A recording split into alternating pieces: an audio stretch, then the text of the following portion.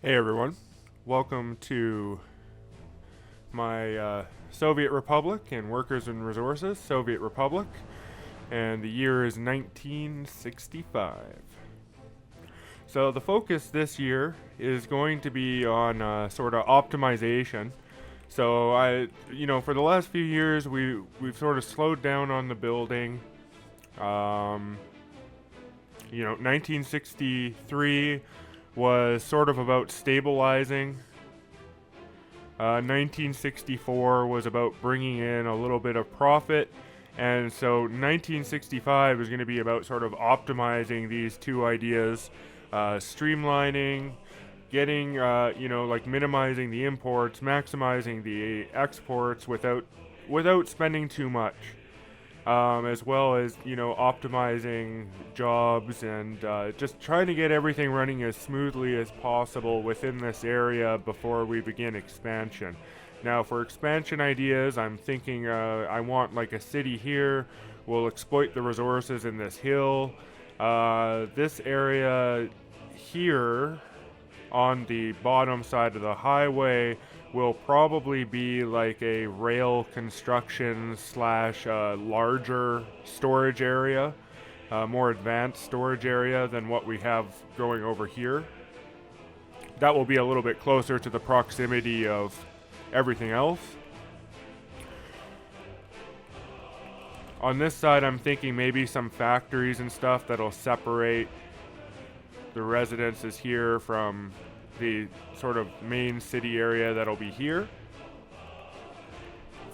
And the other thing is I realized I made a mistake here in that this road can no longer expand out, and neither can this one here due to the power lines, which means that we're going to have to bring in some demolition office stuff here.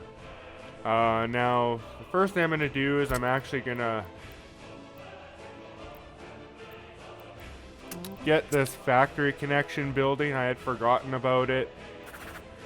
For some reason, when I played last time, I was getting a little bit sick, and so I took some time off in between this video. I also explored the 1900s start, so if you see mods and stuff, it's because I was exploring 1900s start, but I'm not going to be using any mods in these videos, so don't worry. This is purely vanilla, and that aspect will not be changing.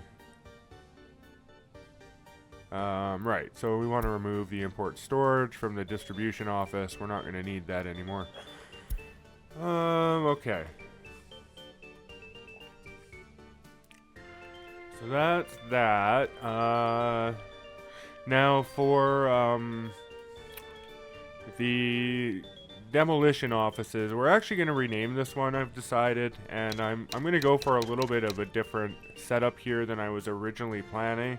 And this is actually going to become the transportation, so the demolition transportation office.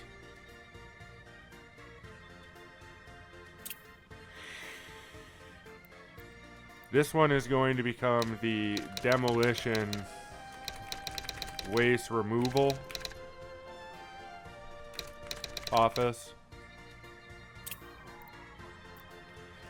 And to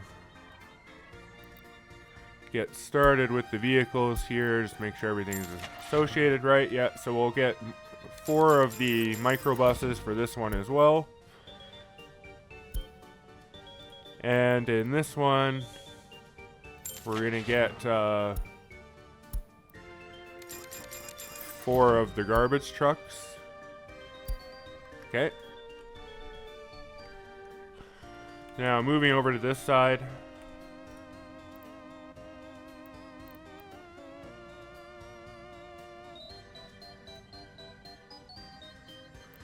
Do I have this set up right? Not exactly, because the workers should actually be coming from here. So we'll purchase new vehicle. Now over here,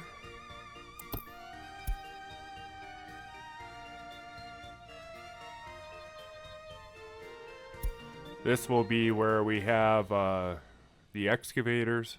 And this will be the demolition office. And we'll use 4 of the cheaper ones, not the more expensive ones, just due to the fact that, you know, demolition really shouldn't be happening that much. So we don't need to spend the extra cash on the extra horsepower. Just given that the time we will spend demolishing shouldn't really be that much anyway. Okay, so that'll be the demolition office. And yeah, we'll leave this one as supplies. And this is where we will get some covered halls here. Might actually need an open hall too.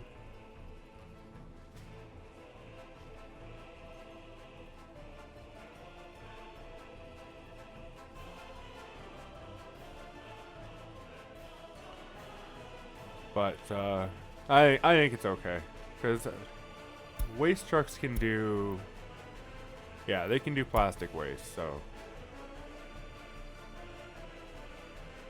yeah, just covered hull, and yeah, we'll do the T138s.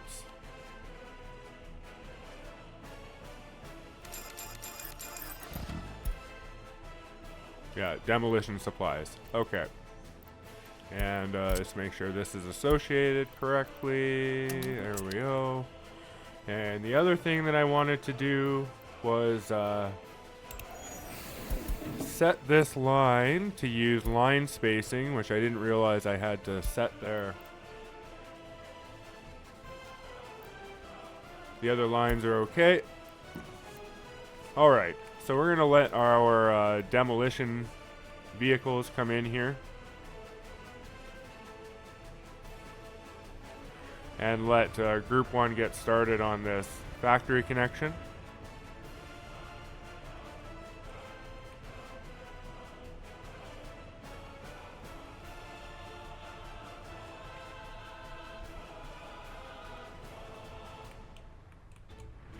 We have some of our vehicles coming in here, so let's just copy the town name. We'll try to rename them on the way.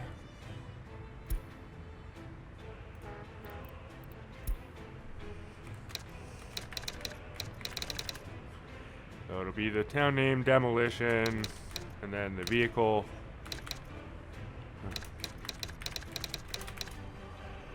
Microbus A.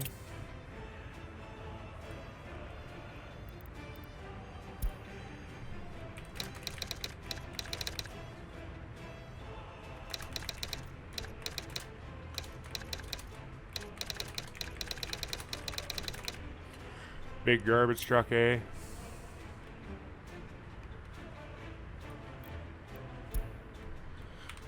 Now this is the only thing that I actually like Winter for, is that it makes it a little bit easier to rename stuff as it comes in, as it's traveling at about the right speed.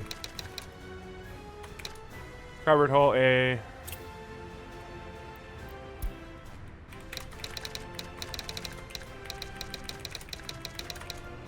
Covered hull B. Oh, whoops. The T138 covered hull B. Did I do that for this? Yeah, alright. This one here.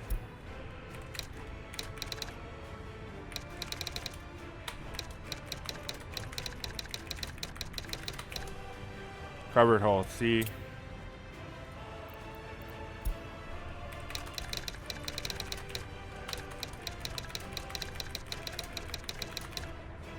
Covered hull D. Here's our excavators, and unlike the other one, I can actually type this one, so that's a plus 302B excavator A.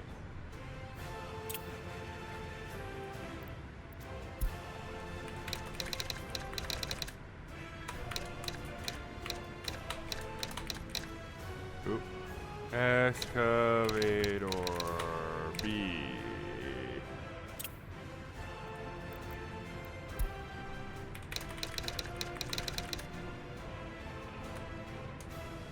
What was it? E, yeah, E, 302B, excavator C, And this is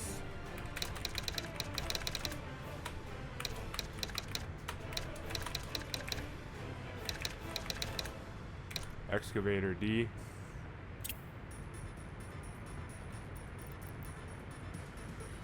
Now just the rest of the big garbage trucks, it looks like. So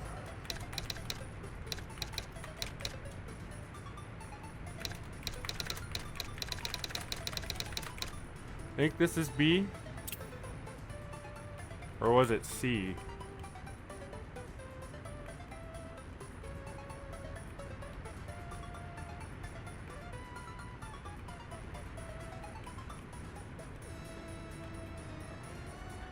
Yeah, it's B. Okay.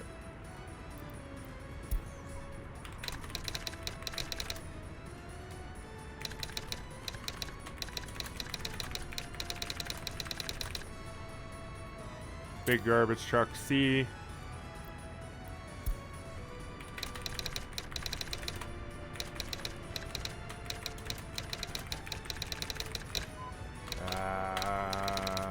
Big garbage truck D.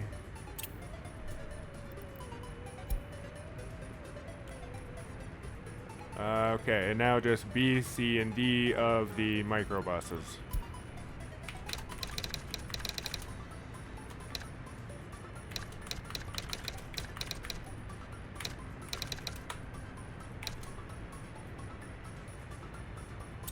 Microbus B.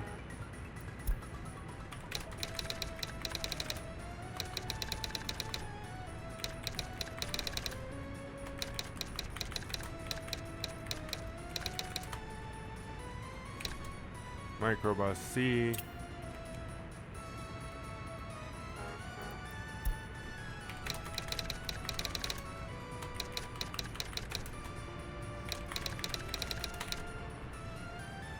Microbus D. So I think that's everything. So let's pause.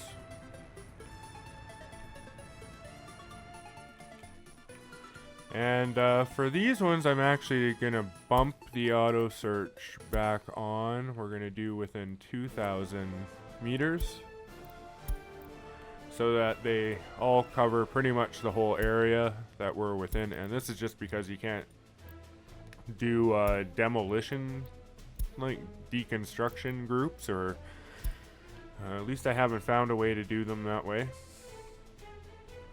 Alright. So that's looking good.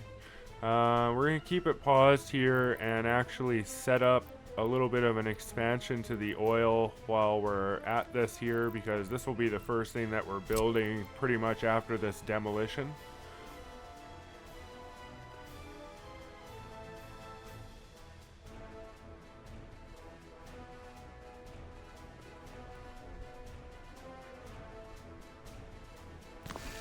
Hey, great, there's good. So we'll do a mud road.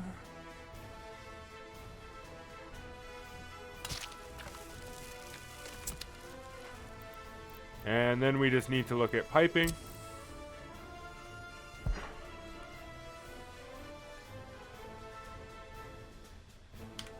Get the grid on here.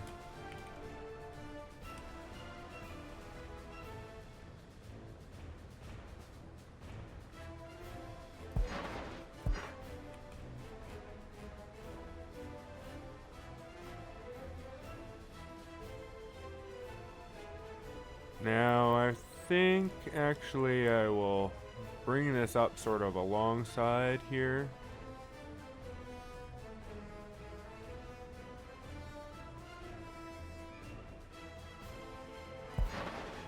And we'll turn off the magnet snapping feature for a moment, as I do not want it to magnet to that pipe. Okay, and we'll just sort of bring this around in the tightest turn we can.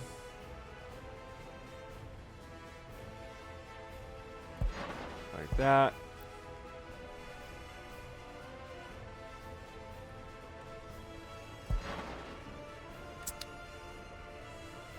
And like that. So yeah, we can build the pipe.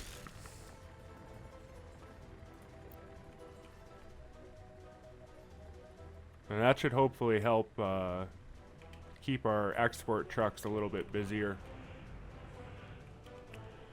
as we really do need to fix this, as we're already at 287.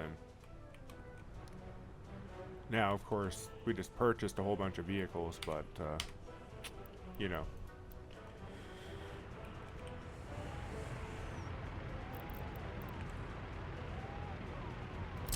So, let's go ahead and demolish this.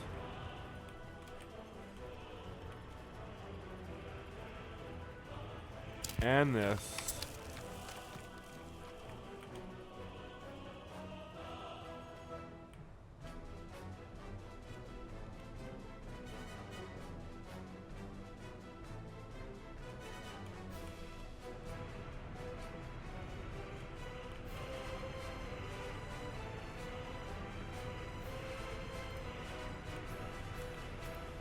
And I don't know, the auto search isn't picking it up.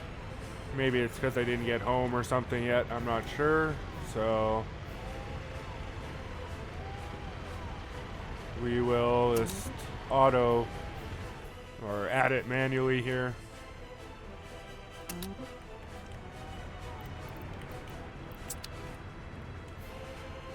We don't really need to add it to this one.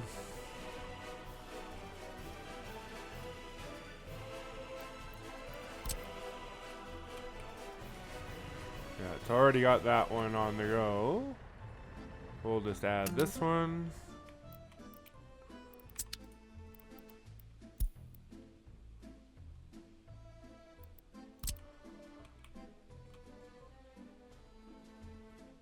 It looks like I found both of them now. Okay.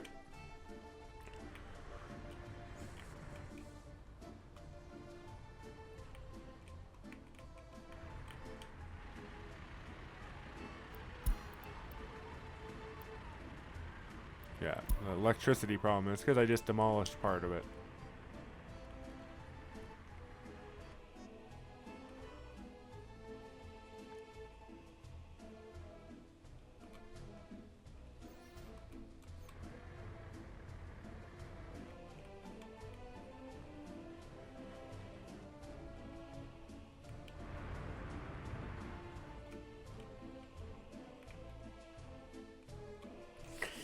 And the other thing I want to plan for is a little bit of a housing expansion here, given that we now have this substation over here. I would like to make more use of it and throw in a little bit more spare housing down here. Now, I'm going to use the low quality ones still, but I mean, the long-term goal for this area is that it will basically just be overflow housing. And eventually everyone will just be transporting into the area. But for now, it makes more sense to sort of use it as well. So we'll build a straight road out this way. And yeah, I'm going to use these here. Make sure on both sides, yeah.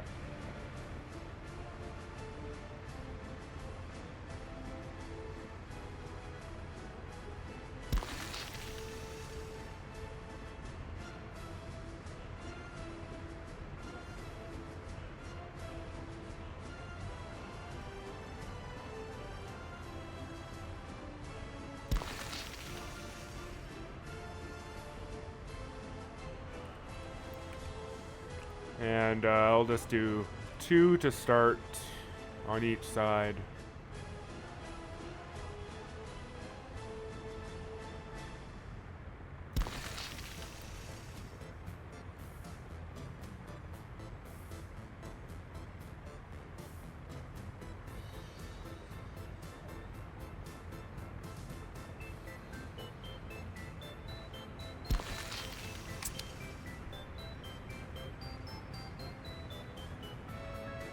Ooh, let's make sure that the get citizens is not checked.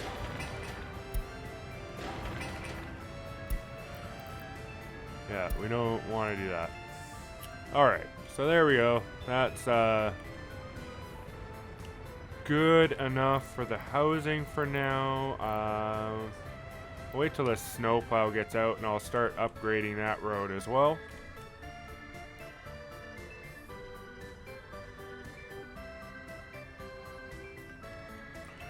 We got snowplow all the way down to the oil rig, which is nice.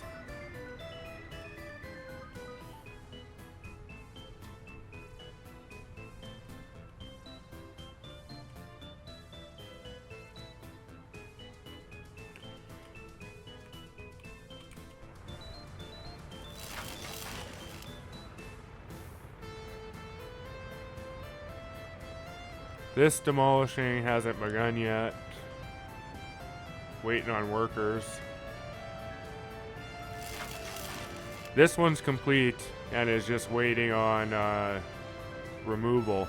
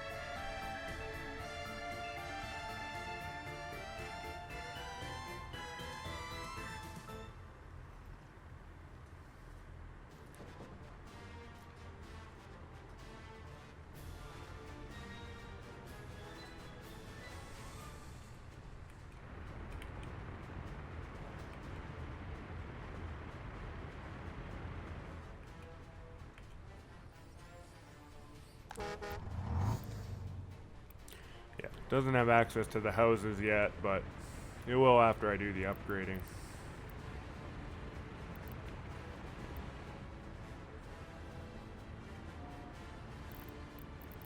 Now I suppose I should make sure that I have a node here.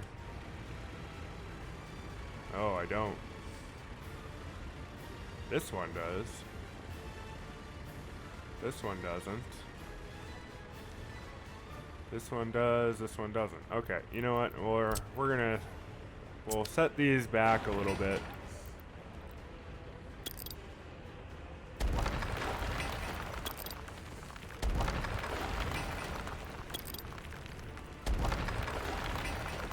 As I do want the sidewalk nodes to be there as well.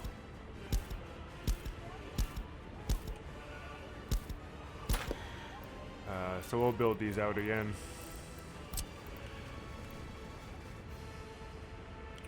We'll do 2 back instead of 1. So about like here. Yeah.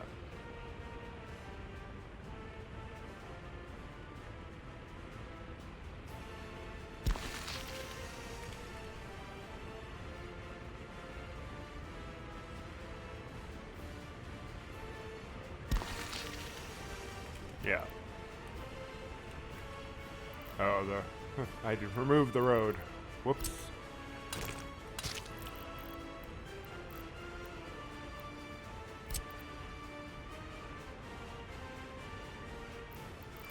Okay.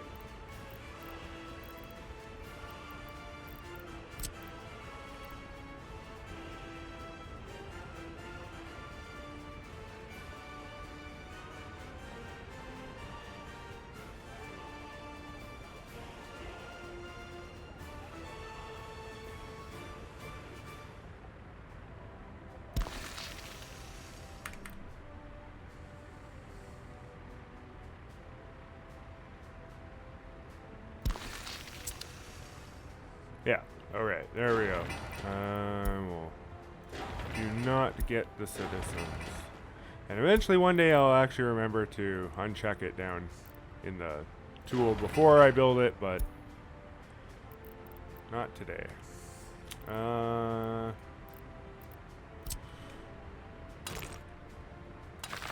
There we go. We'll do that one. Yeah, that's okay for now.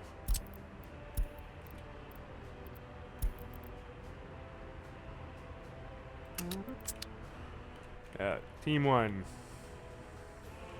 Start on that.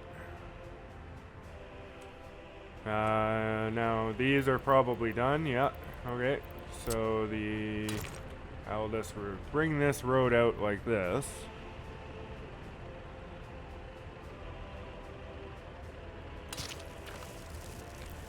Turn the magnet thing back on. There we go. And now I can redraw these lines.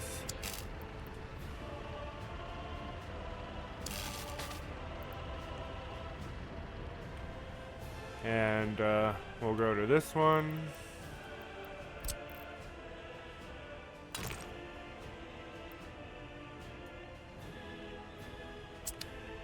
Is this one still going?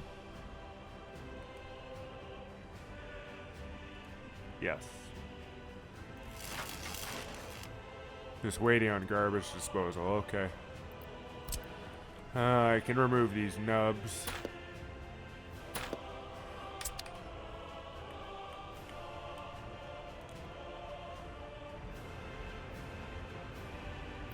And might as well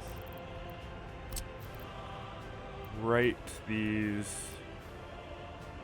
I'll wait on the second one, so I can write them at the same time. Okay.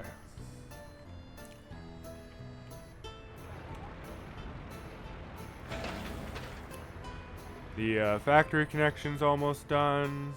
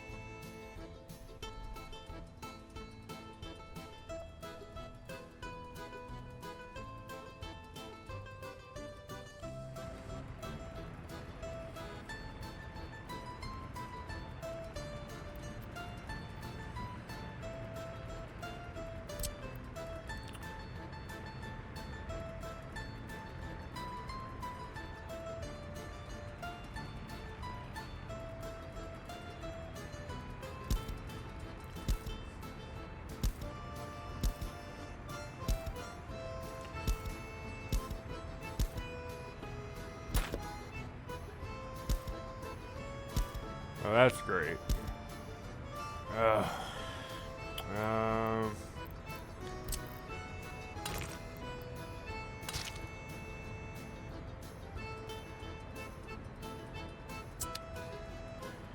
Wanted to redraw this area a little bit actually, because I don't like having the paths connected directly to the road like that.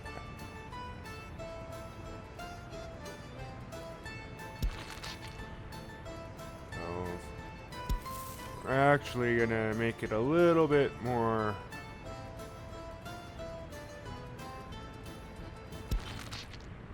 like this.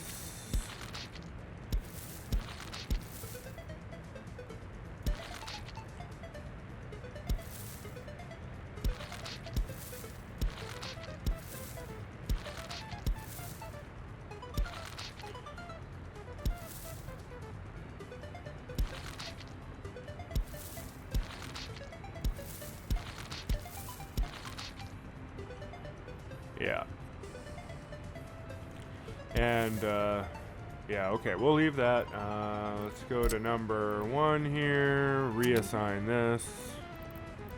We'll actually re-expand it to go to there.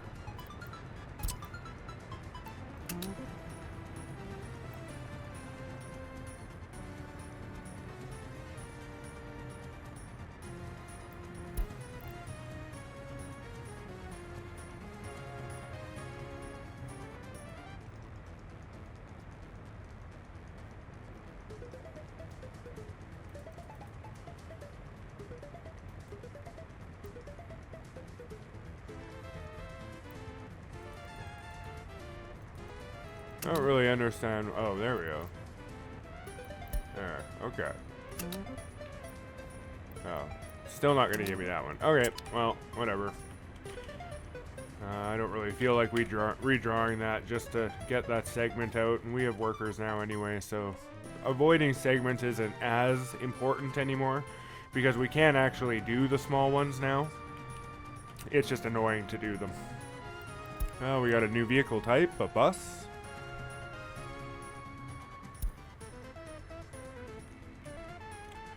Check the status of the demolition here. I think it's done. Yeah. Hit the grid, and we're gonna draw out a new road. Just like that. And then restore the power line here. Alright, there we go. Mistake fixed. Well, almost anyway.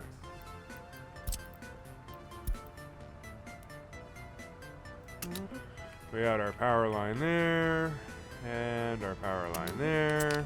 Alright, there we go. Got our factory connection done, that's cool. It's actually gonna go like that.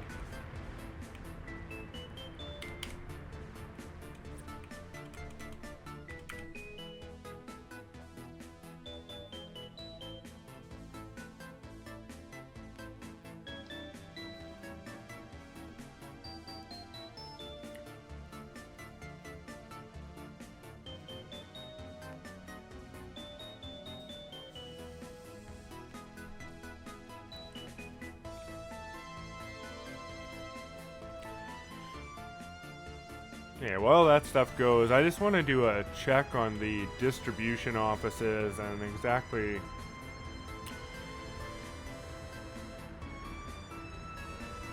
how much they're filling things to and stuff right now. I would like to minimize it, except for fuel. I'll leave fuel at 20%.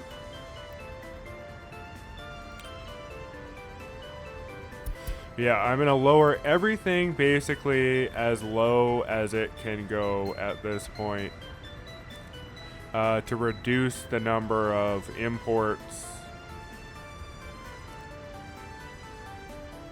and try to draw down on some of my supplies.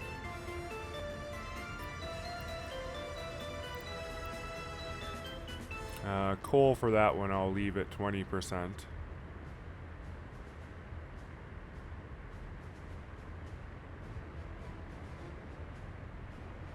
Yeah, the rest of it is pretty much fuel.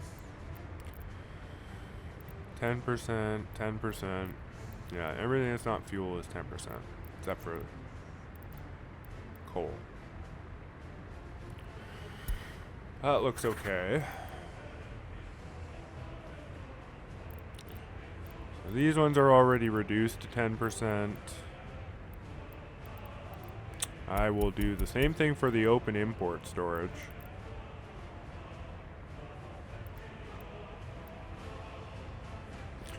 Yeah, the farm warehouse, the meat storage, the storage warehouse.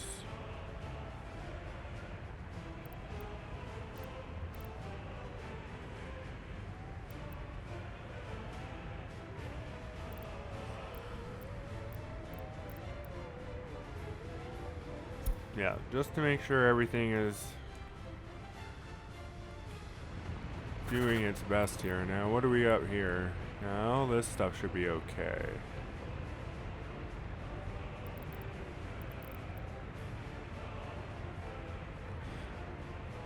To actually move the grocery kiosks down to 20%.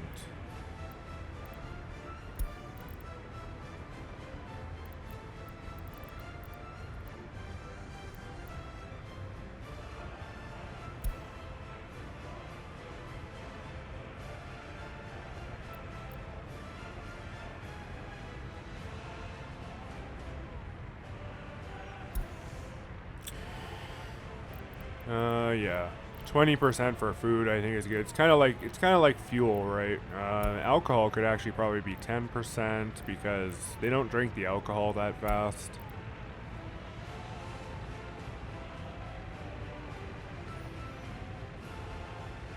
There.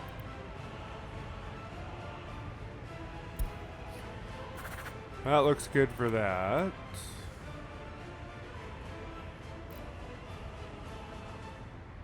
And yeah, greater than 10%, greater than 10%, and then it just unloads everything. That's both export offices, I believe. Yeah. Alright, that looks okay.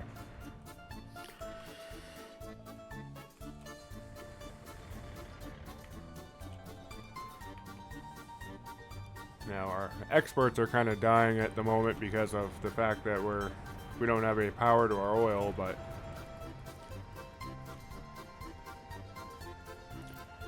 and actually when group 2 is done with the power lines, they can do the pipe and the new oil rig.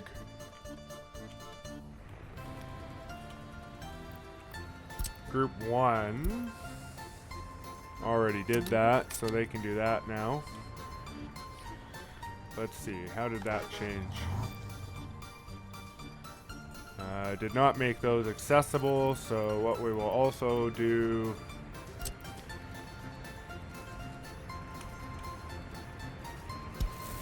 is just build a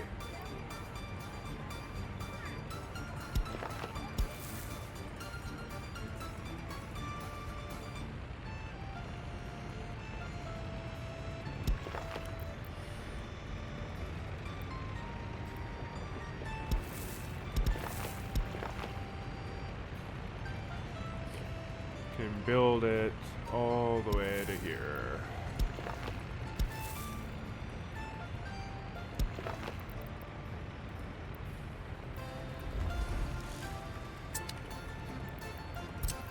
Okay.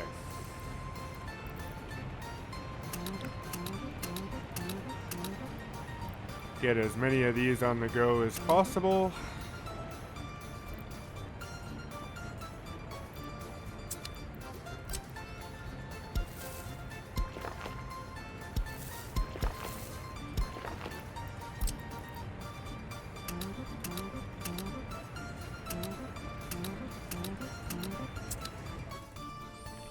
Something like that, and if we look now, there we go. Yeah, we got access.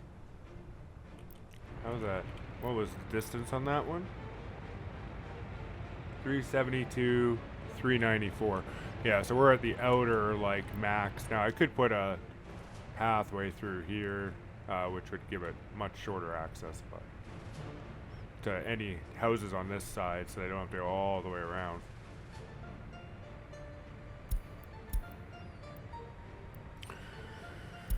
Missing steel, kind of expected given the fact we're doing so much stuff with steel at the moment, but that's okay. Our oil rig is back in operation now. That's good. We need those exports, I tell ya. Because the thing is that, so I've looked at like some of the other realistic playthroughs on YouTube, and they all seem to have one thing in common. The city dies, and then like they cheat or they borrow a whole bunch of money or something and keep the series going, because after sinking in that much time, you know, it's kind of sucks to just go broke, right? We won't be doing that. So either this city succeeds, or if it dies, that's it. Series over. maybe I'll do a new city in the future or something, but yeah, no, we're playing realistic mode for real here. Now, the only exceptions are things like, a couple episodes ago in 1962, I accidentally built houses with get citizens checked, which totally threw off all my plans, right? And it's an easy miss, and I was able to fix it with like a load of the last autosave because I noticed within a minute. So for things like that, I will sort of work around the game, but for other things like such as going broke or something, like if we can't repair it with the city, then I lose. We failed and couldn't build the city. But I don't think it'll fail. As long the thing is that you want to just, now that we have stability, it's all about like slow, steady changes, right? Because there's population growth and stuff that you have to keep up with. But aside from that, pretty much everything is within our control. So unless we throw the balance off and cause problems, it should be relatively okay, barring, random earthquakes and fires and things like that. But, we'll try to be best prepared for that stuff as we can. But I think it's all about, you making small tweaks at this point, right? Until you're ready to expand into a new area. And then you sort of, start from scratch with the balancing act again until that new area is balanced. But when it comes to this area, I think it's really just about making tweaks, trying to make it the best that it can be, so that it can sustain the development of new areas. That's ultimately what we're aiming for with this area. It's just here to construct other areas, and sustain that construction. And provide basic services for, like, let's say we put a new neighborhood over here. This can provide basic services, to some degree while we get stuff up and running here. So it's all about sort of chain loading the city, right? Where one thing builds on another thing, builds on another thing, builds on another thing, and then gets replaced by a larger version of that. Kind of like in Factorio. In fact, I find this game has a lot in common with Factorio. It feels very Factorio-ish. Perhaps more than City Builder-ish. It's kind of amazing how they've taken, to me, what this game is City Skylines, right? You've got the nice, big, square area, and you're not, it's pretty standard building in terms of city-wise. It's really close to SimCity in terms of looks. You've got Tropico in the dictator single building aspect, right? You're not zoning residential, you're building individual homes, which is not like City Skylines and a lot more like Tropico. Or Anno. And so coming in with Tropico and Anno, you've got the resource trading and the resource chains, right? You've got a lot of Transport Tycoon or Railroad Tycoon in here. Sid Meier's Railroad, same idea, right? Where you're transporting goods between various places. But in this one, what I really like is you get to build the cities that you're transporting between. You're not just, they're not just sort of growing up around your transport industry, which, don't get me wrong, again, love those Transport Tycoon games. And what's the one that came before City Skylines? I have it too, I just can't remember the name of it. Cities in Motion, which is very close to Transport Tycoon. It's basically the same thing, except it's happening in real cities, and I would say the engine's a lot more advanced, obviously. But yeah, it's just, this game just feels like so many games to me, all at different times. SimCity 4, I feels a little bit like that too.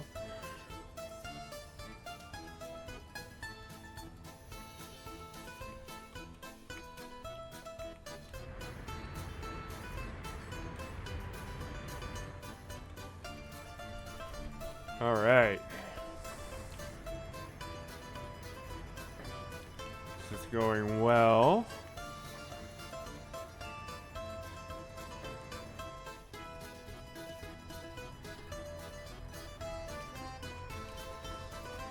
Winter and nighttime combined, I think, is like my favorite. Like, this just looks so cool, right? Like, let's get out so we don't get the ghosts of the unbuilt buildings here. But like, just look at that. Look how cool that looks. Now the night's over, but yeah.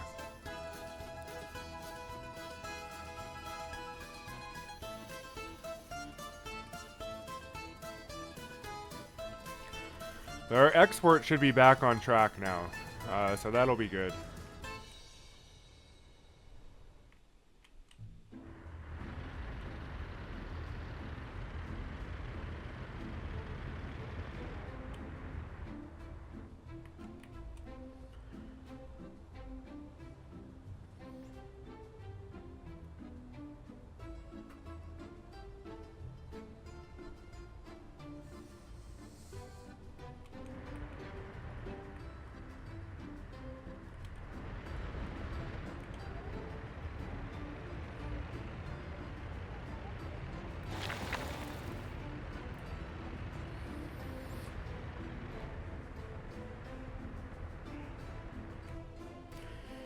So something else that I need to do that I haven't done is actually update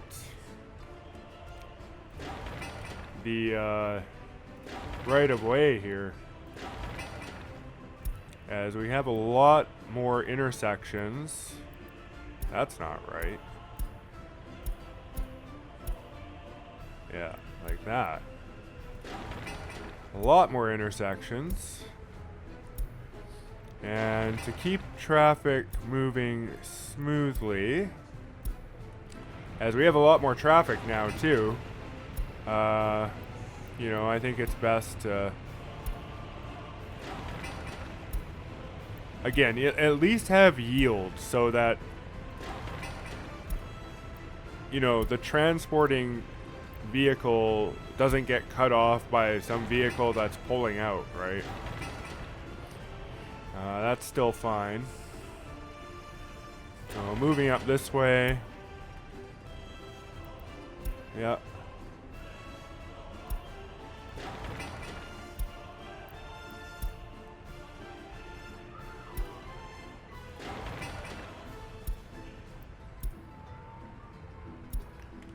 That's fine.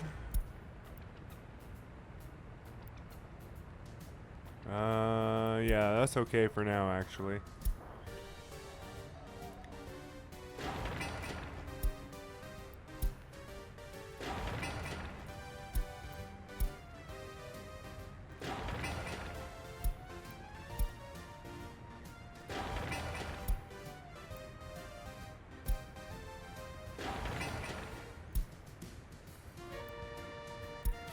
Not sure why it does this here. That's interesting. But okay. Not sure where it's getting this other one from, but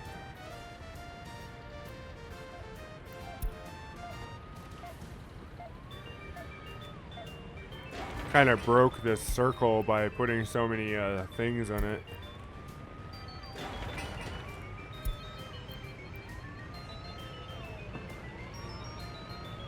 No, not traffic light.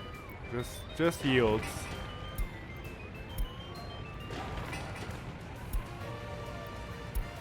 Just yields.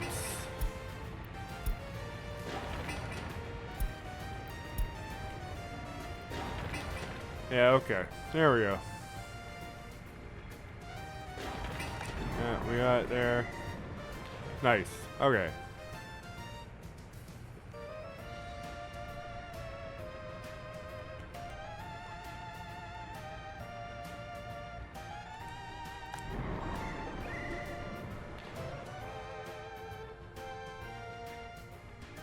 Definitely a lot better this winter with these sports.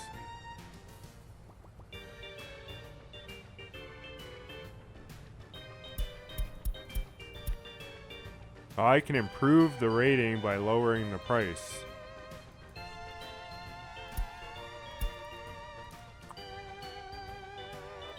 Or hurt the rating by raising the price. But where do you see...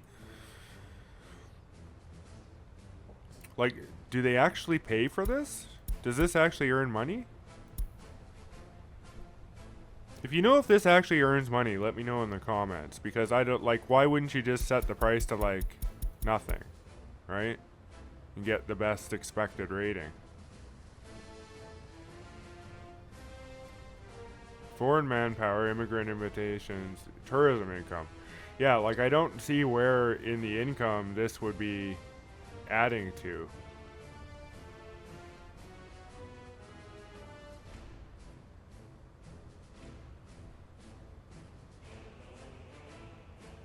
Yeah, if you understand how price level for this thing works, let me know, because I don't really understand what it's adjusting. I mean, aside from the expected rating, but then it's like, well, obviously I want the best expected rating, right?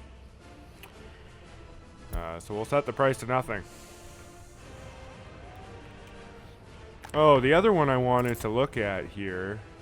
Oh, man. Look, we got all sorts of crime cases on the go.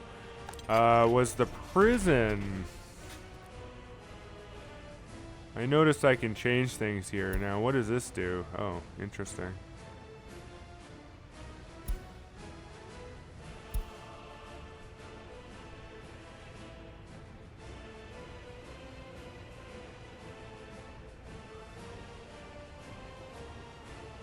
Like, what if I do that?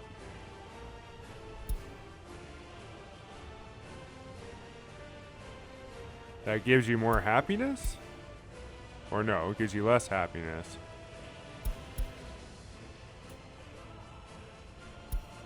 Interesting.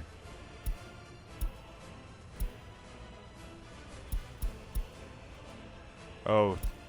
Sports affects propaganda, I see.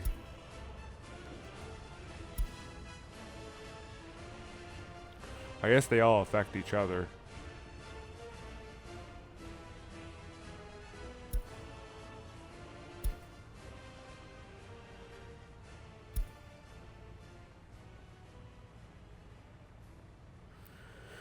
Yeah, I don't need to add to the culture. I'd rather have like this, I think. So we'll leave it like that. Oh yeah. Yeah, there's so much cool stuff to configure in this. I love it. Really neat.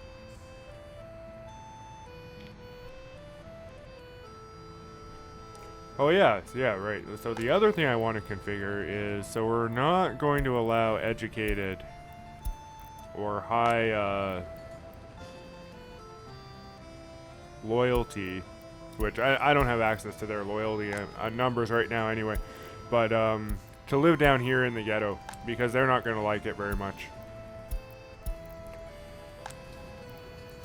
And, you know, given that it's going to, in the end, just be overflow housing and stuff, you know, I think it makes sense not to allow those classes to live there. Now, on the flip side, we're not going to allow the uneducated workers, if we end up ever having any, to live up here.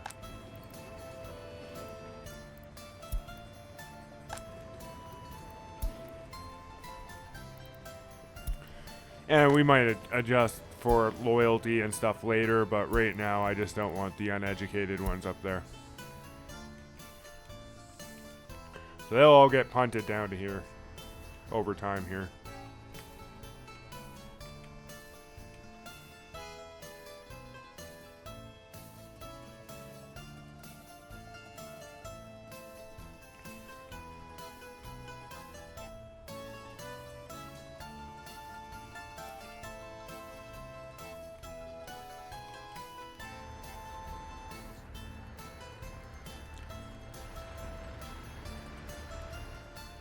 They're building the pipe.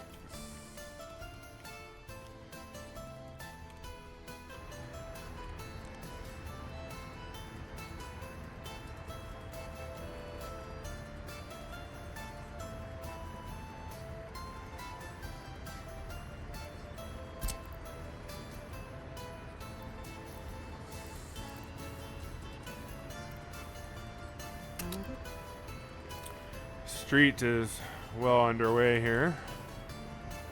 Let's see, did any of those not go anymore? Okay, there we go.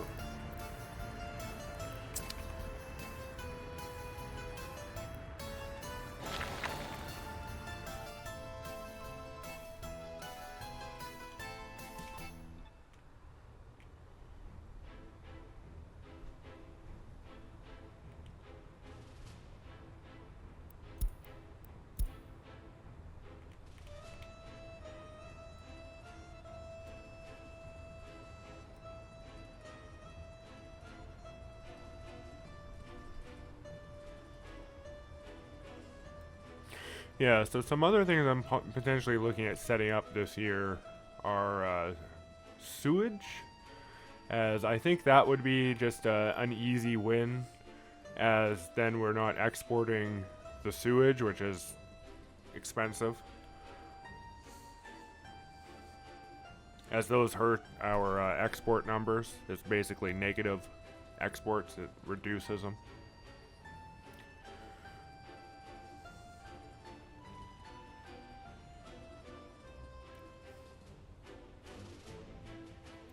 I'm also debating bringing the food factories online, food and alcohol factories, and stop the imports of those, and maybe even get like food exports, which would be better than crop exports, food and alcohol exports.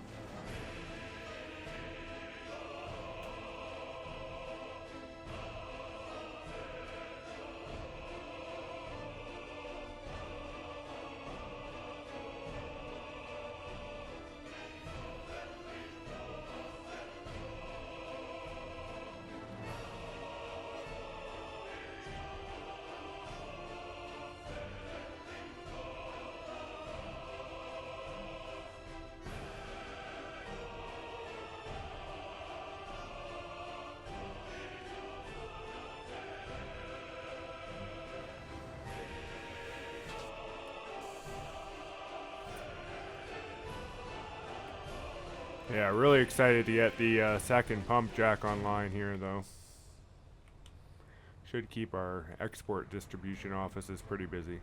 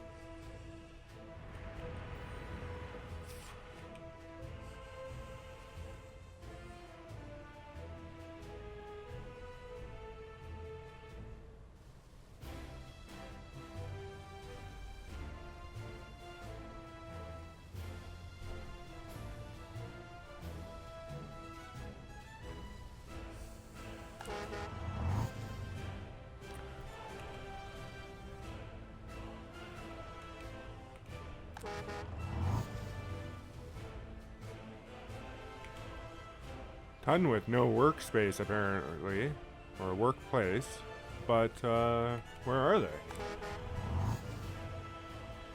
Must be on the buses.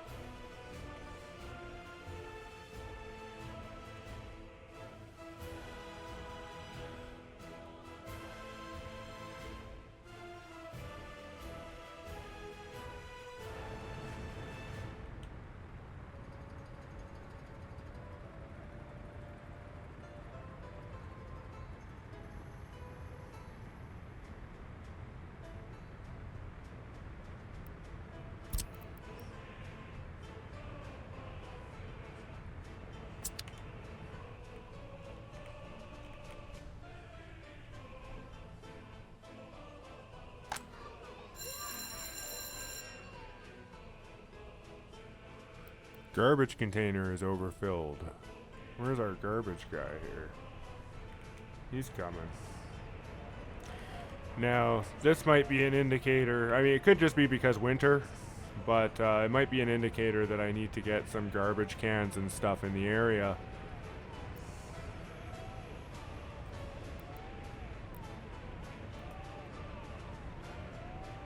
Where are you going? You're going to the indoor pool.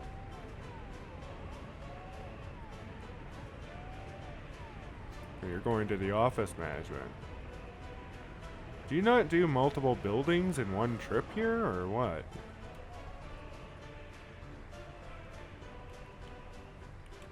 I don't think so. So, yeah, we probably need garbage cans in the area. He's got a lot of mixed waste. Surely he does more than one stop. He probably is just on his way back. Yeah. He'll be okay.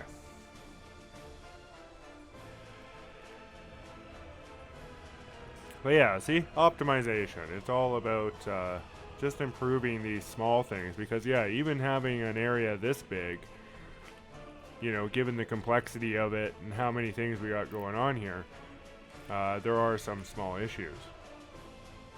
And we have successfully reached spring, which is great because this is going to help speed up everything and hopefully help address some of these small issues here. So, for instance, he's going right to the school. He's moving a lot faster now.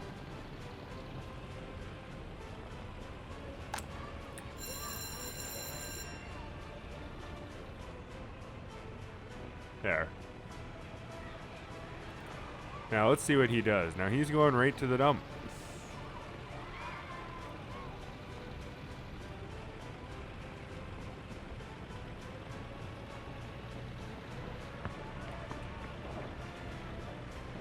No, he's not.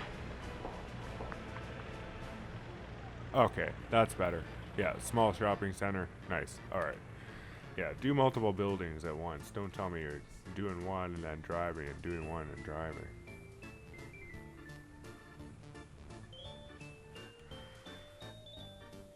Alright, so we successfully made it through winter here. We've got our construction down here still going. They're working on it.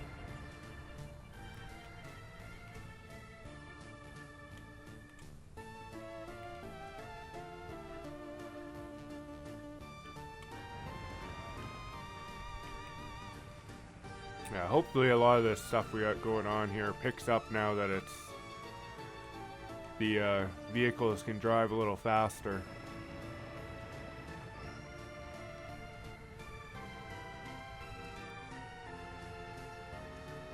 We'll try to get in a slightly better position for next winter. Maybe updating to some panel roads, potentially. Or just bringing gravel down here or something.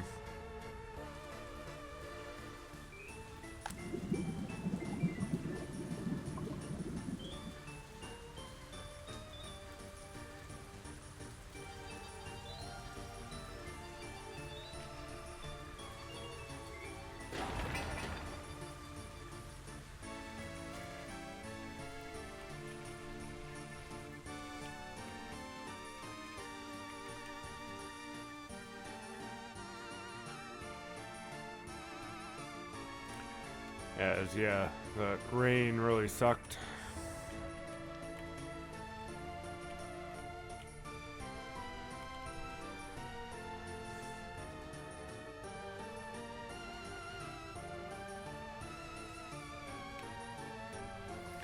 At least all of my export transports are on the go here.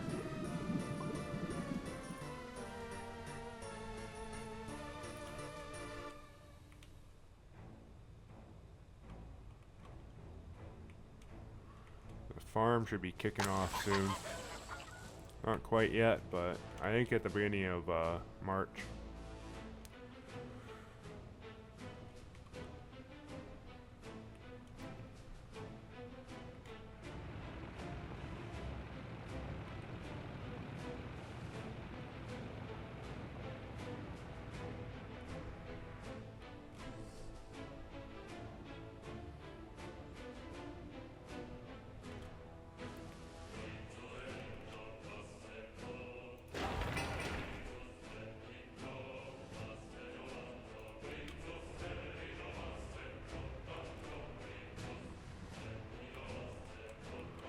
Oh good, the pipe is finished. So that means the worker should be dedicated purely to the oil pump now.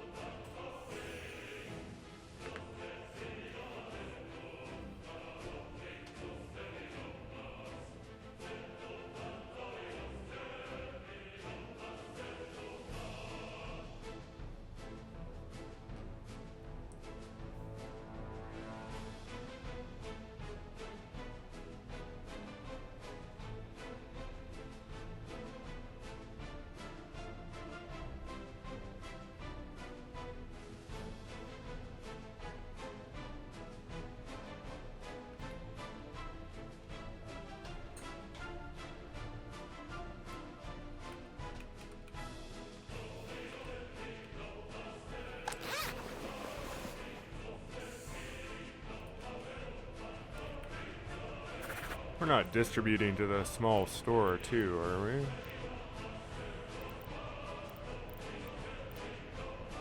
No. Okay. Yeah, it gets everything it needs from the warehouse directly.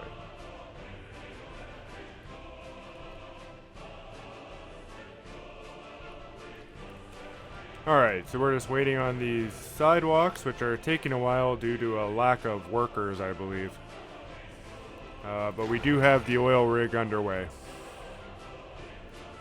And a new vehicle type, which is a track builder, which is going to be something we're going to have to start looking at, once we sort of get this area optimized.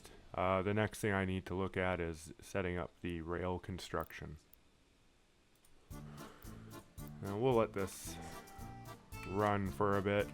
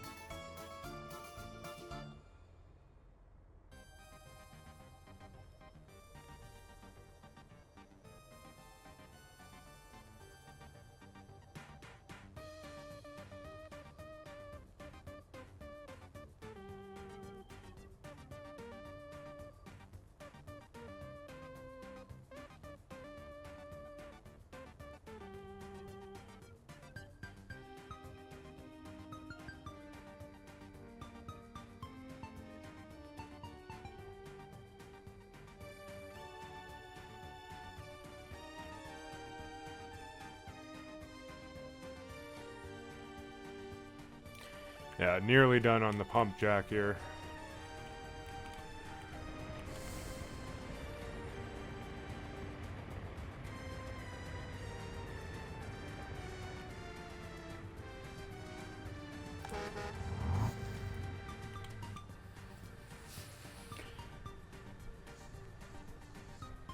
I mean, the nice thing is that employment-wise, we're doing really well. You know, the fact, like, there's hardly anyone extra at the bus stops. And even between workers, passengers, and students, it's well within the 100 capacity, which is why I'm not upgrading these bus stops, by the way, because ultimately both of these bus stops are just going to become destination points, not really points for citizens to wait at. And as you can see already, pretty much our whole, you know, the areas are consuming the citizens, which is perfect, that's exactly what I wanted, aside from having a few buses transferring between the two sides, specifically, you know, for the students and passengers, really more than the workers. But it's nice to be able to get the workers just in case there is, you know, extra positions. And then because we've scaled up to get to this point, when we do a major expansion, I can scale the jobs in these areas back down, thus providing the extra workers to go to the new area, right? And then we start scaling up again. So we'll scale up,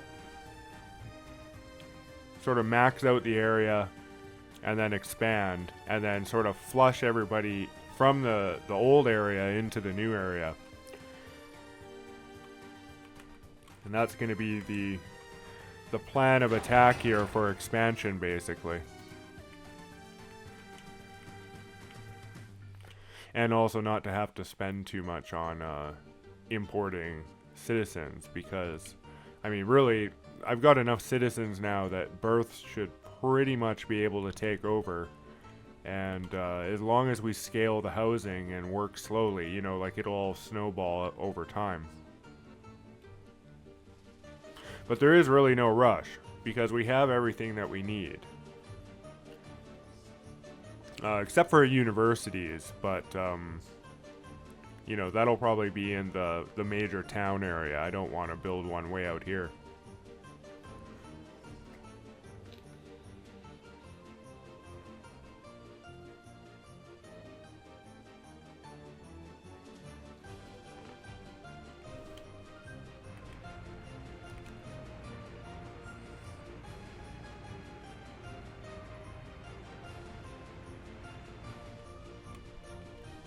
All our buses are working here.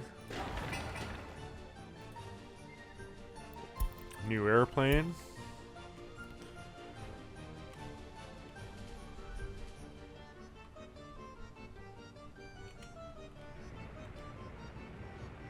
Not exactly certain what, like, why these places are not getting gravel.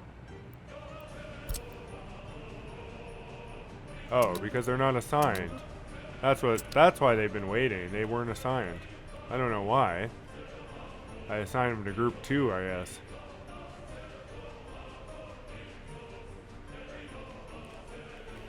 Okay, there. Now they should get some gravel.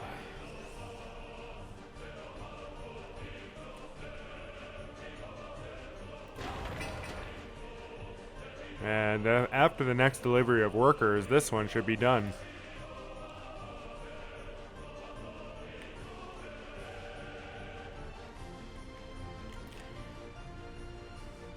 Got green numbers for the month so far in March.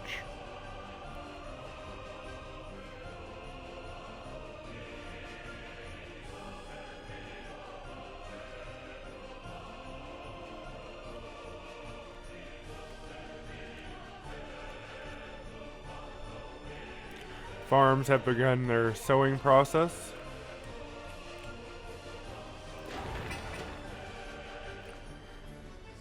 Here comes the export parade.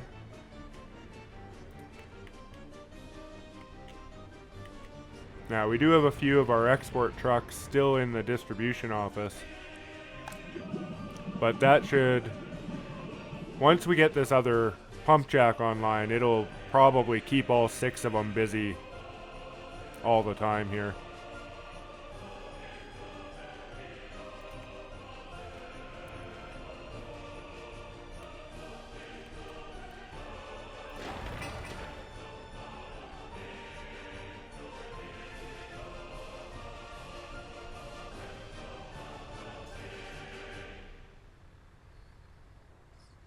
There we go. We're online.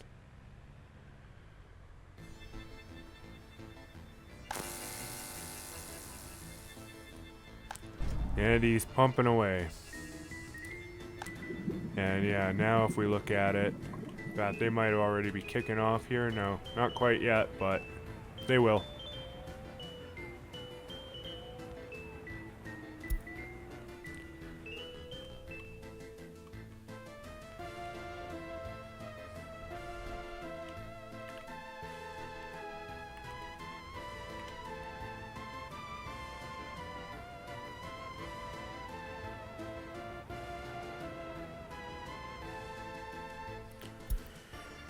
Another new vehicle type. Wow, busy year for new vehicles. It's only March and we've gotten like 3 so far.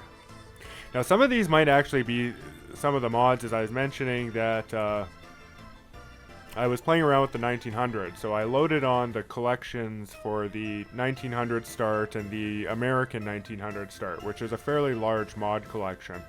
And I'm gonna have to like curate it a bit because I don't really want all the stuff that they have in that collection. I like a lot of it has nothing to do with 1900s. It's just more expanded warehouses and yada yada yada. You know, so I really wanted to just focus on the things that are required for a 1900s start to try to keep as vanilla as possible. So I'm still working on that. I don't know if I'll do a series or if I'll just play it myself.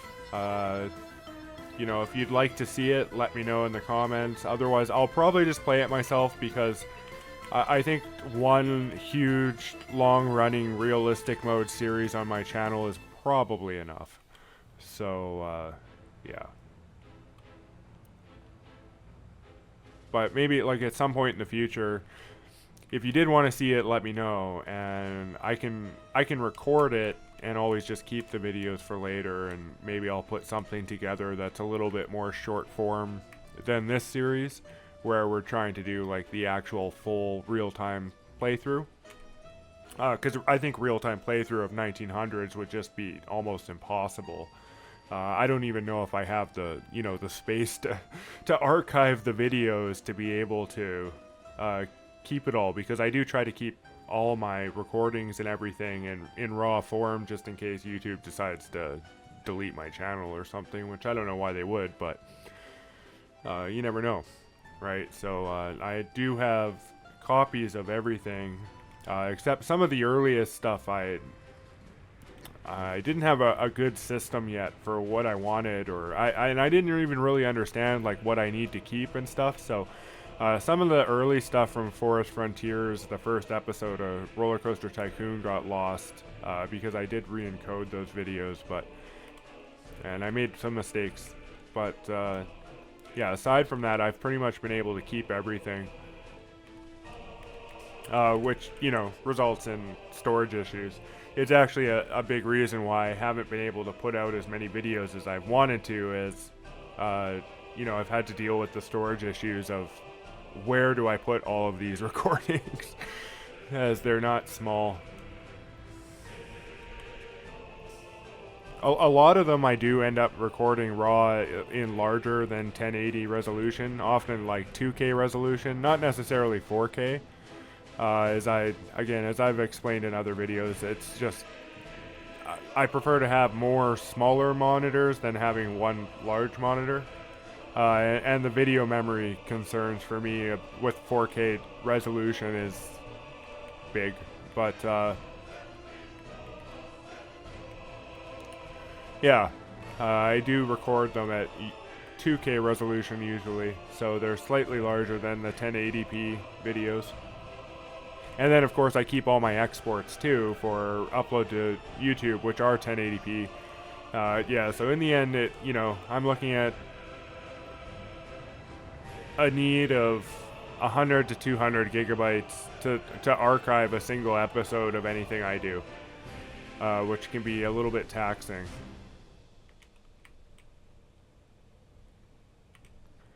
But if you really want to see the 1900s, yeah, let me know in the comments, and I'll figure out a way to record it, and then at some point in the future I'll figure out a presentation for it.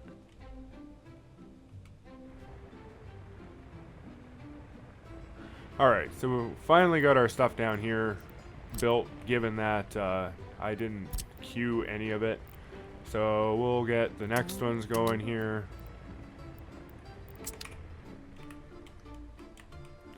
Got our second pump jack, which is, yeah.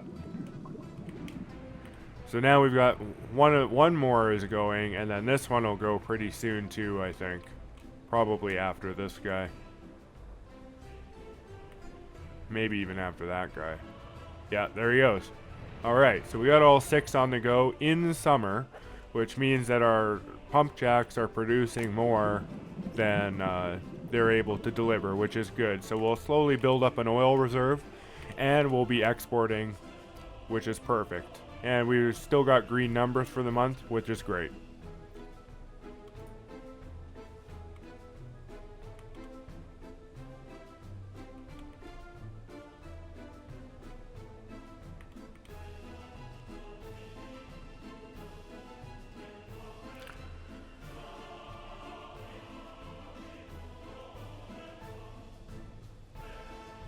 Now, how's our population doing? We haven't checked that in a while. We've had 7 deaths and 1 escape, so things are not looking good there. But it is summer now, so let's hope that the end results for March are a little bit better.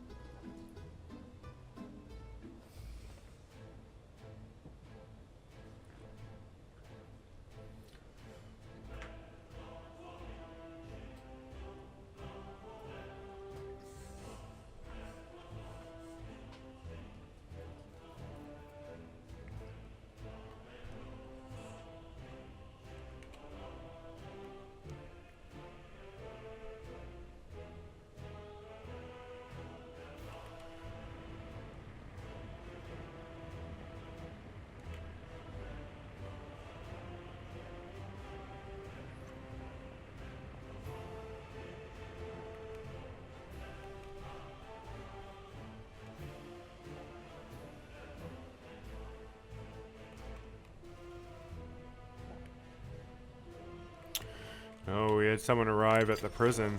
Holy, we've got 4 prisoners. Jeez. Any court cases? No.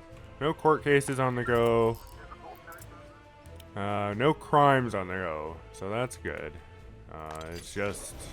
Jeez. 1 prisoner escaped this year. 2 prisoners escaped last year.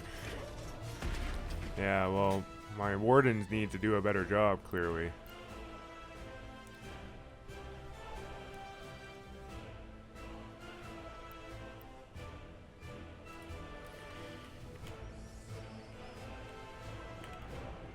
Yeah, 583. Yeah, as everything kind of scales up here, it'll get better. Still got space.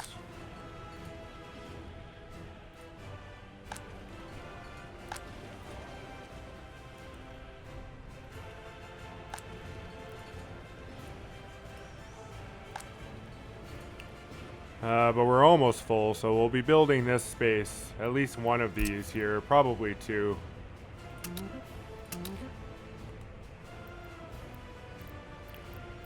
And yeah, we'll get group 2 started on those.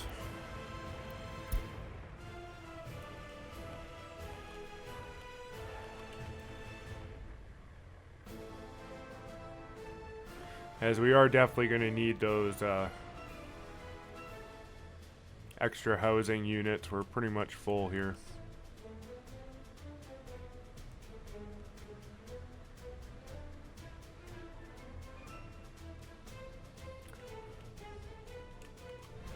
Oh. Yeah, double check that get citizens is not checked. Yeah, okay.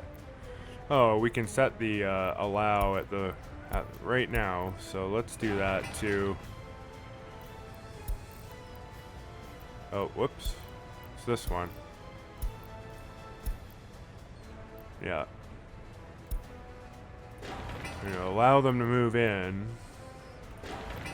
but only if they don't have an education and are not of high loyalty, because those people will not like it.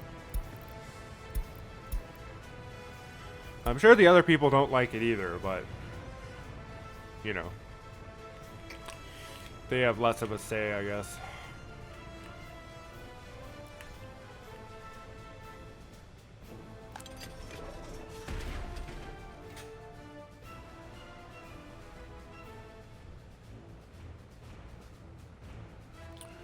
Prison security is at 95%. I'm guessing I have to have like max wardens for max security or something. Maybe something to do with government loyalty.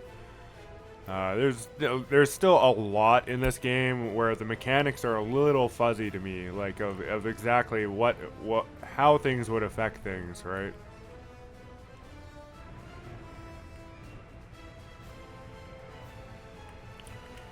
Like for instance, the price and the pool here.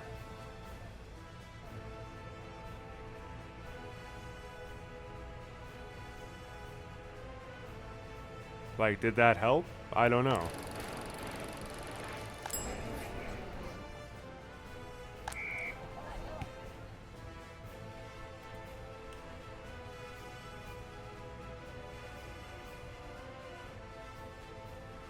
$582. Something else happened. We lost more people. More deaths. Lots of deaths, eh? How's our medical?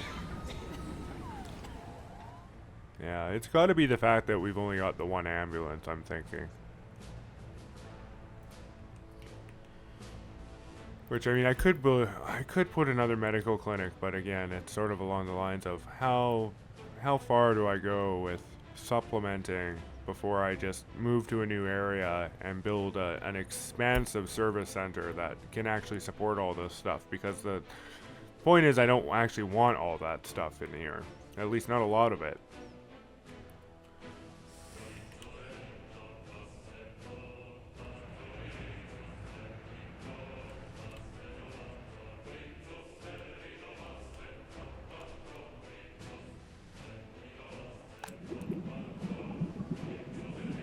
Nice. Nice. Yeah, so that's going to keep all 6 trucks super busy here. Positive numbers still. Perfect.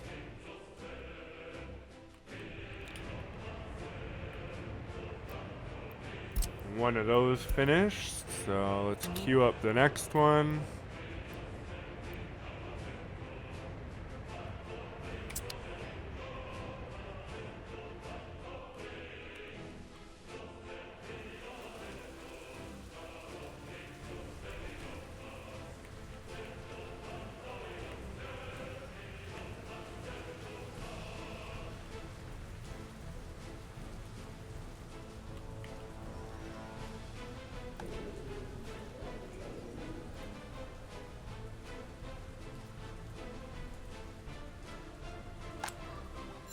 How are we looking on the waste side here? Anything overflowing? Nah, looks okay.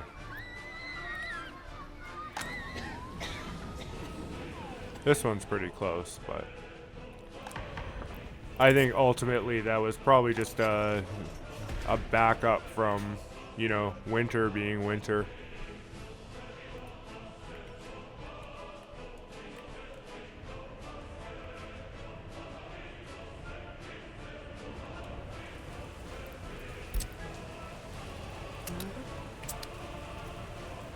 Get group 1 on the final sidewalk here.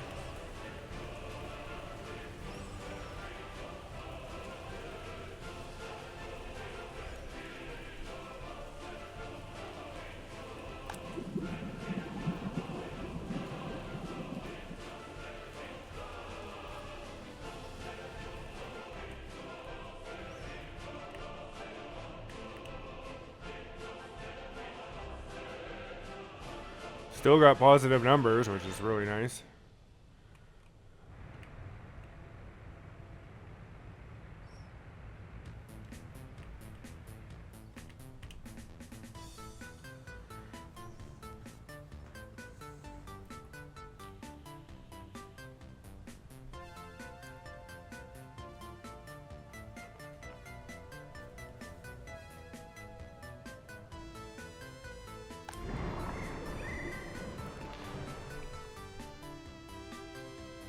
Honestly surprised the indoor pool doesn't require chemicals as a input.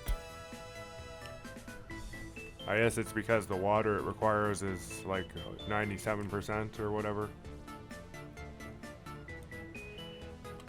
Which, I didn't mention it before, but that's another reason why importing water at the start of the game is a good idea, because the water you import is 99% already.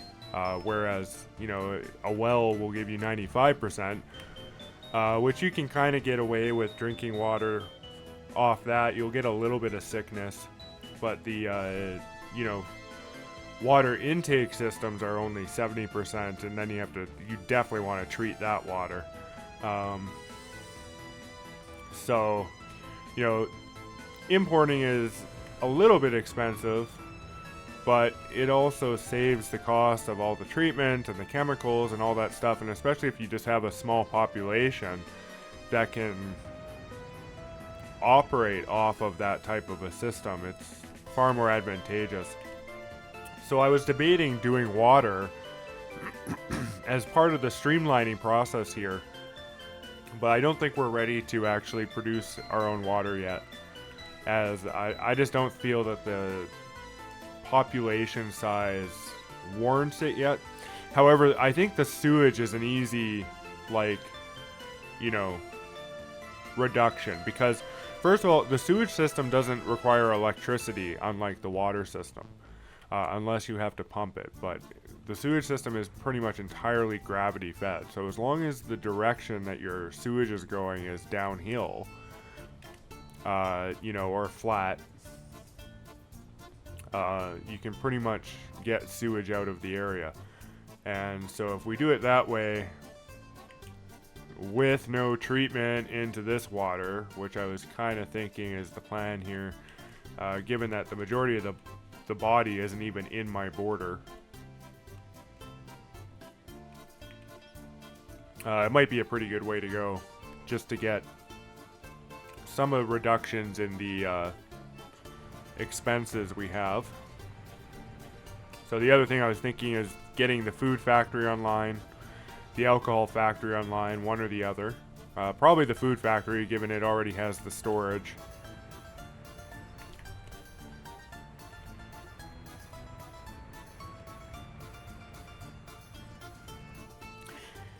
And the one other option also is to get some like wood industry on the go here. Now I don't really have very many good areas to do it. I'm thinking probably right around here I could like fill this in with more trees, but I don't know yet.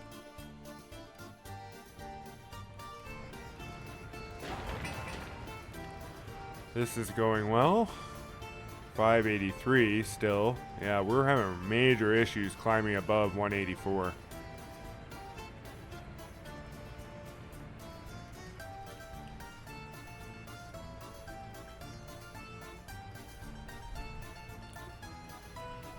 We're still positive on the export front, even with building, which is pretty cool. I mean, now, granted, I'm probably not importing any gravel, given that I lowered the threshold so much, so it's probably just drawing down on supplies we already have. But that was why I lowered the percentages, was so that we could build some of this stuff without triggering replacement and resupplies, as we don't really need the resupply if we're just building a few things.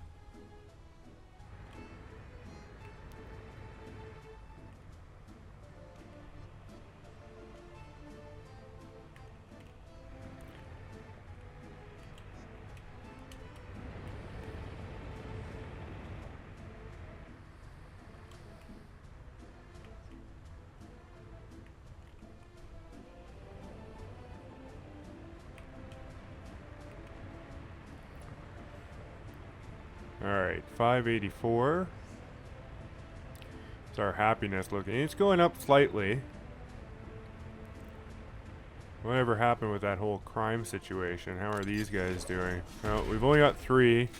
Nobody escaped, so he must have completed his... Oh no, we got 4. Sorry. Well, we only got 2 wardens. Eek. Someone come work here. There we go. 3, 4.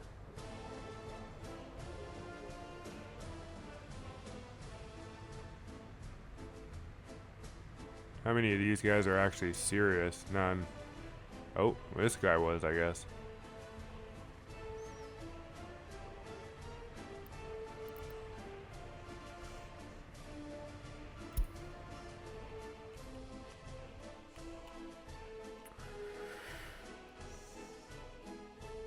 Is our alcohol addiction coming down at all? Not really, eh? It's a big cause of the crime. And the drop in government loyalty, too, I think. Fuck, 47%. Wow.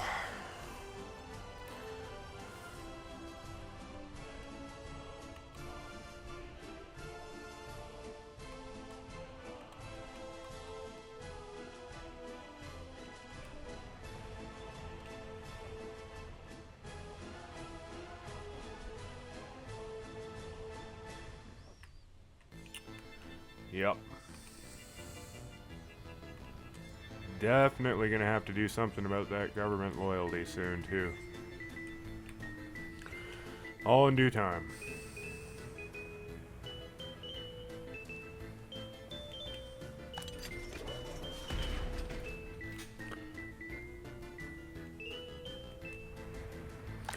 Got one of our houses up, so that's good. We got some extra space now. This one's almost done. That'll give us some extra workers to hopefully supplement some of these missing jobs.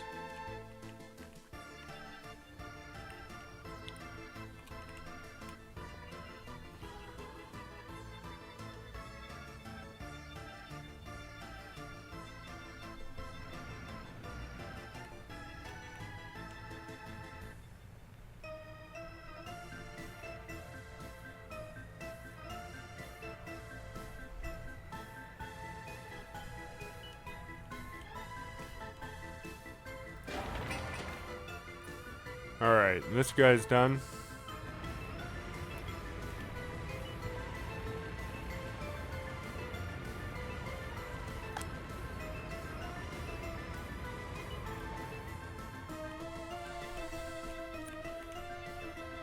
Alright, so we've got extra housing for the foreseeable future here. Still positive for the month.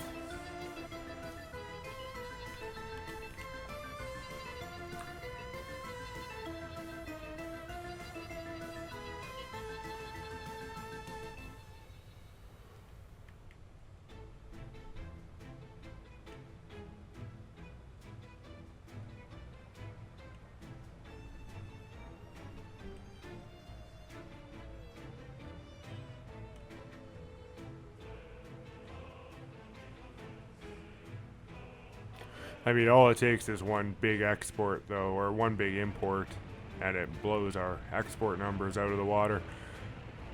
Like this water import here.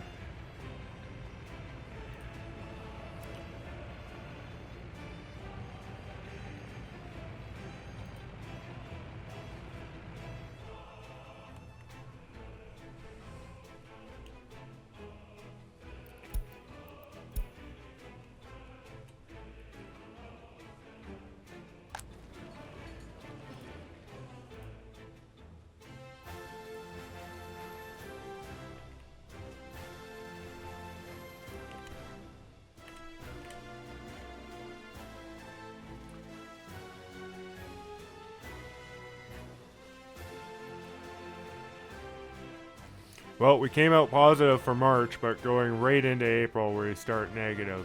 But hopefully we'll climb above as, yeah, we really need to start seeing positive numbers on a month-to-month basis here, at least for a while.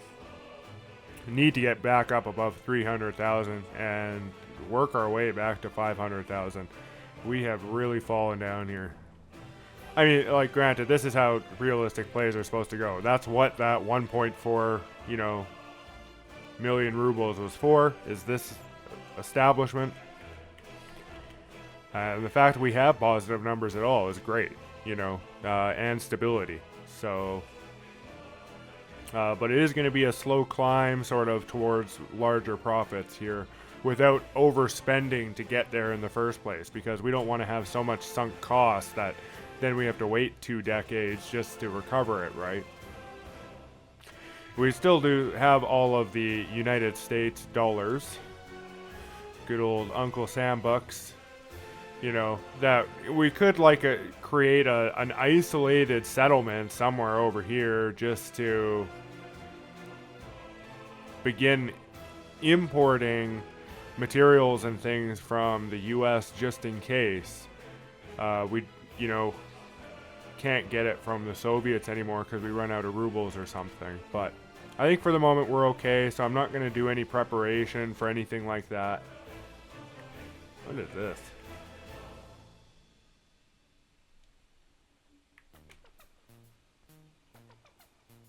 Is that water? No, I'm curious. Is this some sort of... Maybe that's... I don't have access to bauxite or anything yet, so... Maybe it's that?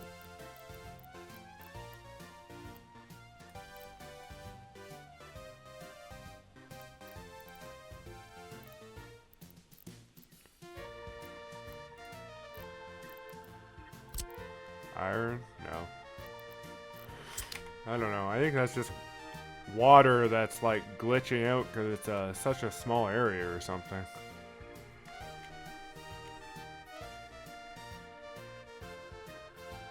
Is there oil here though?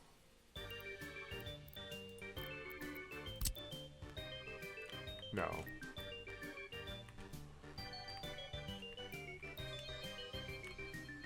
Yeah, no. Alright.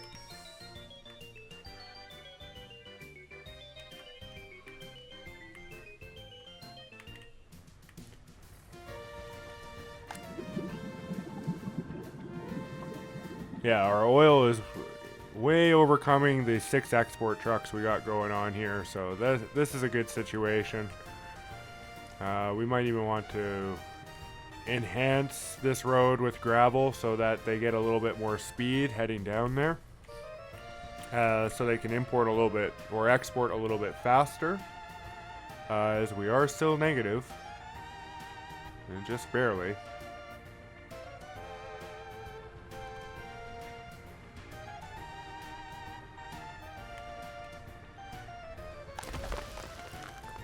We got 91 tons of gravel in there and 34 in there for 120 tons of gravel, which I think could pretty much cover this road.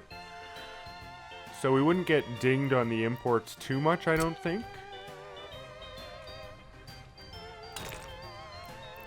And we can actually give some of these trucks a little faster ride in the meantime. So let's do that. Now they'll get the gravel road experience a little early.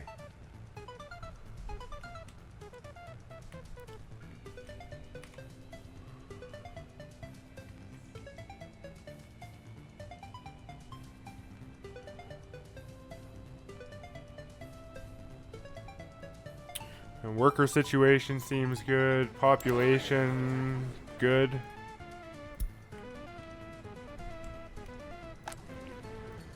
Nobody's moved into those yet.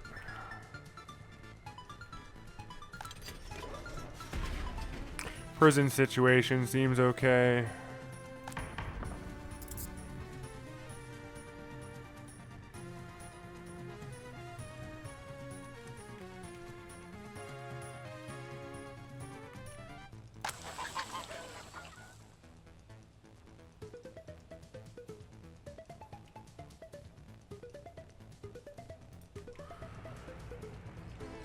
Tractors are gonna go spread out the liquid fertilizer here. Crops are growing.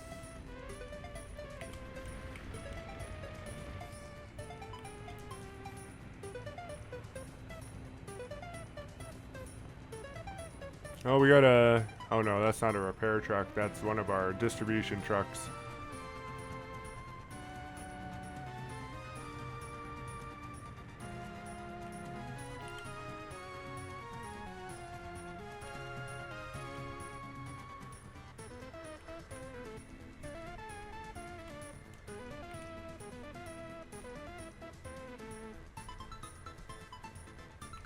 I'm thinking down here, like basically this area here will be the oil refinery.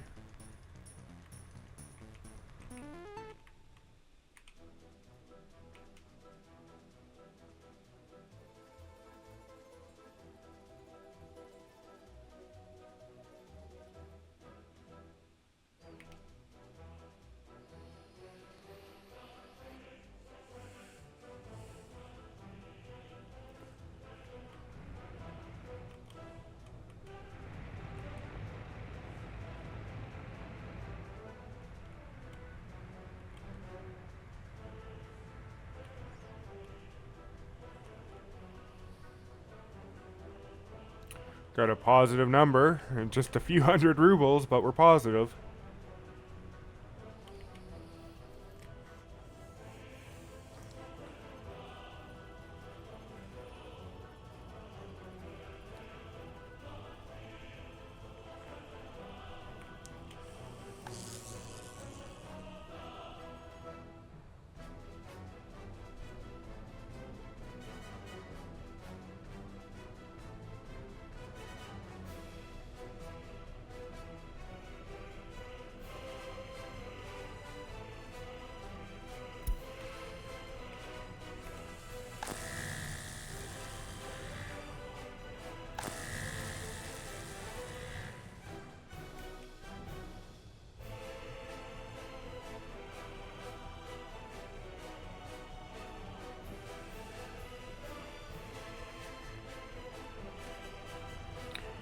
The road construction's well underway here.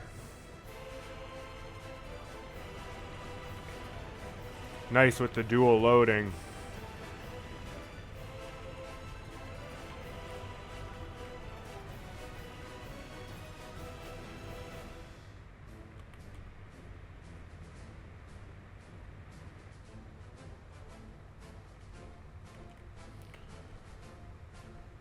Does look like we've triggered some gravel imports, but we're still positive.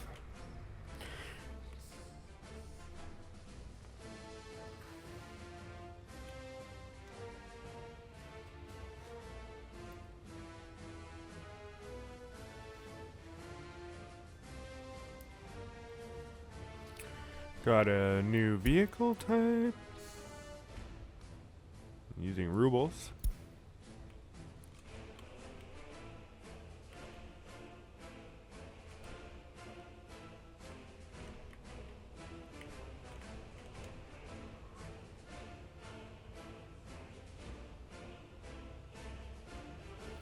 Yeah. Green, I like to see it.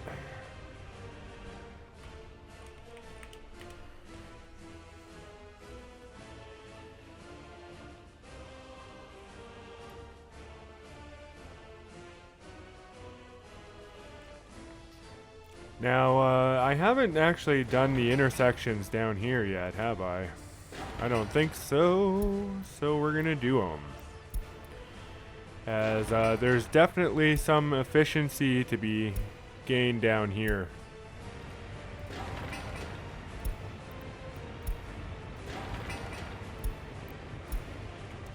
It's a lot more traffic down here than up there. So this is where these right-of-way things really come in handy. As you definitely don't want to have slow-moving vehicles pulling out, cutting off fast-moving vehicles on their way to a destination.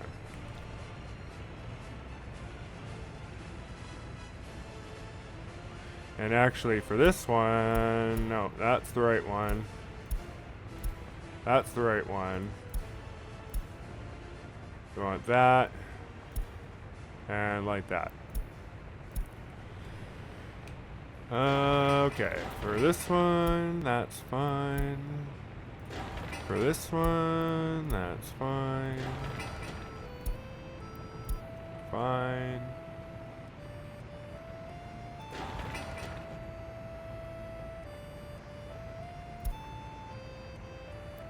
Fine. Yeah, missing resource gravel, that's okay. They'll refill it. And I was kind of expecting I'd run out but I think it'll be worth it for the additional speed we get with that road. That's backwards.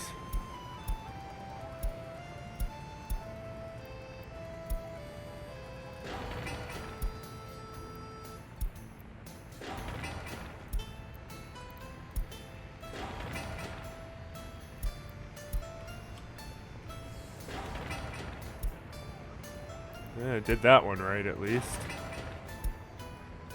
That's backwards.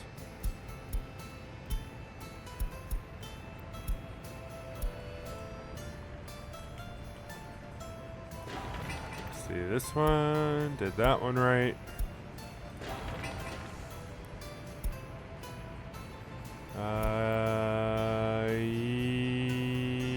No.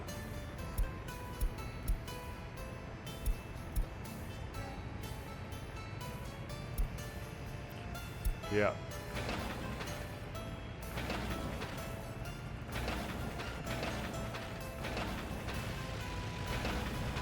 Won't let me grab that intersection yet. Okay. How about this one? That's backwards.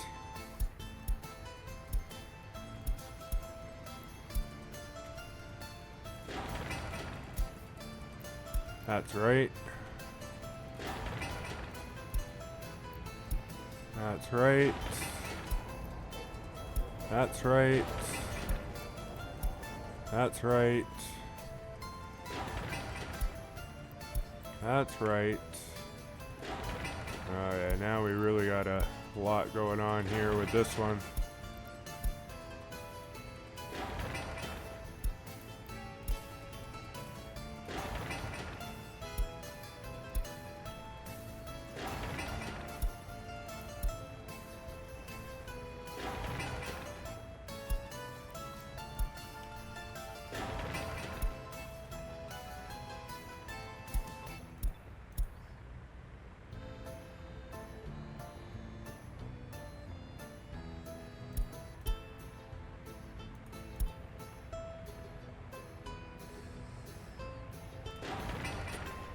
Oh. Yeah, save that. We'll do, yeah. Yeah, those ones don't get it. This one.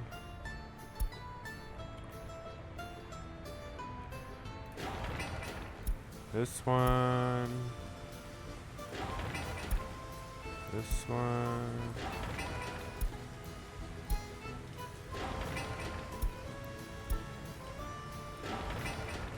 That one's got it. Okay. I think that's pretty much all of them here.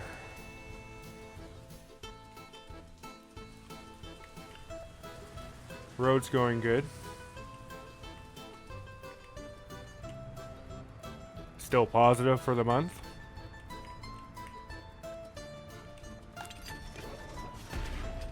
Nobody new has escaped from the prison.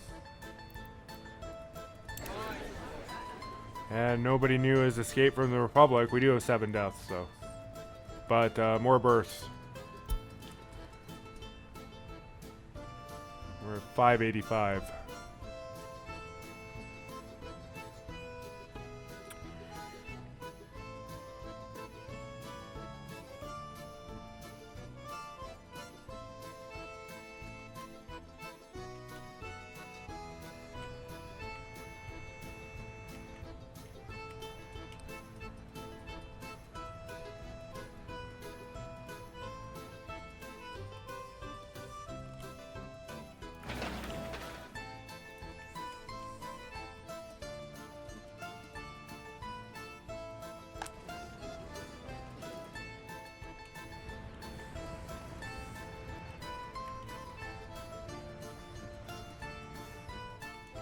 I'm just so happy that we've got positive numbers. And they should look even better once this road is done and they can get to and from a little bit faster here.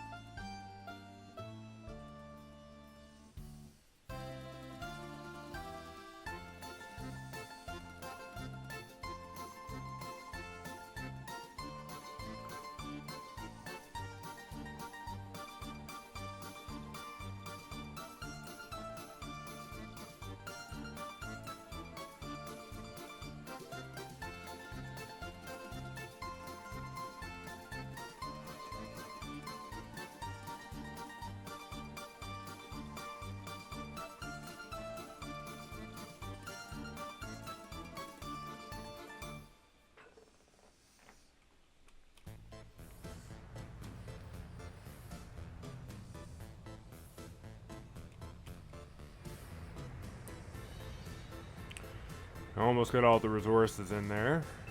Still positive number-wise, so that's good.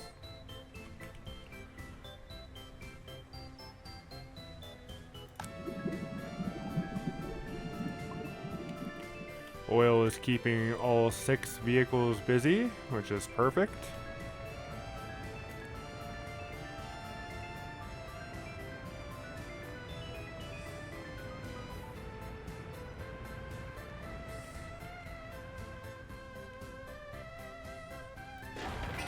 Hit right away there. Yeah, okay.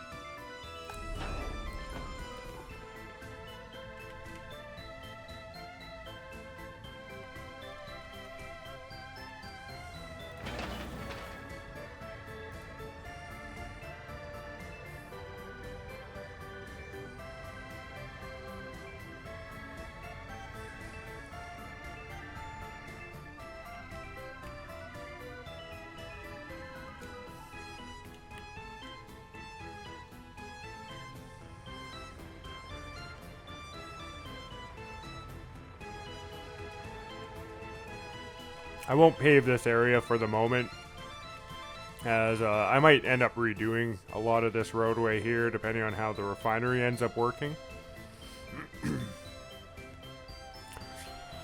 And I will also need a alternative road for them to access while I do these single roads, which doesn't exist yet, so we're not going to do that one yet.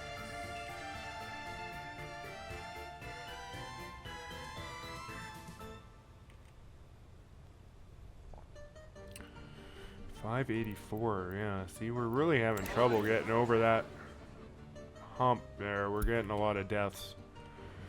And I'm certain that's just due to the fact that we only have the one ambulance.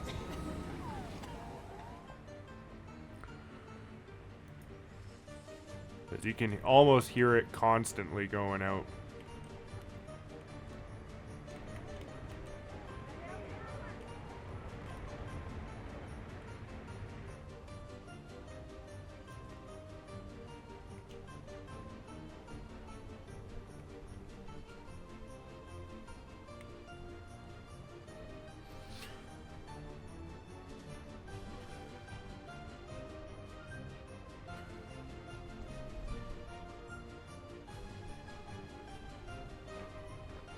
So, while this stuff goes, actually, let's find our garbage truck here, and we'll just follow him around.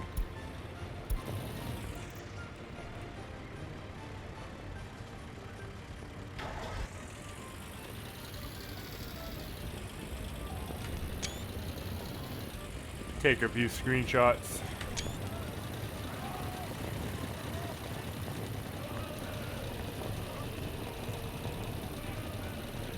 Nice, we have all the signs in now.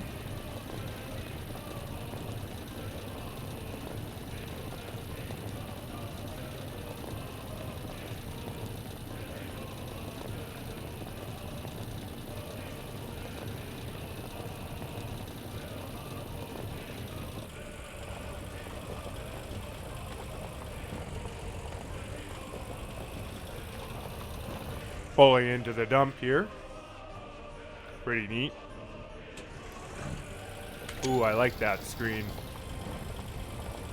Really cool with the nighttime. I chose the garbage truck because the garbage truck is going to go everywhere whereas most of the other vehicles are only going to be on specific routes.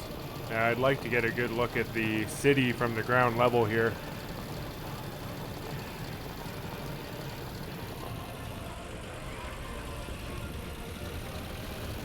Goes one of our buses.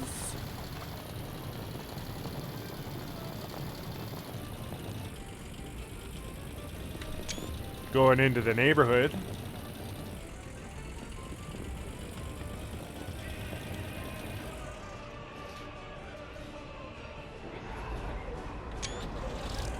That's a good one too. Yeah, there's a lot more to look at now, so it's going to be a lot easier for me to get nice screenshots for the title screens here.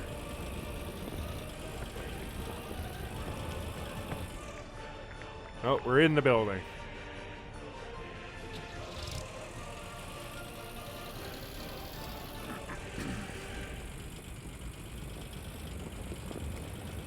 Now where are we going? We going back to the waste dump?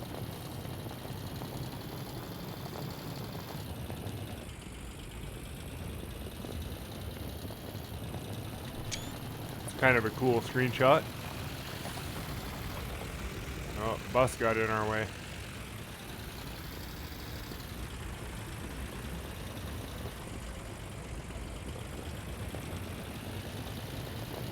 Yeah, back to the waste dump. Yeah, cool.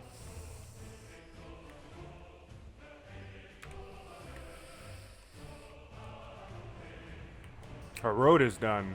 Awesome. That's going to make life a lot easier for these guys.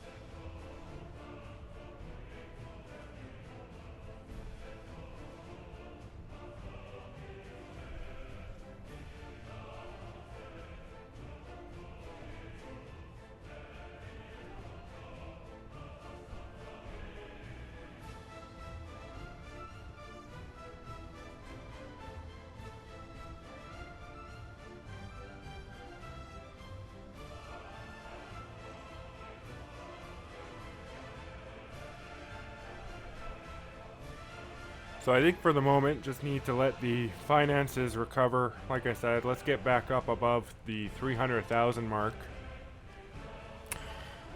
And in addition, we need to grow some more population here, as I don't really want to invite more in. Let's just allow it to try to naturally grow, though it is seemingly difficult to get over this 584 mark here. We just keep getting slaughtered with deaths and stuff. Now, of course, deaths and births come in waves, much like in City Skylines, I believe. So it could just be that, like, you know, we're experiencing a death wave or a birth wave. But we seem pretty stable at least, so there is that.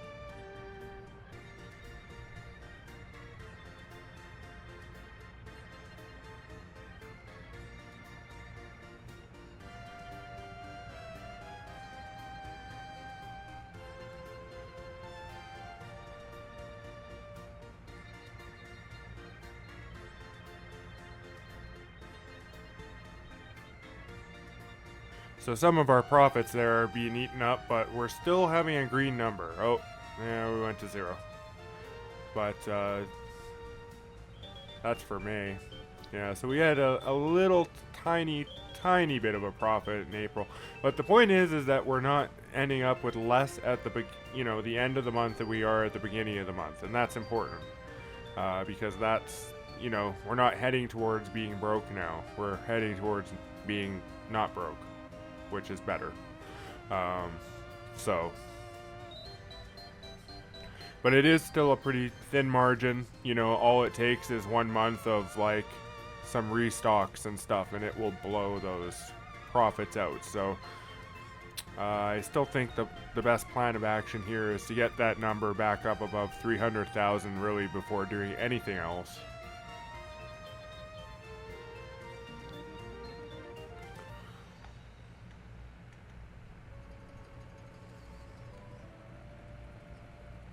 And then I think the food factory would be the next best thing, given that we already have plans for it and it's already baked into the system, basically.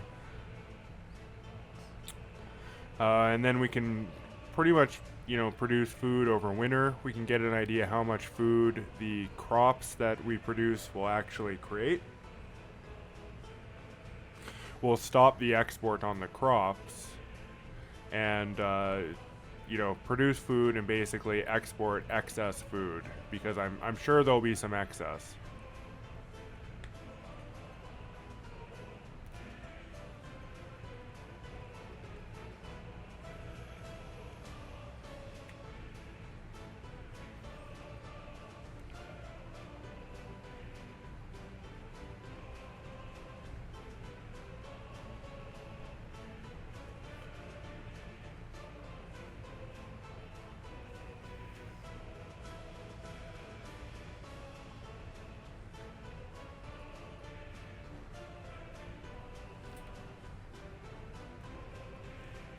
But despite the minor problems we're having here, I would say things are going really well. We've got positive numbers here. We've got good employment numbers. We've got a nice pool of unemployed workers that we can draw on. In fact, I might just up the firefighter count here just to consume some of these guys for the moment. Positive health change, positive happiness change, so it's looking okay. The only thing I'd like to see is this worker count get up. Still don't have anybody new in our housing. Now, did those guys die or escape? They died. Yeah.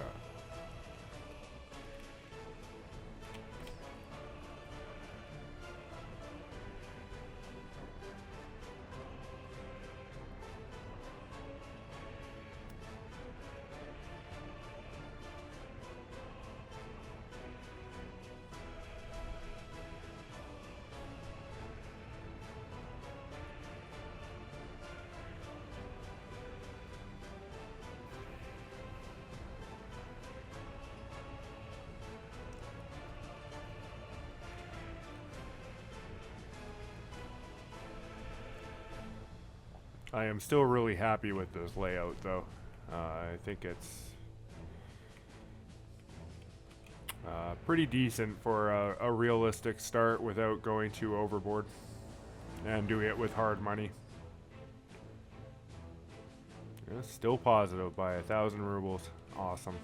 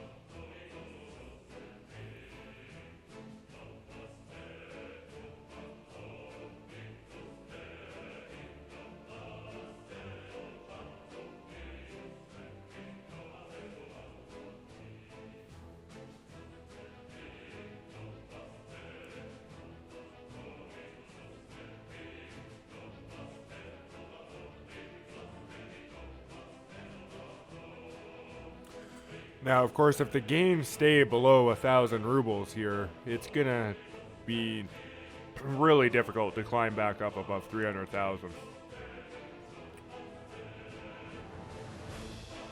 Because, I mean, let's say we make 1,000 rubles a month here. It'll take 24 months to climb up above 300,000 at that rate, right? Maybe a little bit more, like 14 months. So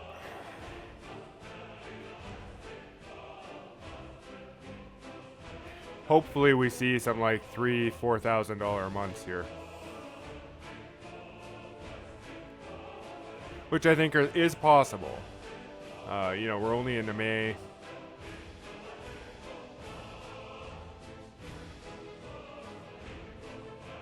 Especially once the farm stops needing liquid fertilizer for the year, because it only needs it temporarily every year.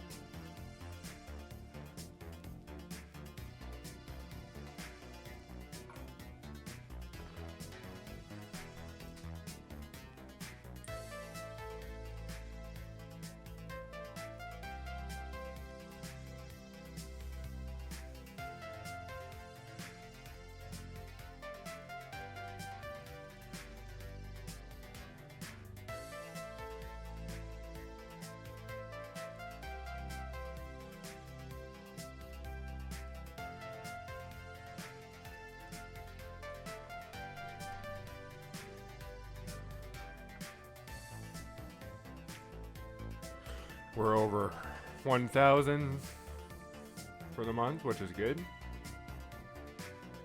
1,300. It's only the 9th. So I am hoping to see a pretty big number there.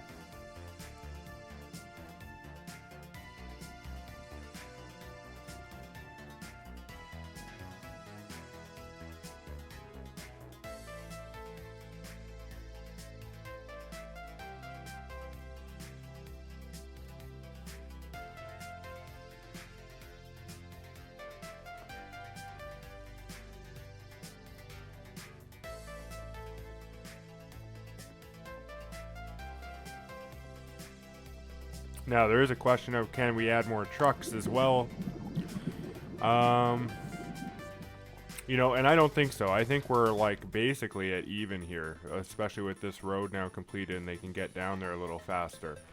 Looks like they're not returning to the distribution office, but if you look at the oil amount, it hasn't moved. It's still at roughly the same amount. So I think that we've pretty much maxed out the daily oil flow with the 6 trucks. Sorry. And the current road configuration. Like, for instance, if I made this road gravel, we would probably actually start drawing down on this a little bit, as it would take less time for them to get here and there. So I think without, basically to expand this field further, we'll have to add another storage and then more rigs, and the rest of the field is not nearly as good as this position here. We might be able to get another 2 rigs that are roughly around 50% quality, but there's nothing approaching the 93% that first rig had. And the 52%, So would it be worth actually setting up more oil over here? I don't think so until we have the refinery. As for export purposes, I don't think we'll even pay back what it costs to build the infrastructure for a number of years. And I think we're doing pretty good here. 1.5 thousand or 1.500, 1,500, almost 1,600.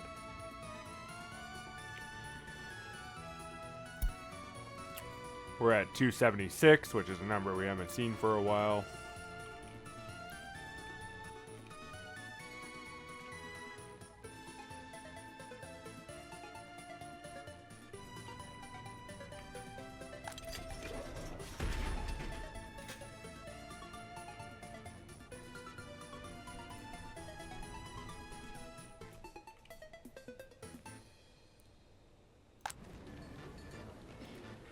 No new workers in that housing. We are at 588 though. So we managed to get up and over that 584 point. 3 deaths.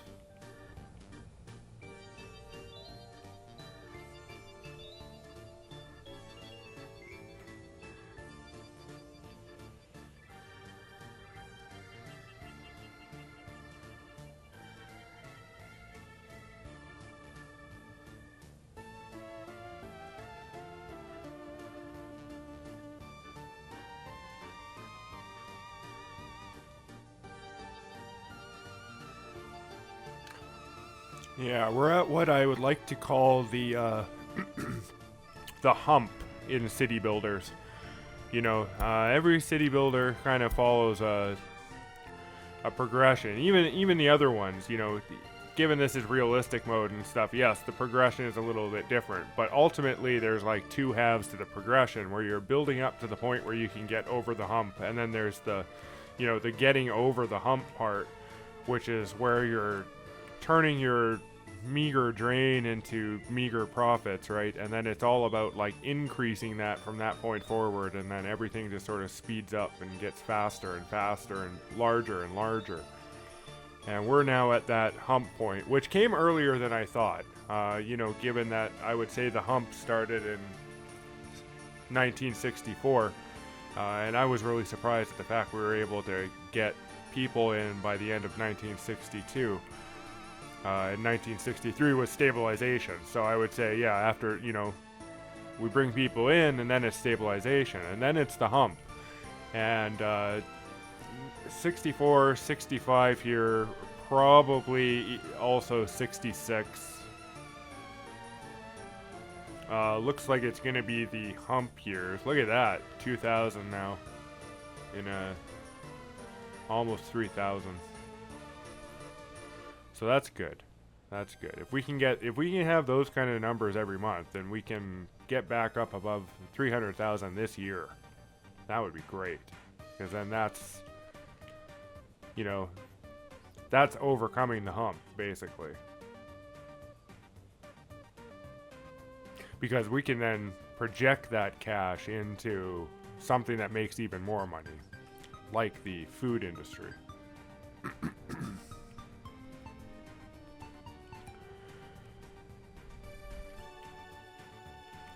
We do also still have a whole bunch of prefabs for roads, which we could start doing as well, just to make some of the roads just a little bit faster.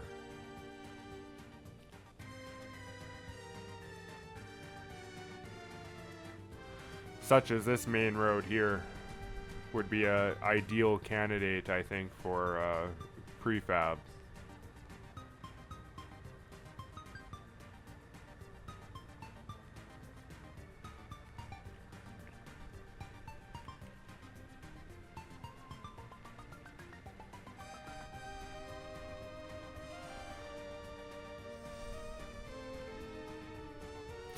Yeah, you know what? I'm gonna actually save here because I want to try out the prefab thing, I haven't actually built a prefab road before. I've used lots of asphalt, I've used lots of other stuff, but I haven't tried the panel roads.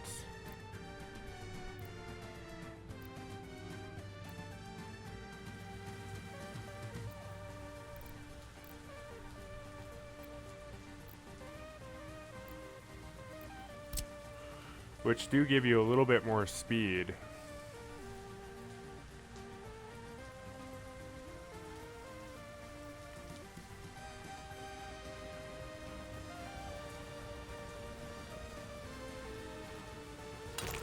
So let's do the bottom section here like this.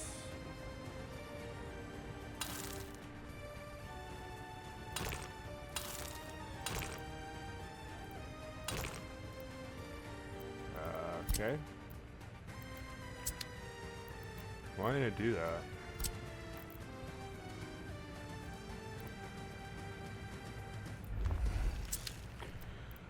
I don't know. We'll see what this does.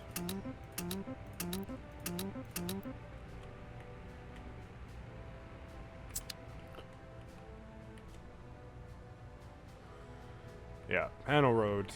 Because we do have a whole bunch of panels here, so this, you know, other than the fuel for the construction vehicles, this shouldn't really cost anything. I would assume that I have enough panels between the two storages for sure to do both of these roads.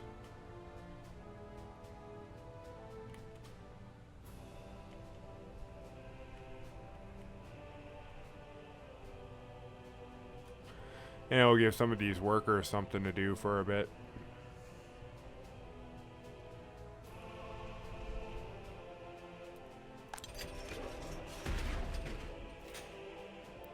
Oh, got a new excavator. That's exciting.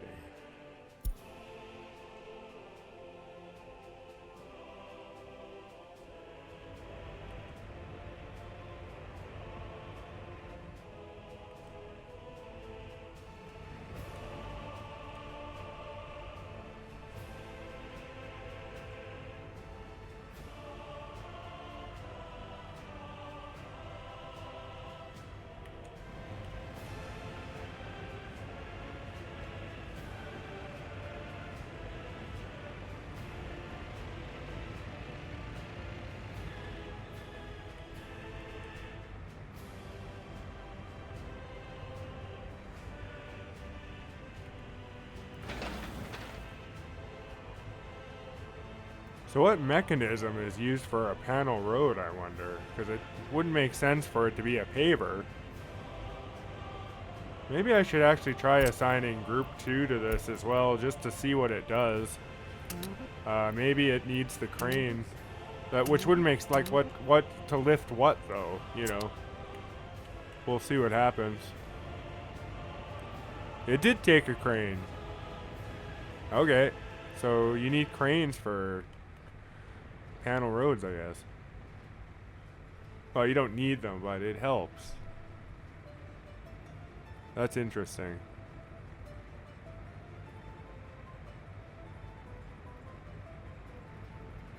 So panel roads are actually a group 2 thing, not a group 1 thing.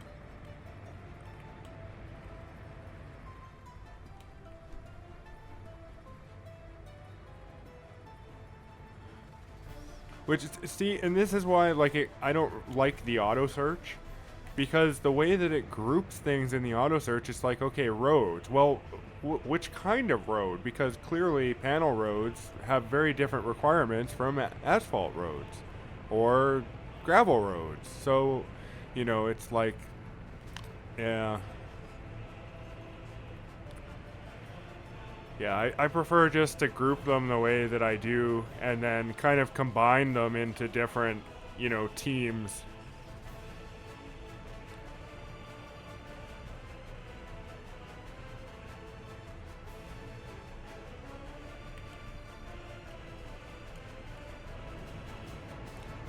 Here comes some of our workers here.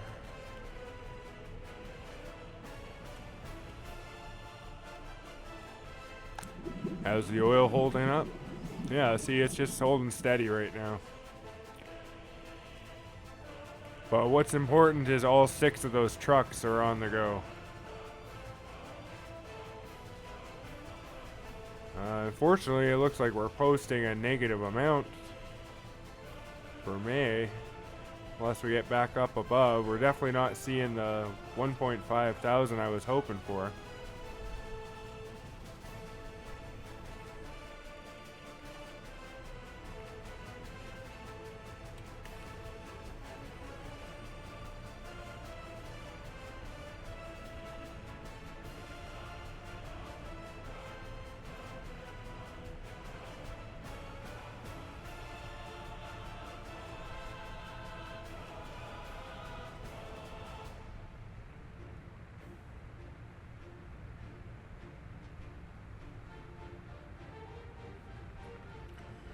Numbers are looking okay though, 596 now.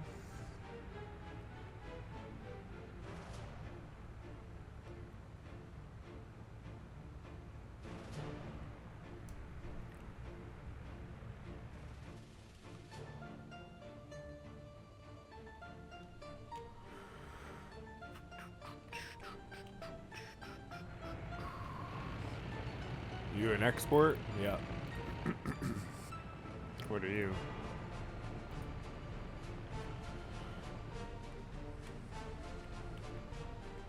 What are we importing? What did we need?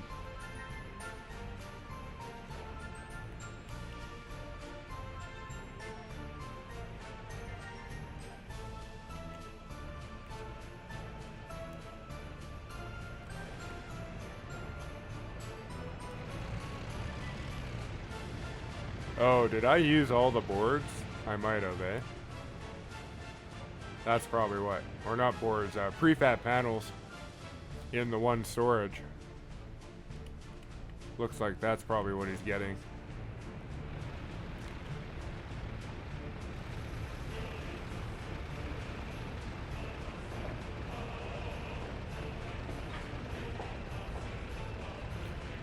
Got a positive number though, so that's good.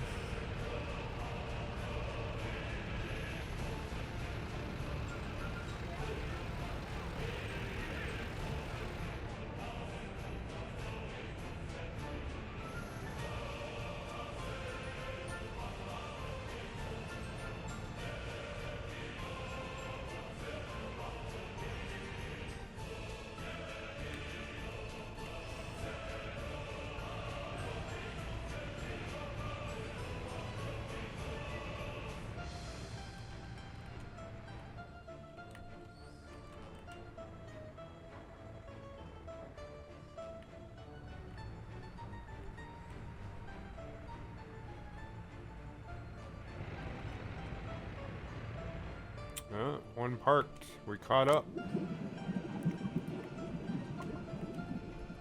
I don't think he'll be parked for long though.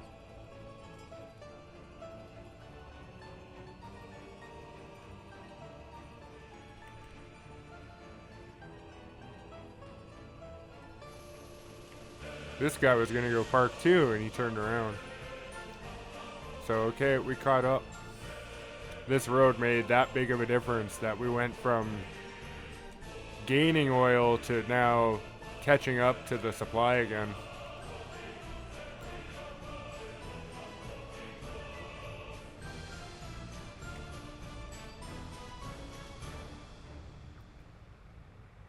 Which of course means more exports, but yeah.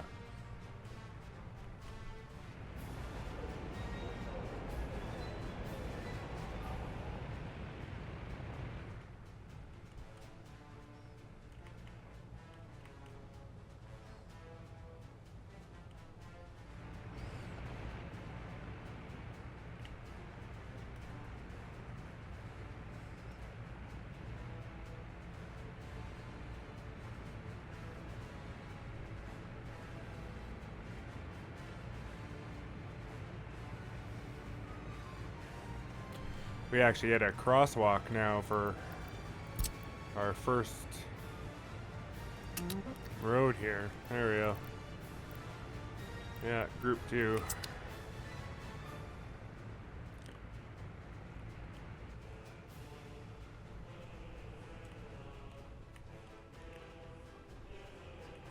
And it means panel roads always require workers, which is nice. That's a thing, I guess. But so yeah, I won't be building very many of these panel roads.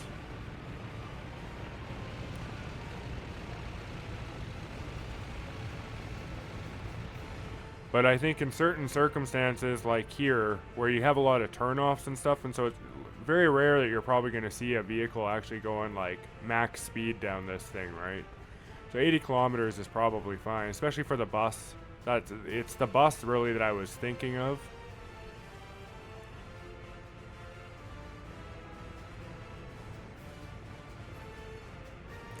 So that they're not stuck at 60 the whole way.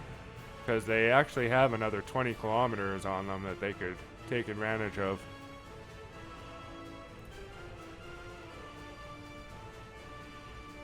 Waste truck's doing its thing. I was actually thinking of adding another technical office and another waste management one, but we'll wait on that. That'll just be more money.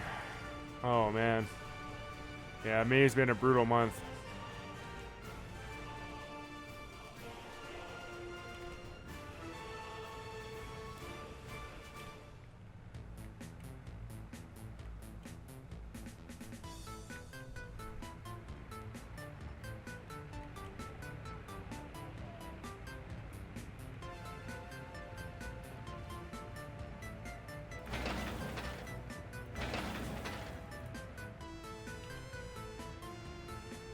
Workers. We're missing prefab panels. Where? Here? Oh man. Oh yeah, it takes a lot more prefab panels than I thought to build a road. Like we had a lot of them, and this is a very small road comparatively. So yeah, overall, not impressed with prefab panels. Takes a lot of them, and it requires workers to build it. It's just not as expensive as asphalt. Not as quite as efficient either, but I think aside from a highway or something, it actually wouldn't make a difference.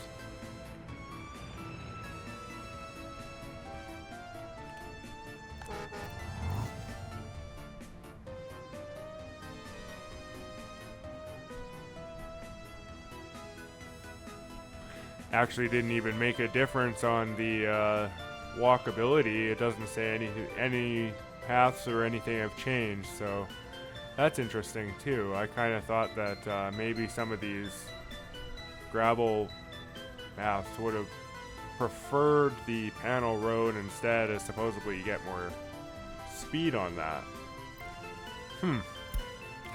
Interesting. But for the bus, it's going to be really useful.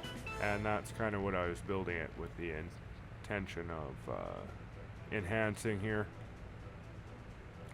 Would like to get these 4 buses moving quickly. In fact, I'd like to get it down to 2 buses, not 4 buses. But probably have to have the whole thing panel to do that and get that extra 20 kilometers out of them, or 20 kilometers an hour out of them to close that distance.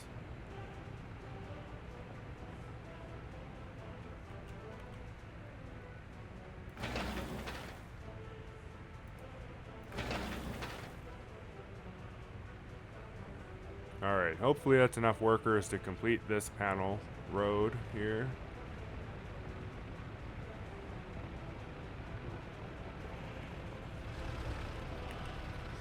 I like how they look though, they're kind of cool.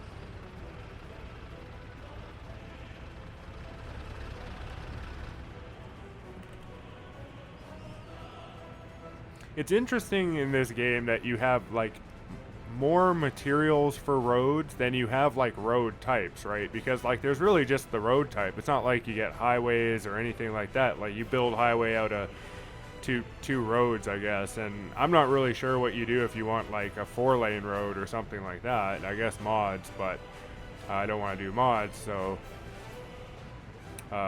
you know, I guess multiple 2-lane one-way roads or something gives you 4 lanes, but I don't know. I think it would look weird.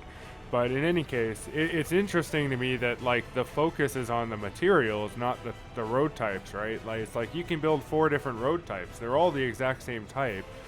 It's just a question of what material are they built out of, and then how much speed can you get out of that material.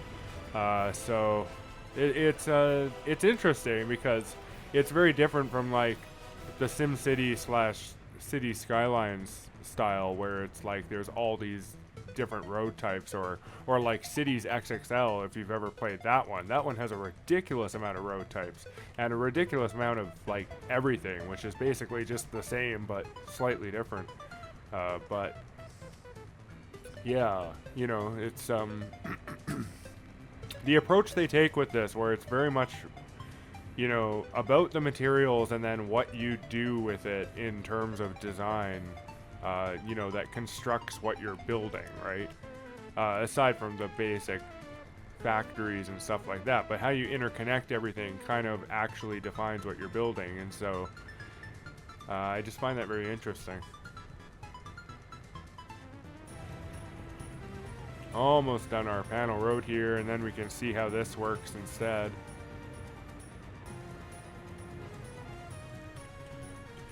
I was going to do this lake here as well, but given how expensive this actually ended up being, and the fact that we're having to, you know, it basically took out our whole panel supply. So now we're doing some imports for more panels, which isn't something I really wanted to do. So fire extinguished. I didn't even know we had a fire. Where was this? Oh man, the warehouse. That would have been bad.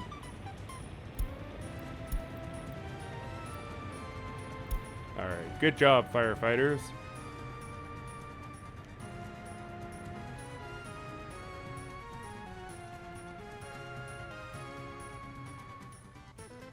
And that, ladies and gentlemen, is why we built the fire station first. Because it is damn important.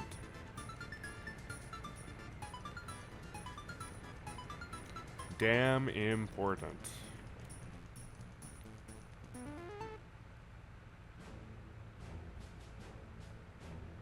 $601 people. No deaths, no escapes this month so far. It's only the second.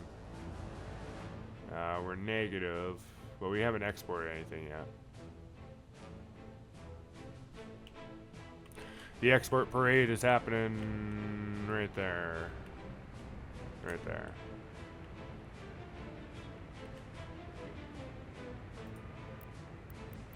Oh, our panel road is done. Cool. Let's get into this guy again.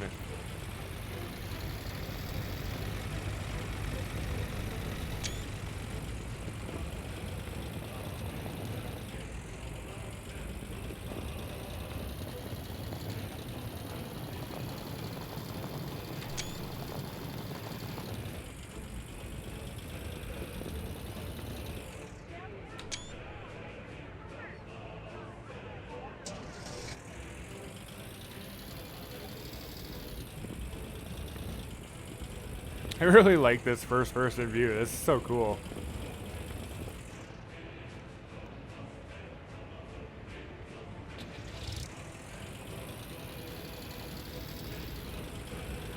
It's a little jerky. You know, I would say that the driving in this is minimal at best, but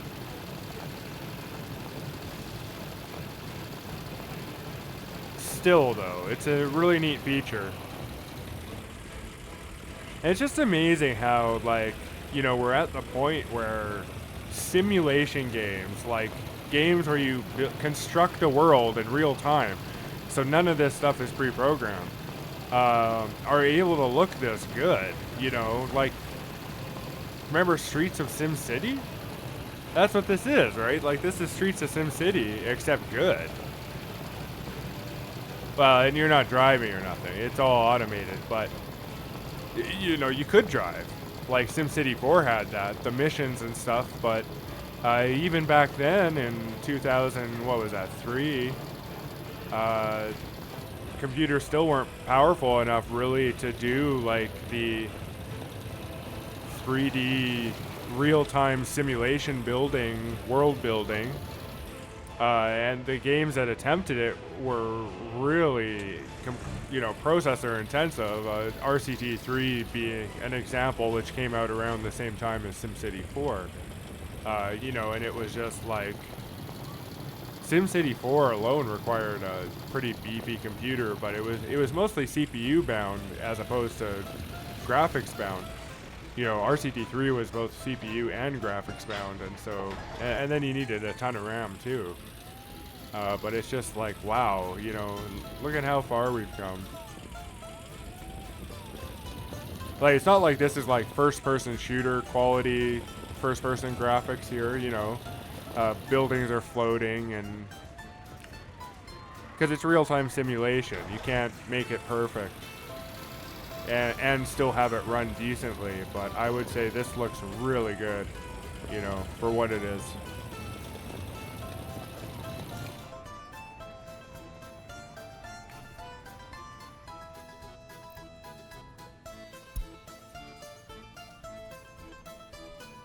Got a positive number. 1,000.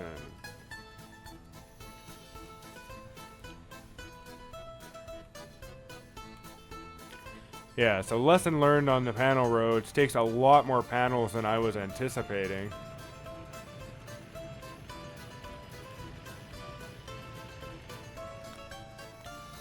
Nice to see that bus going at max speed for a little bit, though.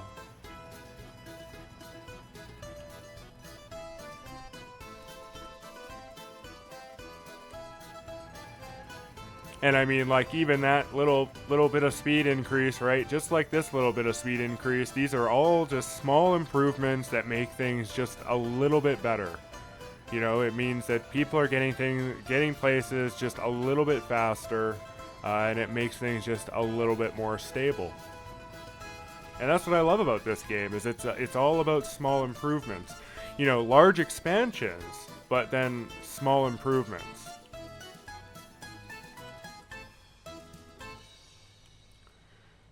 And we won't be doing any more expansions until we're, in a position to. Like I said, probably looking at the end of 1966 here before we do anything major from this point.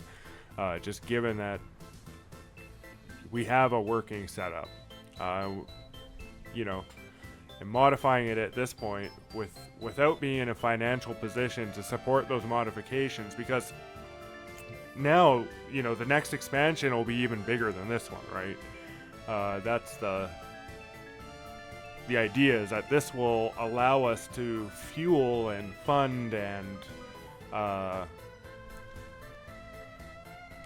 staff a larger section. But until we're in actually a position to get there, it's a bad idea to start early, because best not to get ahead of ourselves when there's no pressing reason to do anything drastic. And especially because then if something does happen where we actually do have to spend money to like counter some sort of flaw that's discovered or something, maybe that money doesn't exist then because we've been so busy expanding. And like I said, I would like to actually play this series as though it's possible to lose it. We won't be cheating. So if we accidentally do an expansion and we're not ready to support that expansion and it causes us to go bankrupt, well, if I can't recover within a few episodes, that's probably it.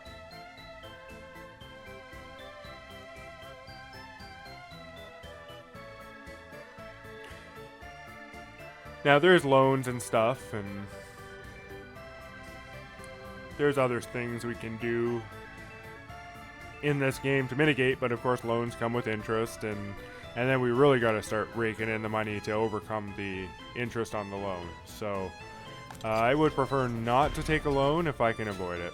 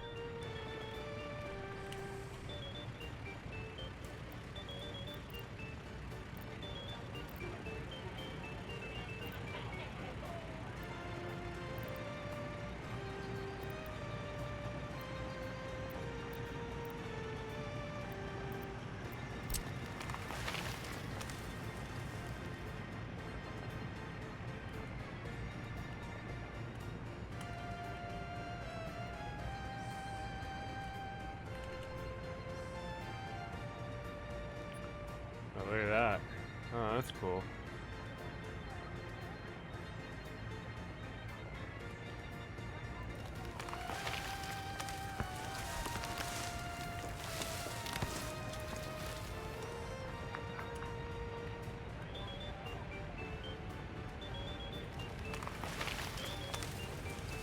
I don't know if that's actually building anything here.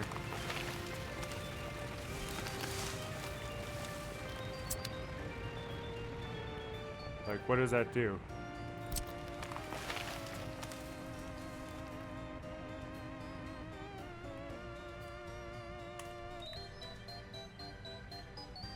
How do I know if that's working or not?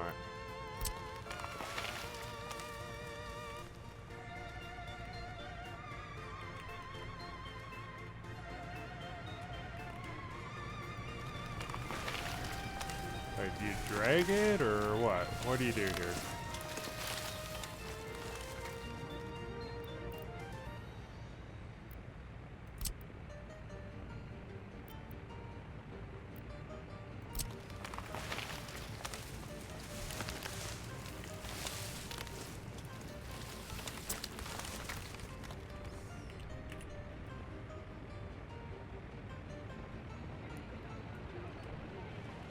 Oh, they are there.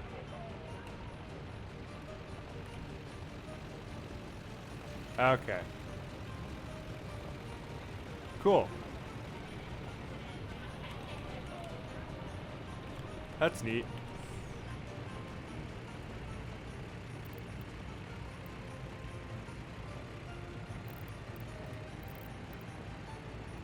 Yeah, same thing over here then.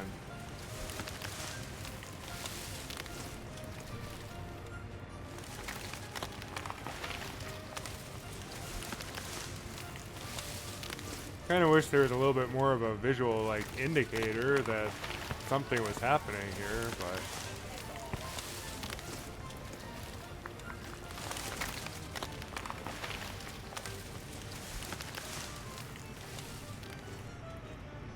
And I want more on this side too, I think.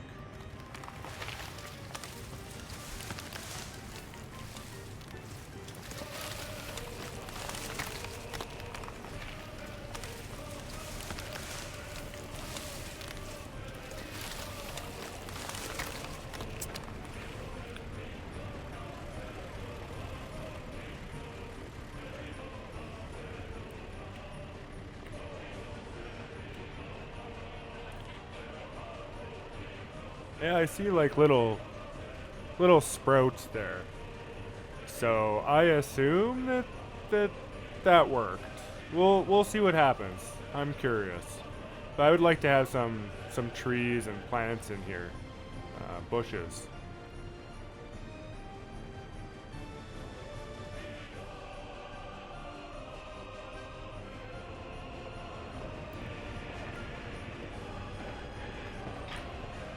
So that's a little experiment, just to see what happens with trees and stuff, because I haven't actually played around with them too much. We've got quite a few people with no workplace. Alcohol addiction is going down, I believe. Yeah, 57. So that's good. Government loyalty recovered a little bit there. That's good.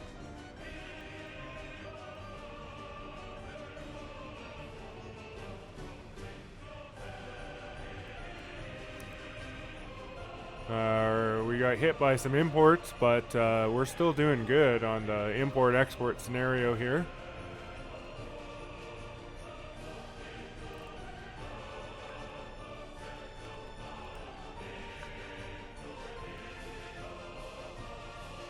Again, ending the month with a larger number than we started the month with is what we want.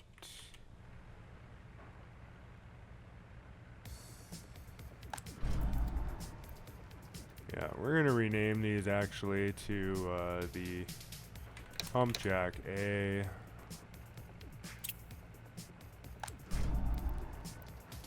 You're going to be Pump Jack B.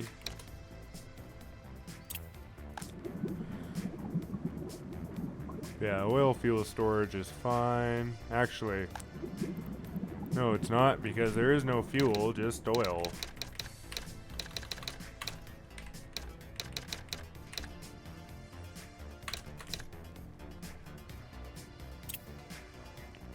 So we can call it just the oil storage. The electric substation's okay.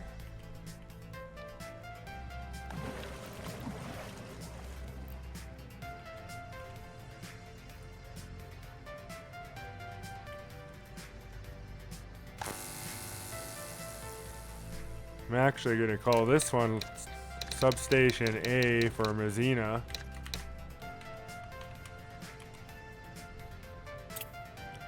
And this one will be Substation B for Mazzina. Even though it's technically in the other city, you know.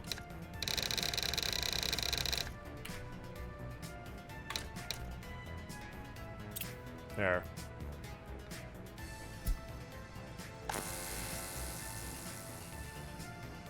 And I know it seems like a little,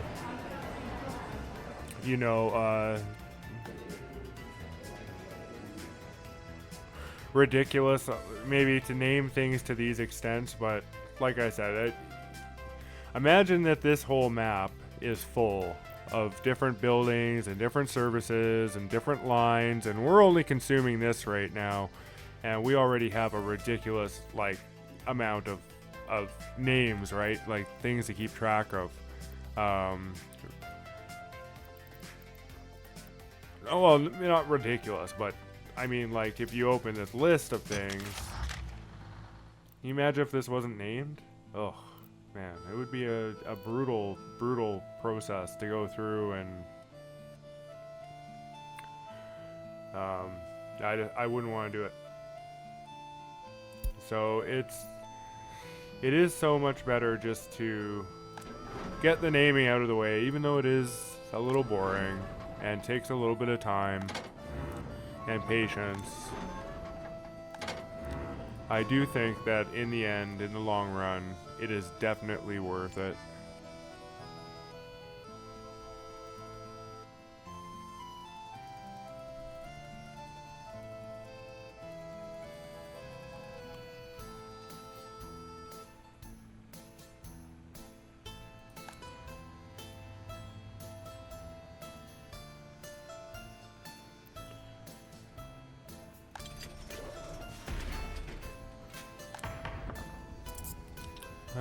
We can remove the small out of this name here. It will just be the courthouse. Yeah, 9, 8, 7, right. So I was doing the numbering of the flats here. We've got the Mazzina pub. Mazzina medium voltage switch.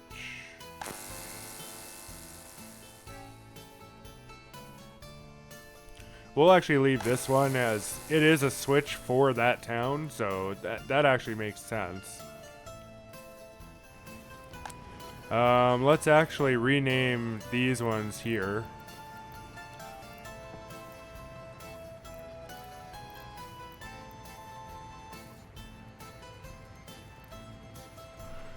We'll take the low quality out. We don't need to tell people that. We'll just call them the rural flats. We'll say that's one Mazzina rural flat. I have the S on these ones. Yeah, so this one here can be 2.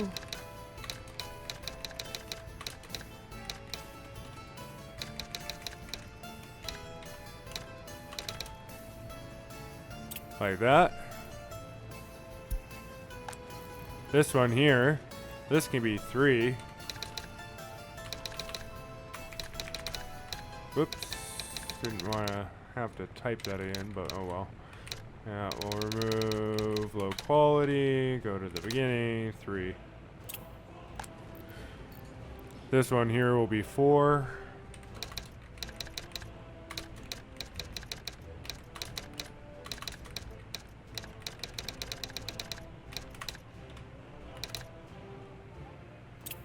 Okay. 5.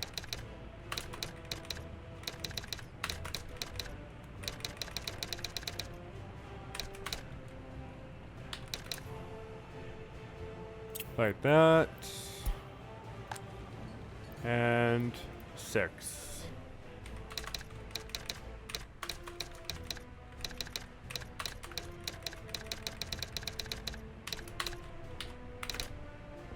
Just like that. Very nice. And these ones over here.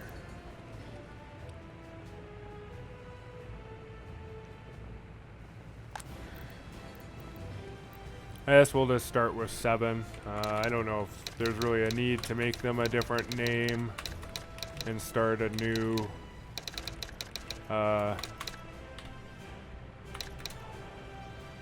counter for them. We'll call this 8.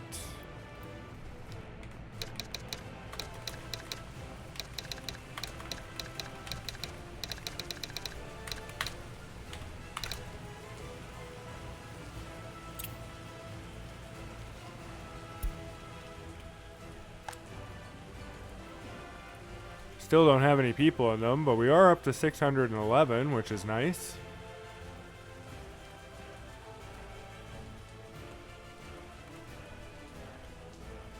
$277,000. Look at that.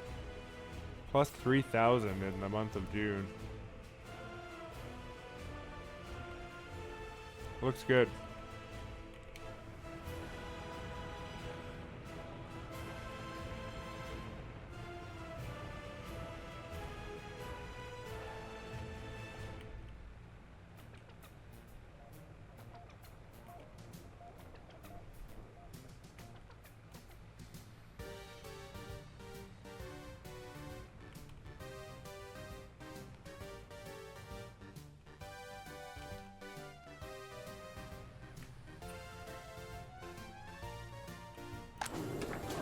Yeah, that's the farm warehouse.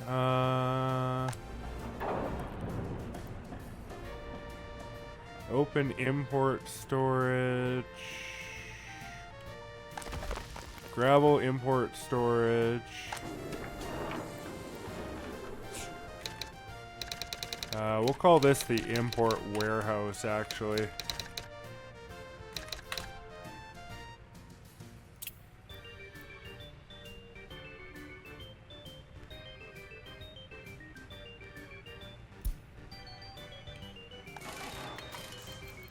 Let's rename this.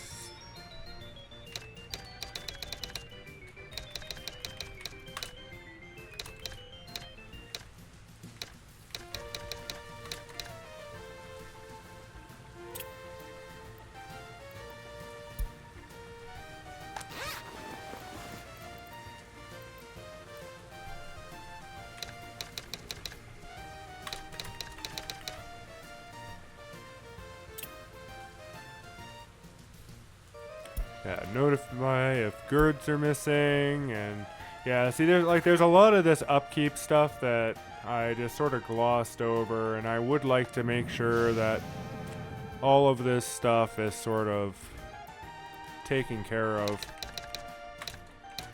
I don't want to have a big mess if I'm going to be doing this series for a significant amount of time.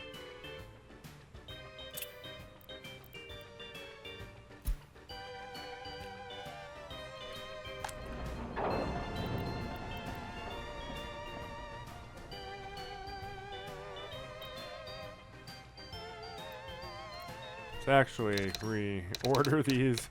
That just doesn't sound right. Messina imports open storage. There we go.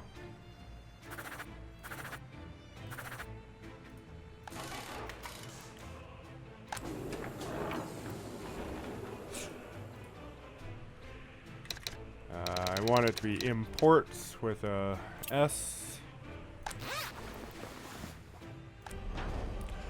The Messina fire station. Let's actually change this as well to be the imports gravel storage.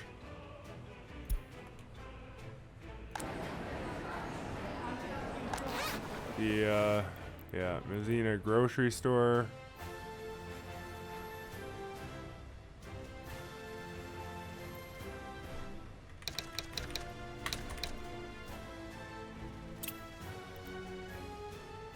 Notify if goods are missing.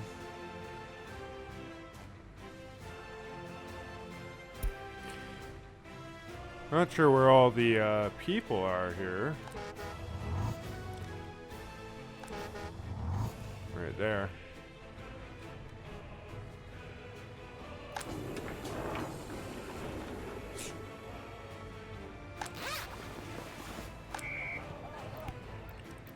Now we'll change this.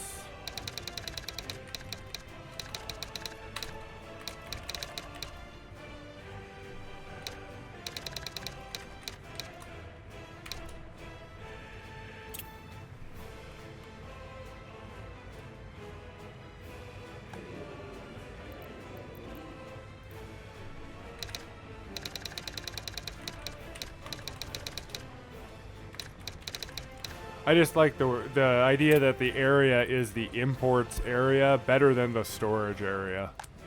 So that's why I'm making these changes.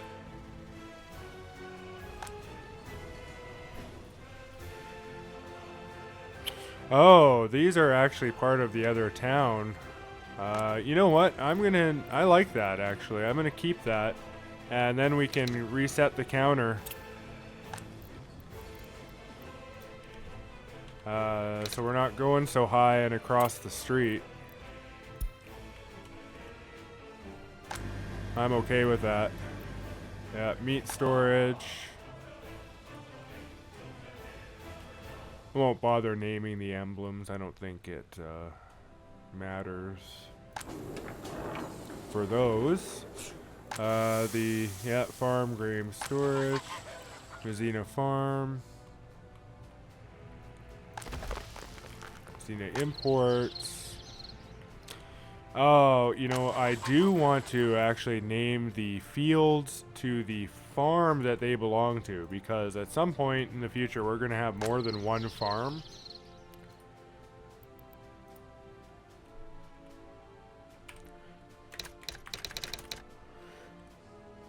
And these ones, unlike the other stuff that I've been doing with letters, will remain numbered. As frankly, there's, you know, you could have farm with tons and tons and tons of fields, and keeping track of you know,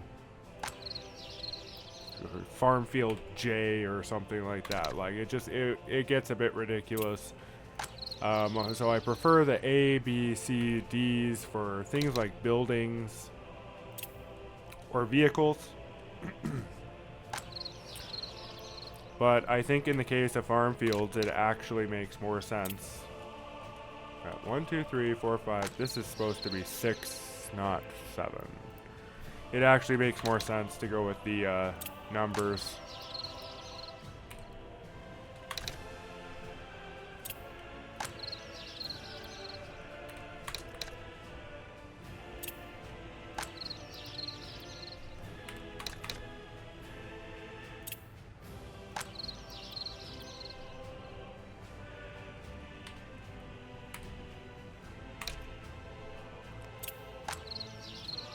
Yeah, farm field 10, and we'll start from this side and say that this is 11 now.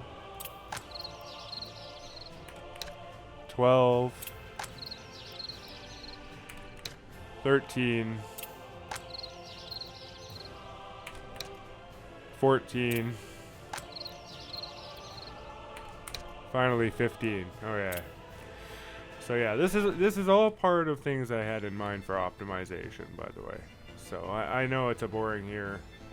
We're really not doing a whole lot, but it is important just to keep everything nice and organized, because trust me, when we have a bazillion things going on here. All of these things are going to become extremely useful.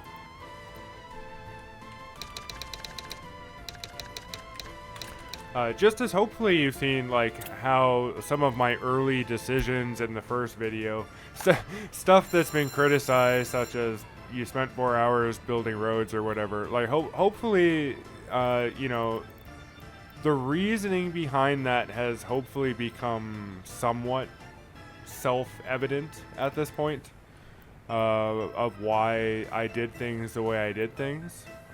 Yeah, Mazzina School. Mazzina Football Field. Mazzina Pub. You know, we got two... No, we don't. We got the alcohol kiosks. Yeah. I don't have another pub down here, right? Nope. Okay. And yeah, we've got the small shopping center. We'll just call it the Mazzina Shopping Center.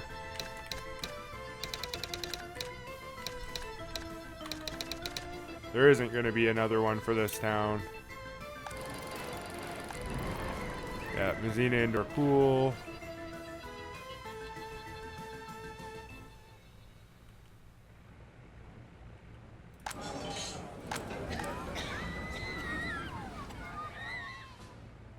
There are no doctors. Yikes. That's not good.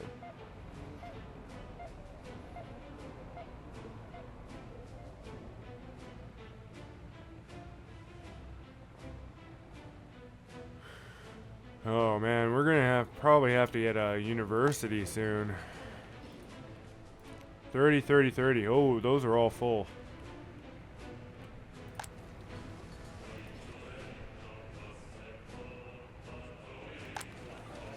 Full, full. Full, full. And full. Okay.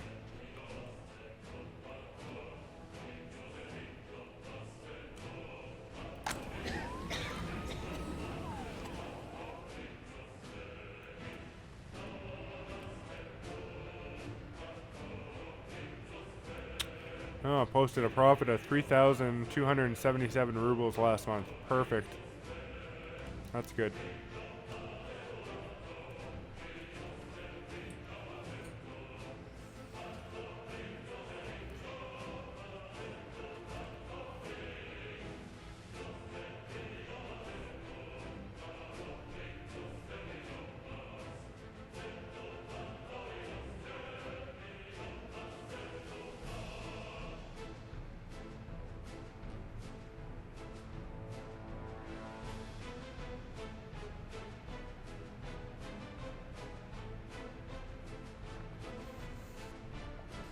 Health has definitely gone down a little bit here.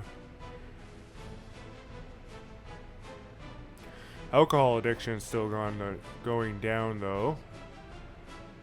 Government loyalty is just tanking. But I really just don't want to spend anymore. We're stable enough.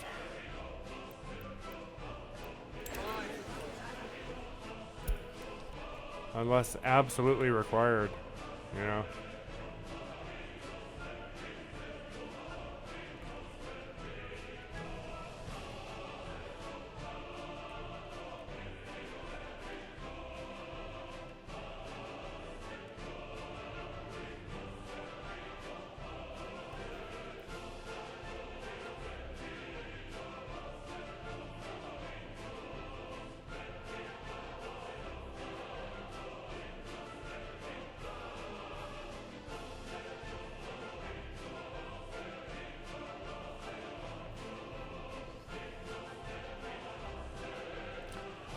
Employment numbers are looking good though, so that's good. Like we're right where we need to be.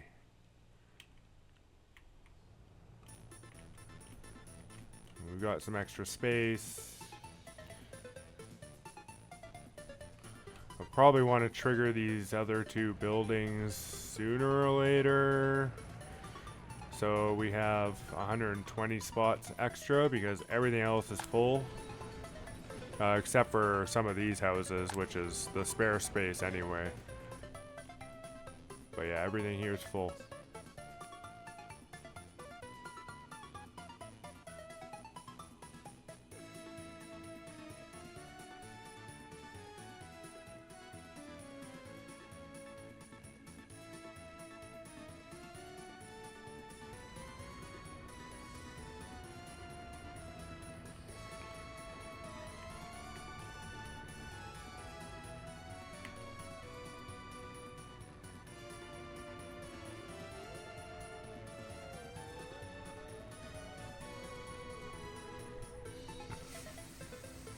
Not sure if I could actually get another one in here. No, let's have a look.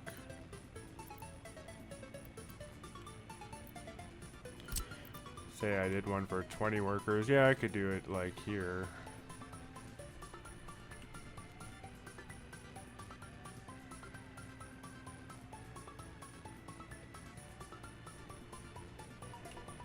Yeah, I could even have them running along here, but I want to keep this area open though.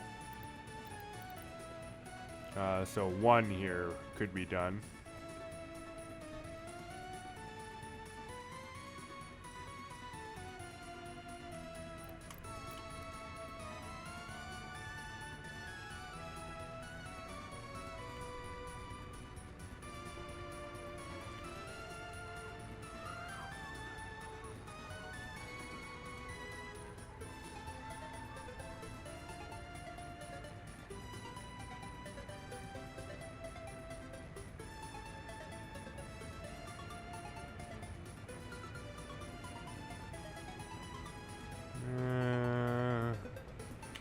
Let's see here.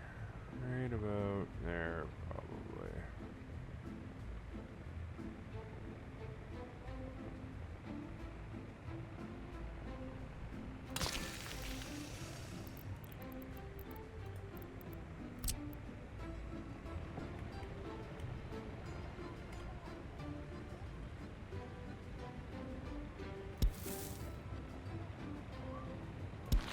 What's this?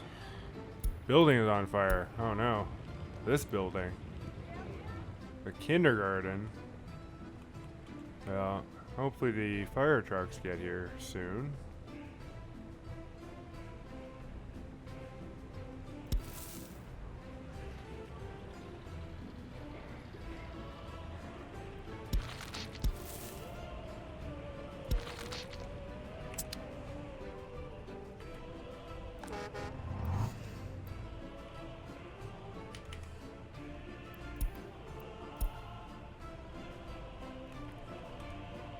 Here they come.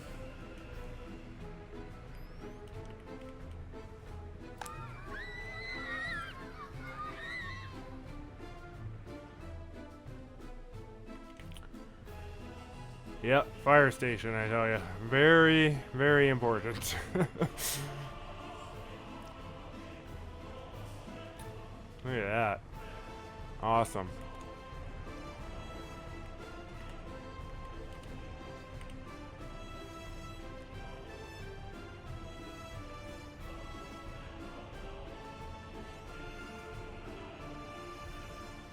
Why are they taking the gravel road? Or not the gravel road, the mud road? Why?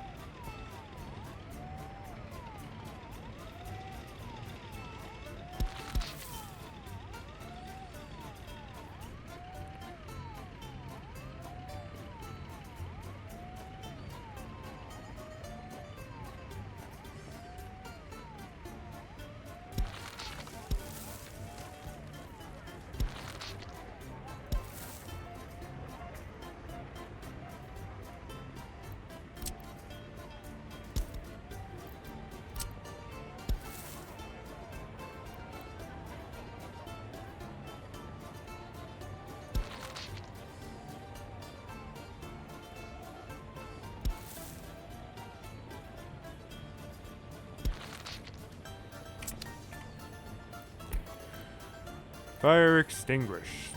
Awesome. Good job.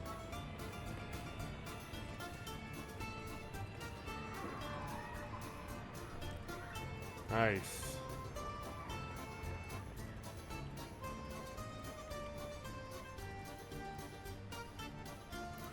Okay, unemployment's really high here, so let's bump up some wardens.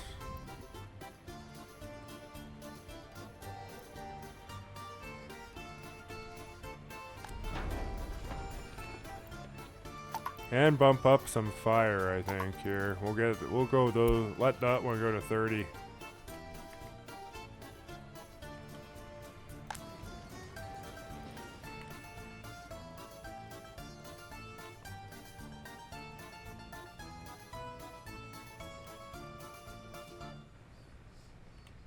Must have a bunch of newly formed adults.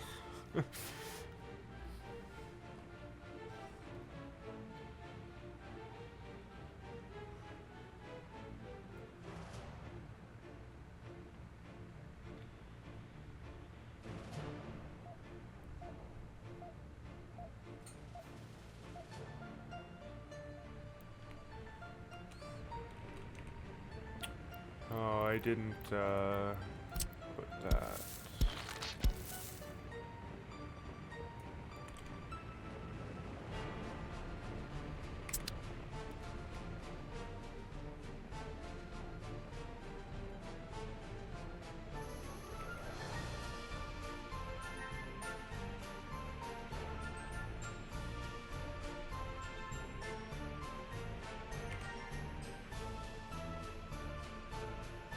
Yeah, liking these numbers. This is looking good.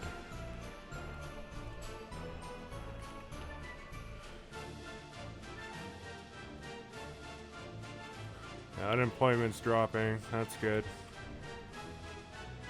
And I can scale more stuff up here if we really need to.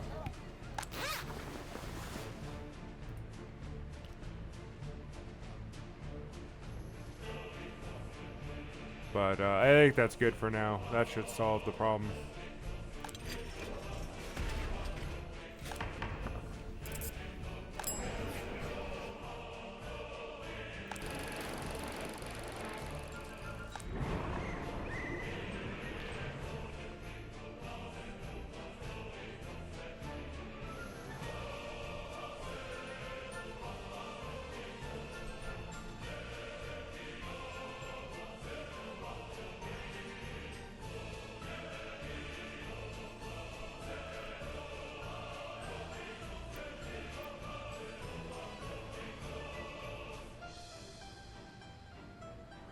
Yeah, okay. I'll leave the employment numbers for now. I think that reduced it pretty much. And now we've got way more firefighters potentially, which is always good. And wardens, given that I've had some issues with prisoners escaping, is also good. Yeah, down to 4%.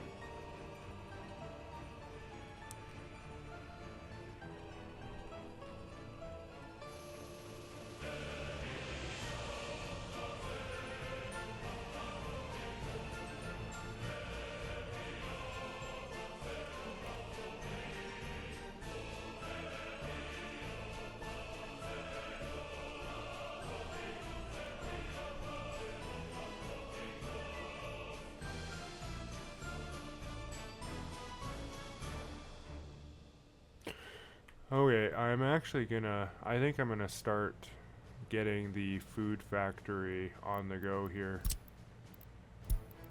We have a lot of population. So we'll get Group 1 to build the factory connections. Group 2 can build the... Oh, you know what? I want this road to be at least gravel first as well. So we'll do Group 1 here. There we go. And yeah, it's going to be expensive, but, you know. we'll actually remove the farm as a export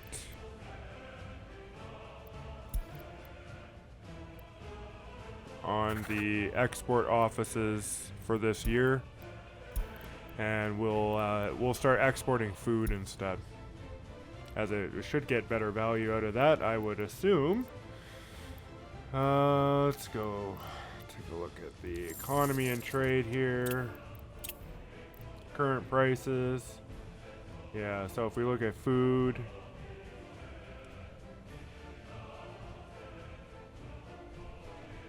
versus crops. Yeah. Big difference.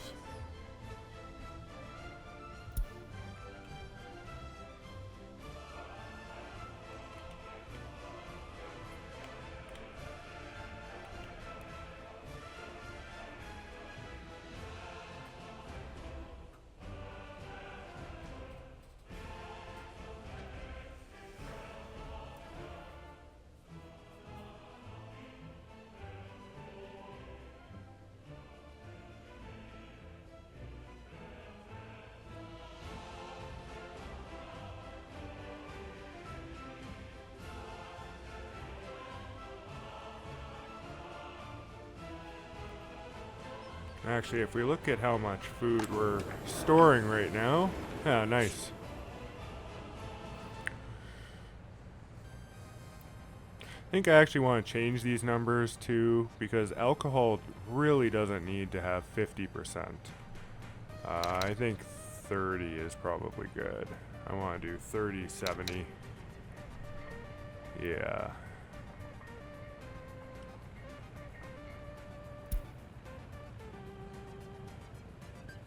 Because alcohol is consumed a lot slower.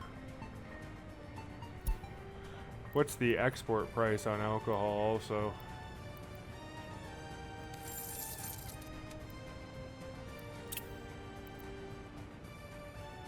Quite a bit, so getting that alcohol factory might be useful. Current price of oil anyway.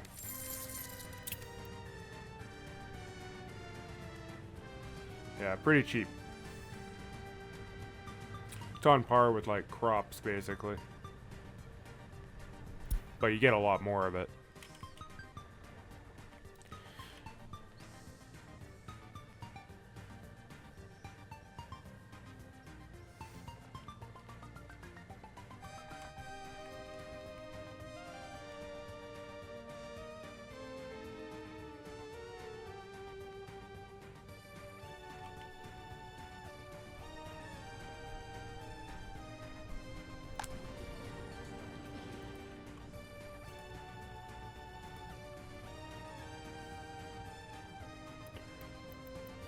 And given how fast those other buildings filled up, you know, I think I'm actually going to queue these ones as well.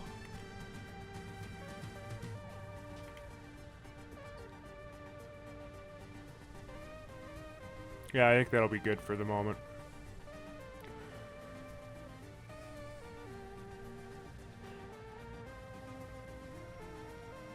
So I'm going to let the game work. Enjoy the atmosphere.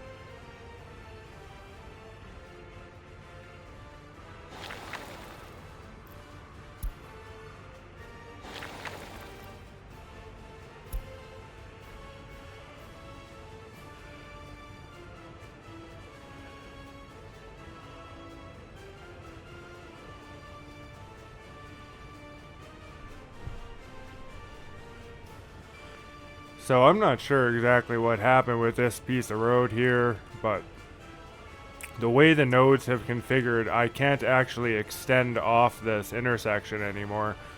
So I'm having to demolish it. I tried to just demolish what I think is necessary to fix the situation. The warehouse is still accessible from over here, so hopefully this doesn't take long. And I'm actually trying to test if the auto search on these demolition places works. It doesn't seem like it. I don't really need that one to do this. Let's see, will these guys do it? Or do I need people?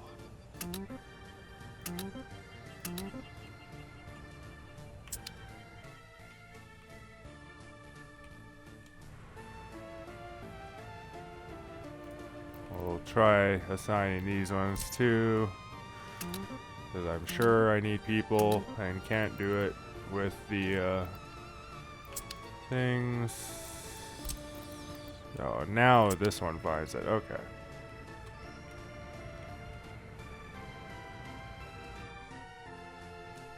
Alright.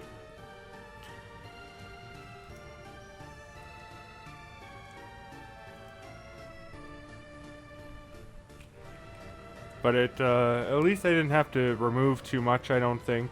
I think just these three pieces should allow me to continue the road. And, yeah, from now on, we're always continuing roads before doing any paving.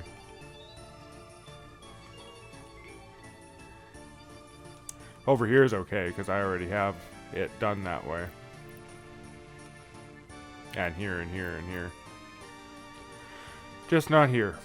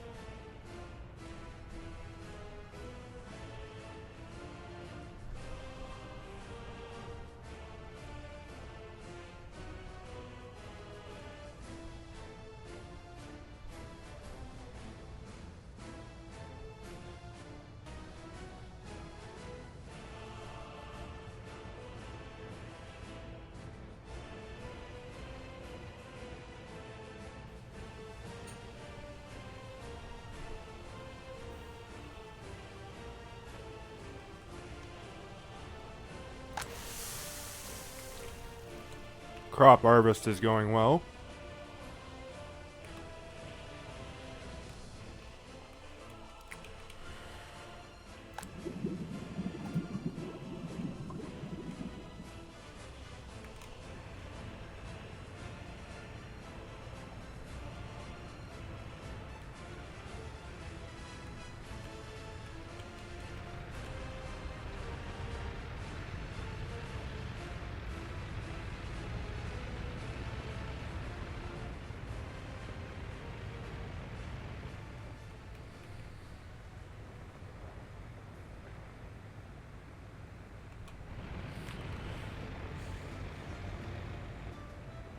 finances are negative right now, but that was kind of to be expected given the amount of construction we've got on the go at the moment.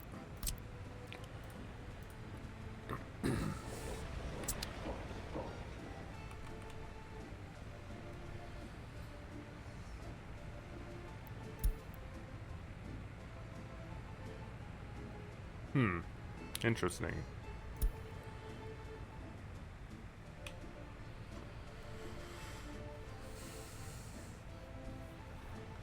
Oh, both factory connections are done now. Oh, cool.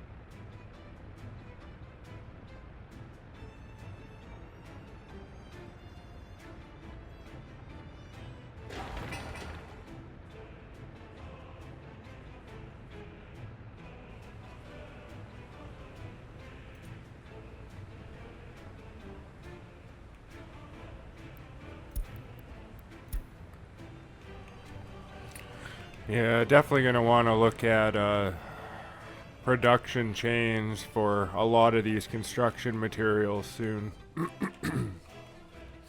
That's probably what's going to be in this area here. And this will be like train construction and stuff. This will be refineries and resources.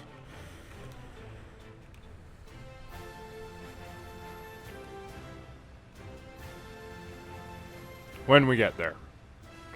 Right now, we're still trying to get ourselves off the ground here. Almost there. But just need a little bit more time to get a few more systems up and running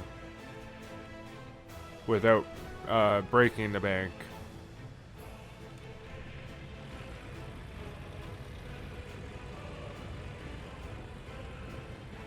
Oh, cool. It keeps the road.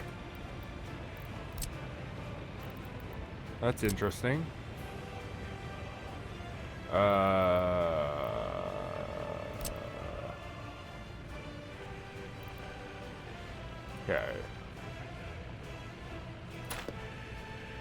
Yeah, we're not canceling this road.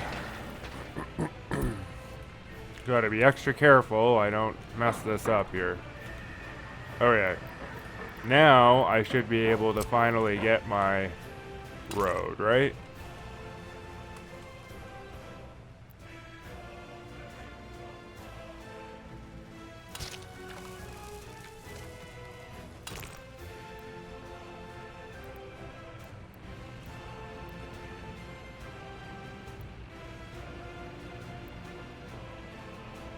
Uh, let's try the other way.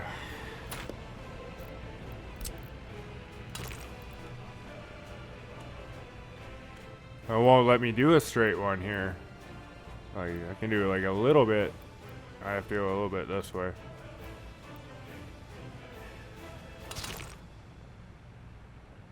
Which is fine. Whatever.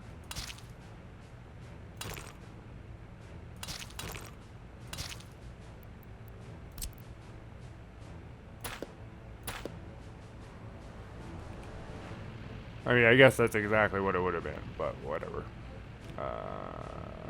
Now I understand why it was doing that.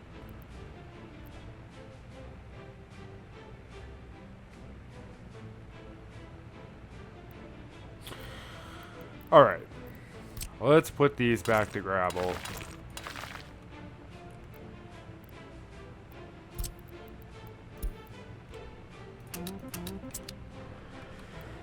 And I can play that.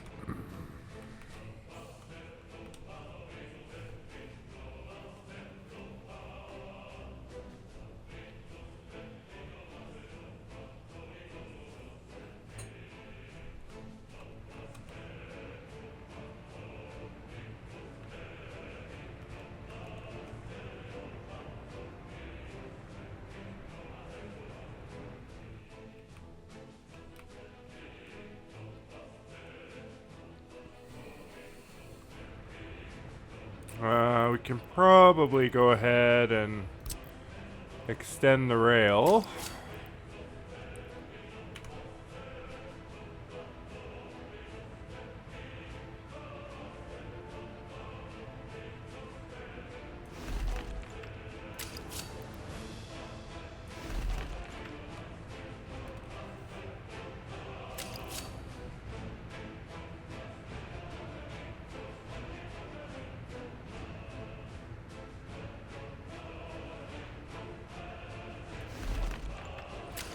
And I mean, really, I guess we could start preparing for the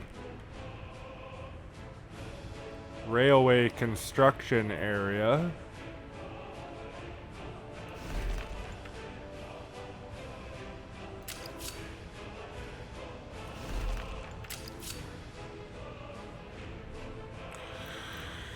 Here we go again.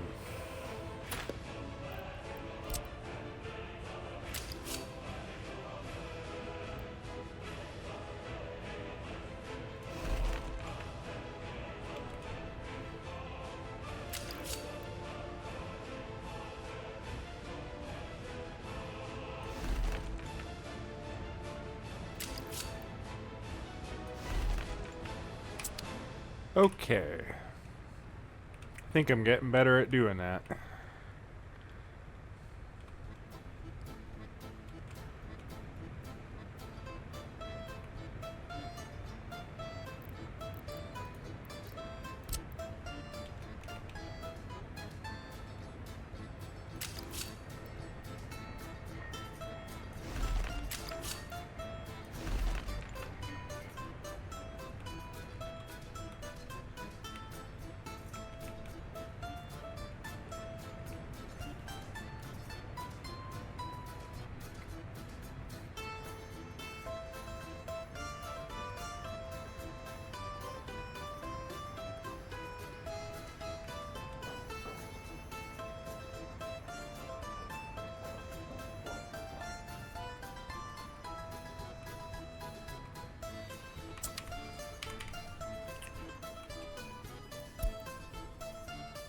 Ooh. New personal car.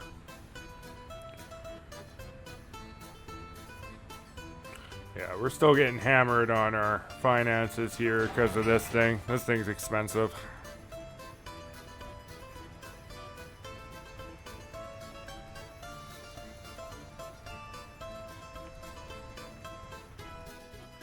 How's our dump doing anyway? At 60%, we're going to have to start looking at a solution for this.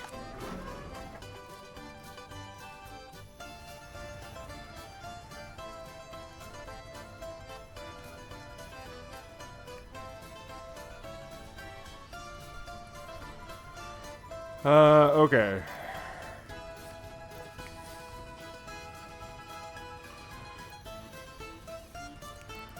So the next thing I'm gonna want over here will be a rail construction yard, I think.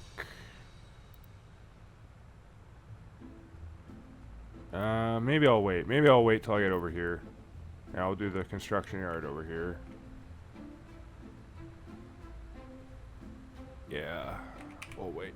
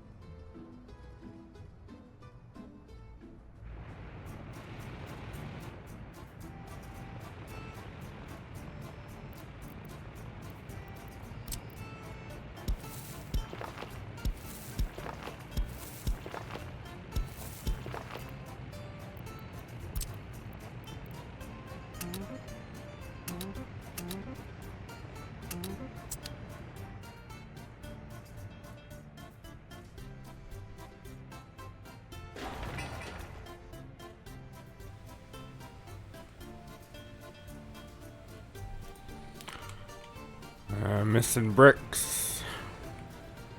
I'm guessing I'm waiting on an import. Yeah, he just delivered it.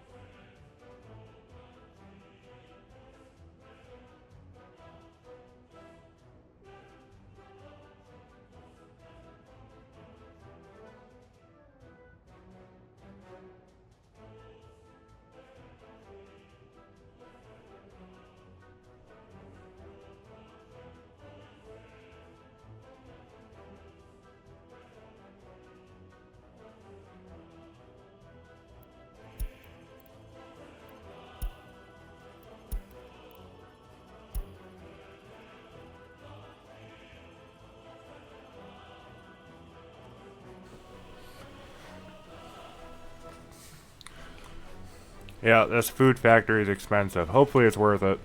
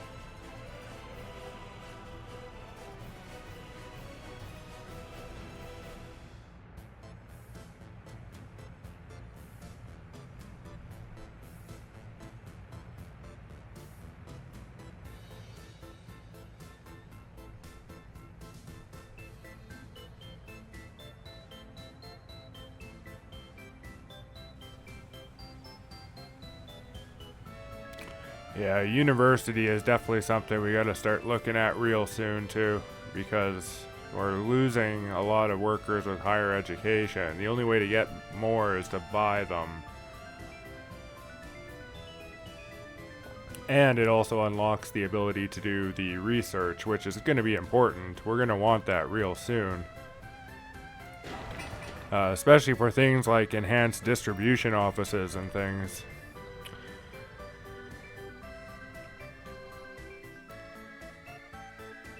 But I didn't really want to put in a university over here. I definitely want to save it for the next area. So hopefully we're able to turn a nice, you know, reduce our expenses enough here that we can get somewhere.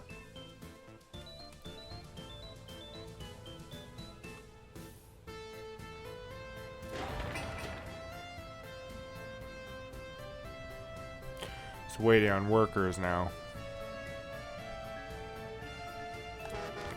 Which, if any show up at this bus stop, they can go work here.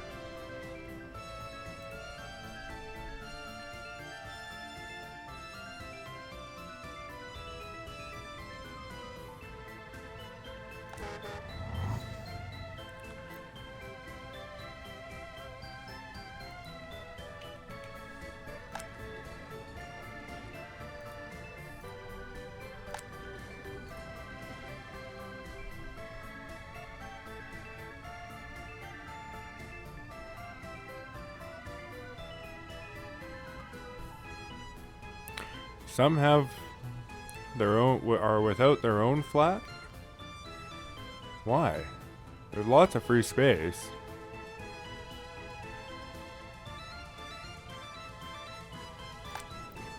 Let's move into one of these. Oh, maybe they have...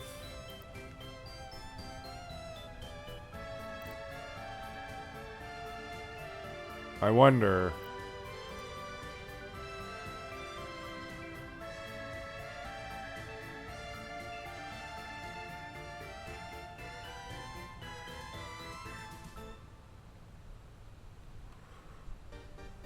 Oh, building is on fire. Missing bricks. Not the shopping center. Oh no. Man, it's raining. Shouldn't the rain put the fire out? I feel like the rain should put the fire out.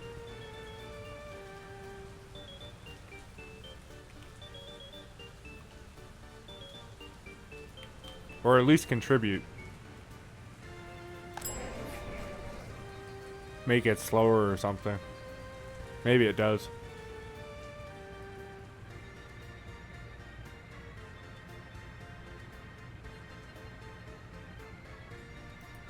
I don't know. Fire engine should be there soon. Here they come.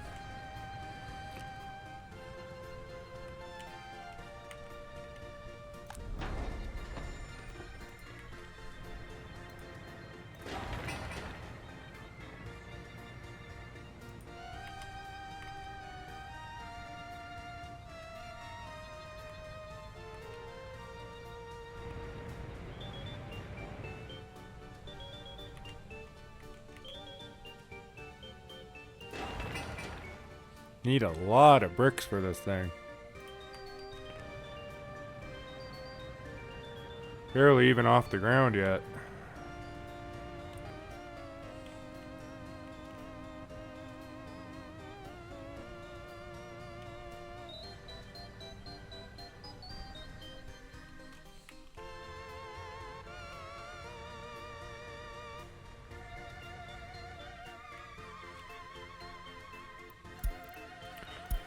Fire extinguished. Awesome.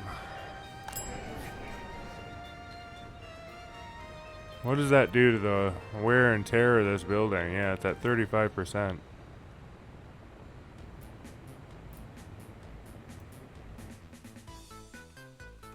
I think over 50% is when you need to start looking at reconstruction. I don't know.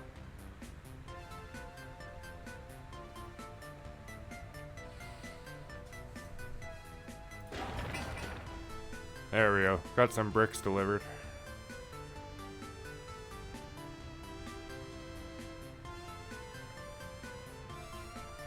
Yeah, I want to know when this is finished for sure.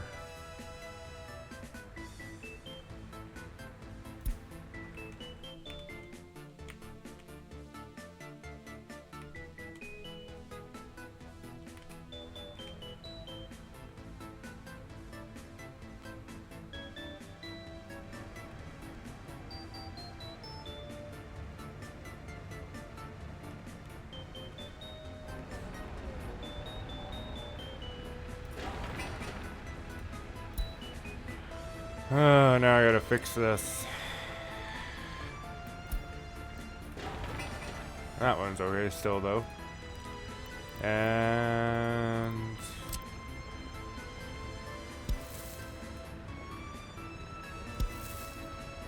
I'm gonna attach that and that. Alright, there we go.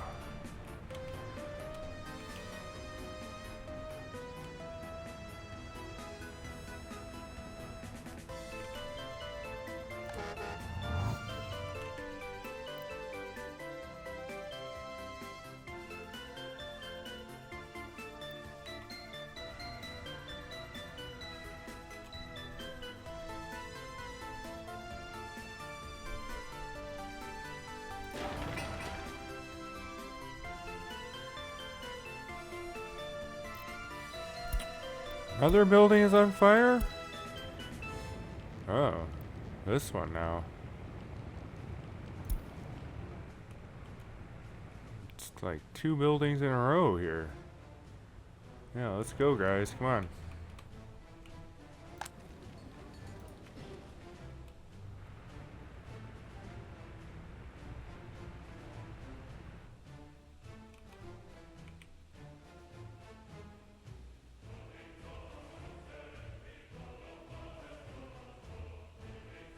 So like getting a second fire station is almost a priority here too, because imagine what if 2 fires started at the same time? You know? Then what? One will blow up.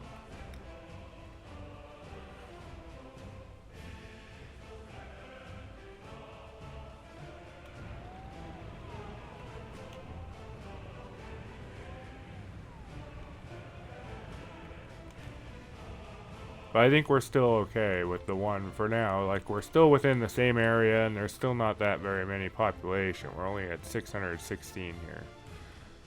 So. But, I mean, yeah, the more buildings... More without their own flat. Okay, you know what? I'm gonna allow these just to see if that fixes the problem, because I don't know why they wouldn't have their own flat. Yeah, okay, so they need... I need spots for all these people. Okay, I'm gonna have to wait till I expand, I think, before I can say no to these people. To see if that fixes the problem there. Because that's probably hurting my happiness, yeah.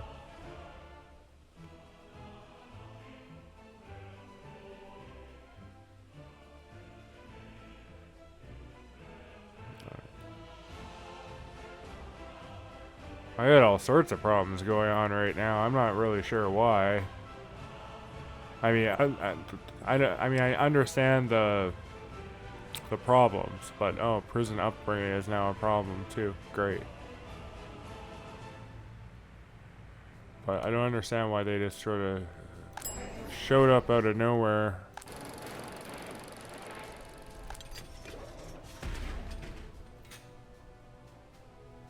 Oh, someone else ended up escaping this year.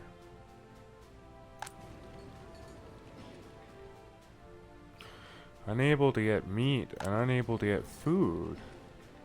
But why?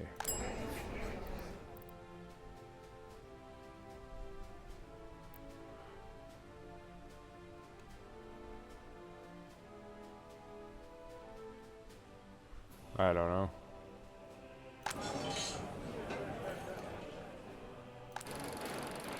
Got lots of capacity, so I'm not sure. Maybe it has something to do with the fire.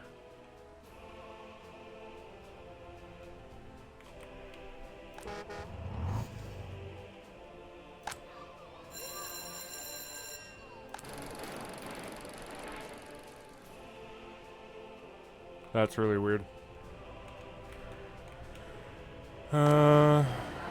Yeah, like, cause down here we're okay. We're okay there. Fine there. Fine there. So, I don't know.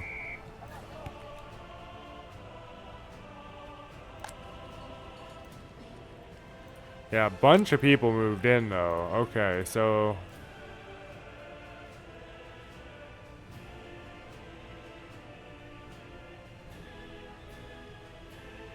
now only one.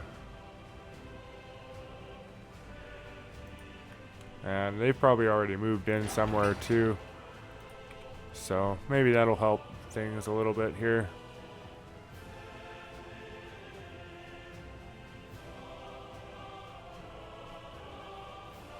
Have to wait till I have more housing, I guess, before I really start being nitpicky about who lives where.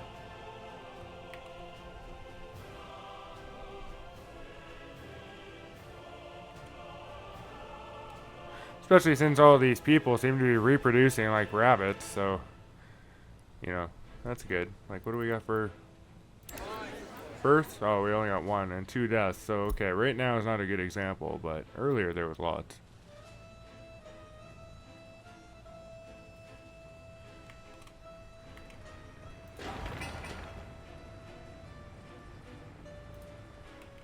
Yeah, that's going well. Still out of bricks, though. Man, it needs a lot of bricks.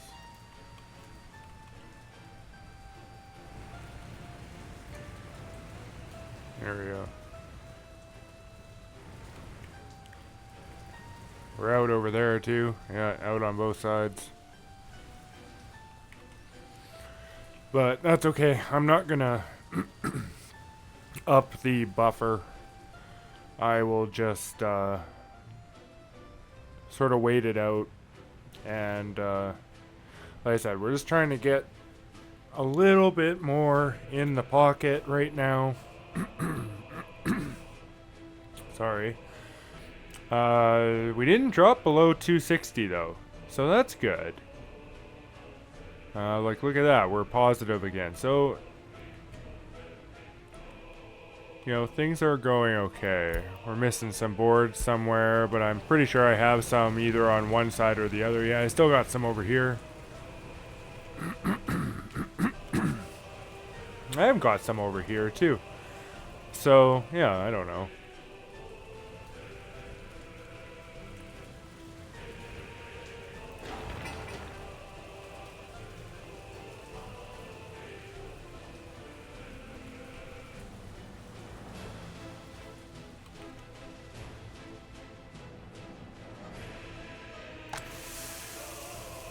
Now we're looking for crops, almost.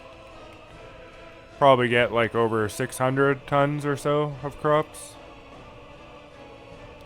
Should make a fair amount of food, I'd think.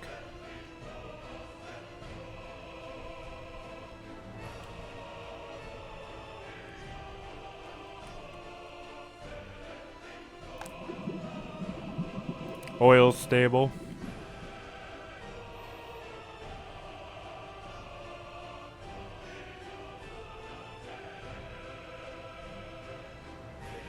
don't know why people are starving.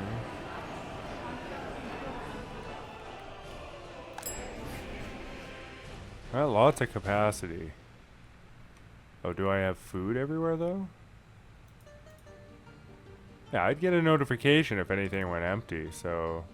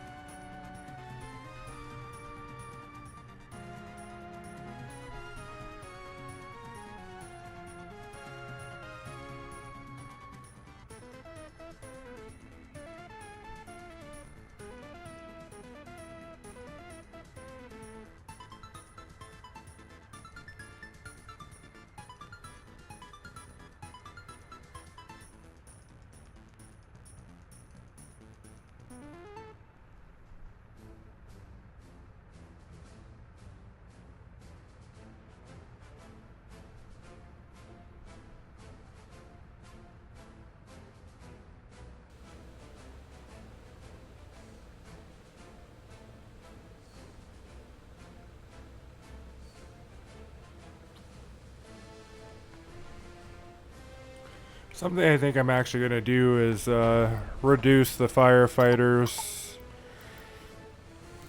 and the wardens here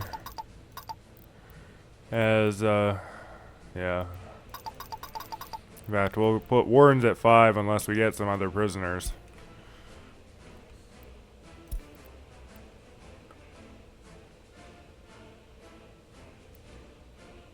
Another road crane. Now hopefully that gives us some more workers for here.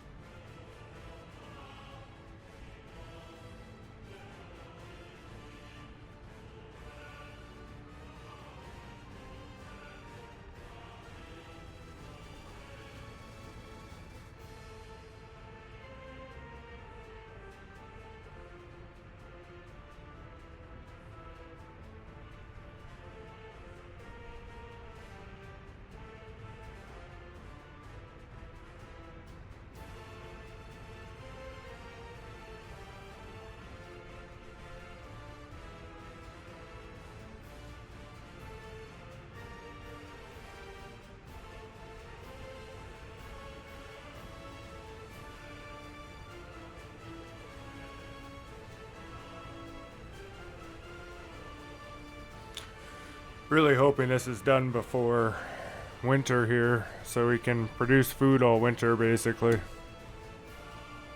Augment our exports and remove the food imports as well. You know, not that there's probably that many. I mean, if we go and look here,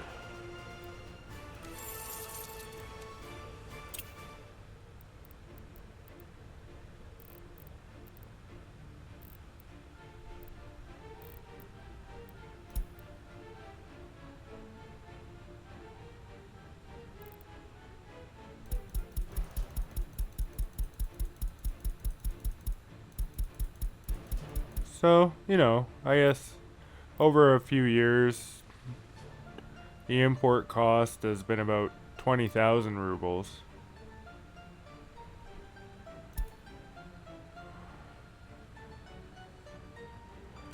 Which really isn't that much, but I think the addition of removing the import cost, first of all, and then it'll be augmented by export, because we'll be producing way more food than we need. Way more.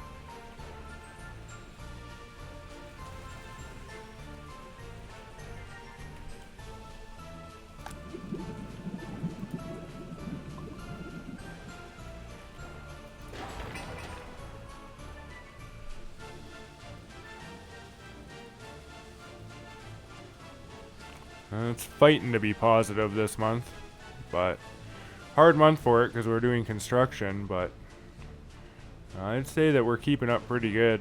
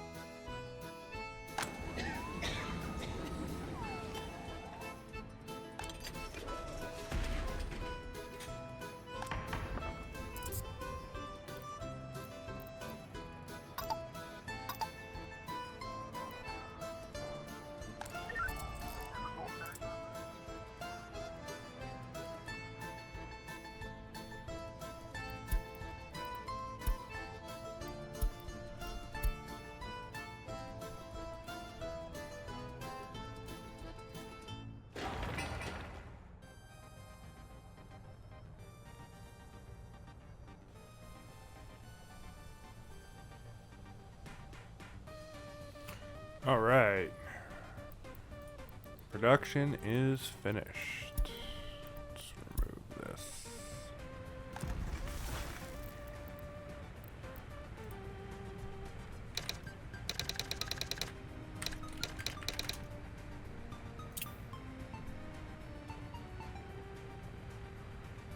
Yeah, so the only import it has is the crops.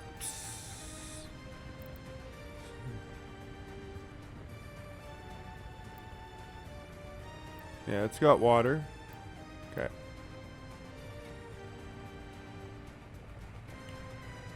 How's our substation doing here? Needs a refill.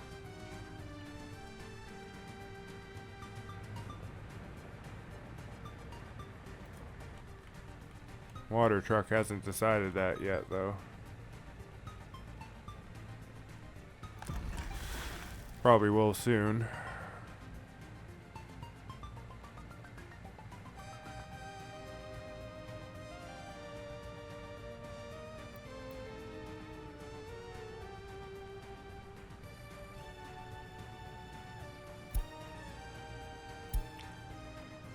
Alright, so now we just need workers for the thing. Some on here.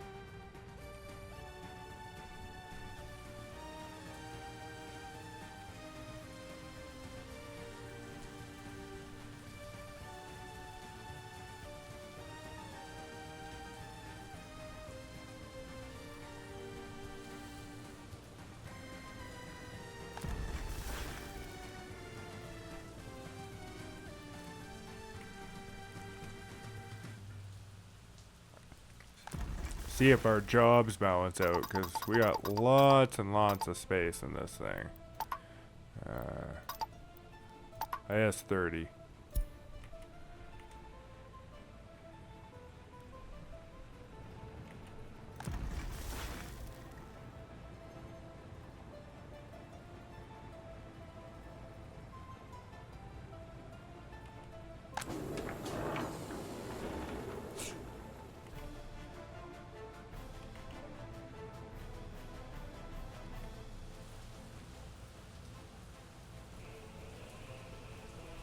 Alright, so that should basically remove any need to import food, which is great.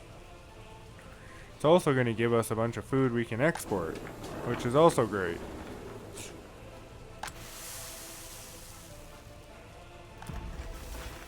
I'm not going to export any food though until we kind of get an idea of exactly how much food a season produces. I assume it'll fill the warehouse for sure.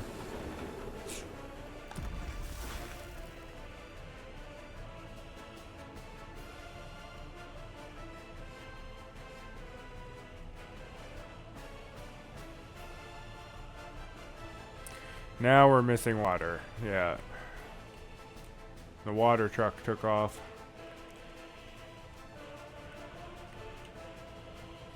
And this might be the thing that propels us into actually using a real water connection.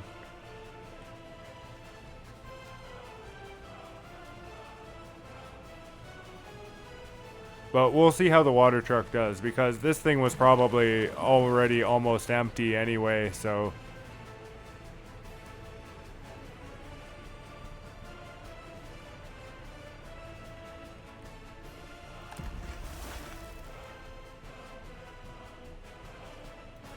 Does use quite a bit of water, though.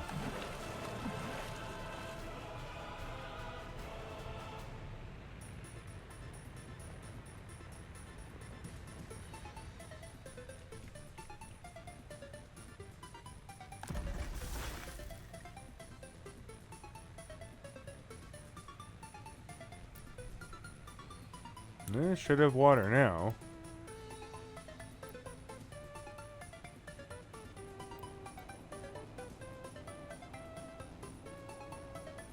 Hold the flush water down the drain. Oh, that's cool. I guess if you have like a lower quality than you need.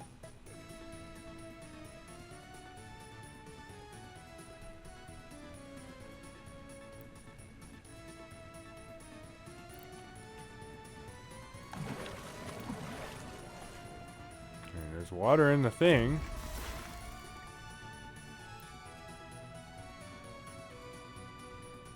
I don't know.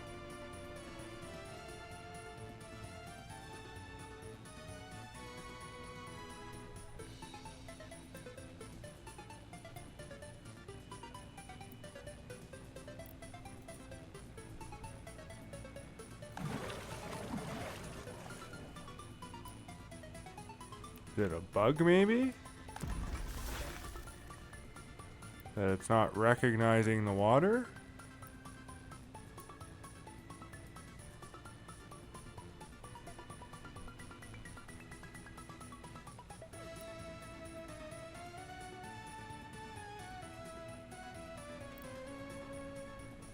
Oh no.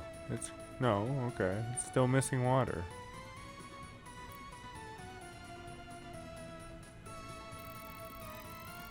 Oh, there we go. Yeah, it doesn't. It's like eating it up as fast as it can. It's okay. It's not perfect. It doesn't need to be for now. Uh-oh.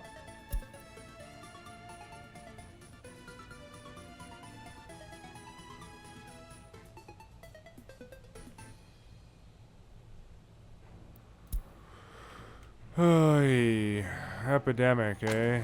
Great.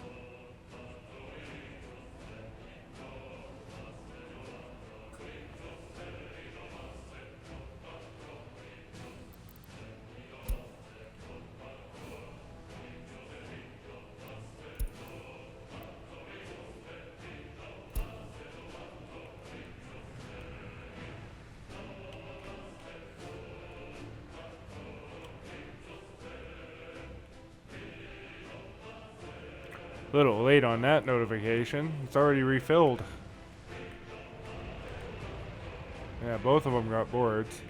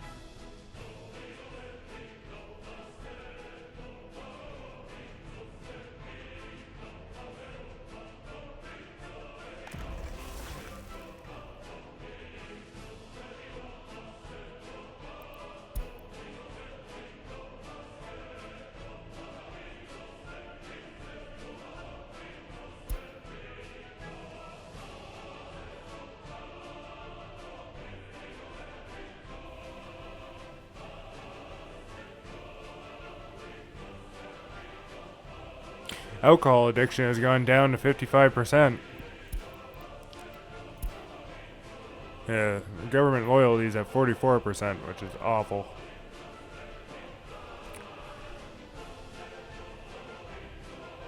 something we'll definitely have to look at soon. But I would like to see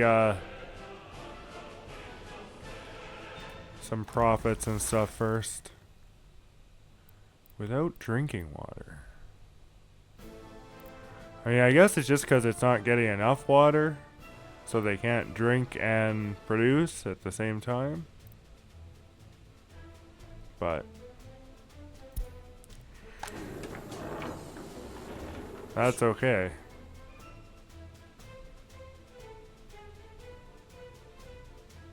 It is producing.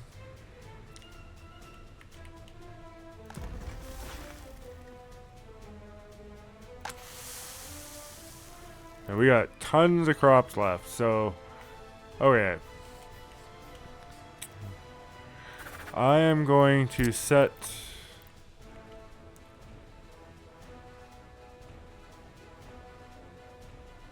now, do I want to set the warehouse? I think I'll set this actually as what will drive the exports. And I will load whenever it's over 50%.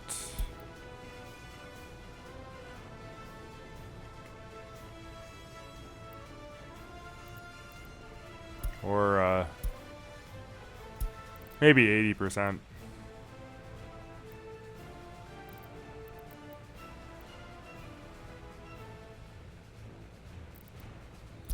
And yeah, we'll unload food.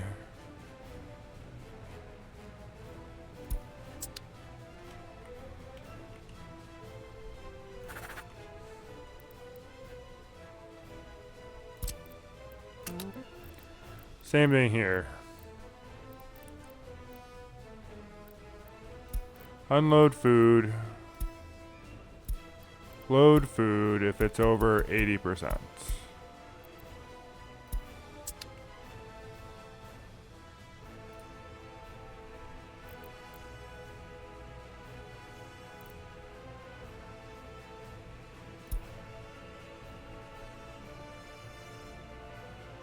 I want to cancel this.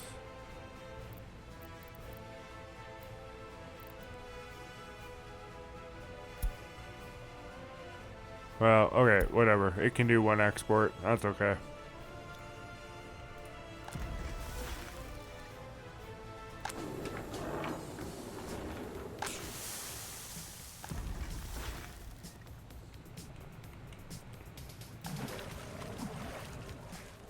Yeah, we'll definitely have to get running water over here soon, too.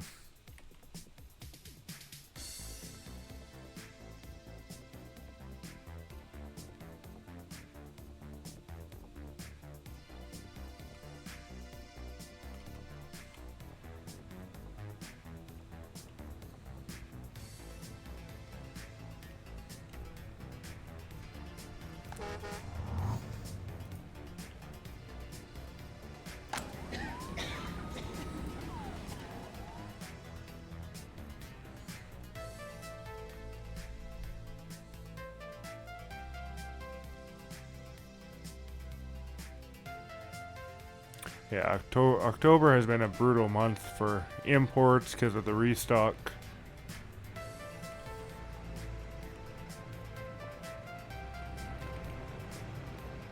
Looks to be about done.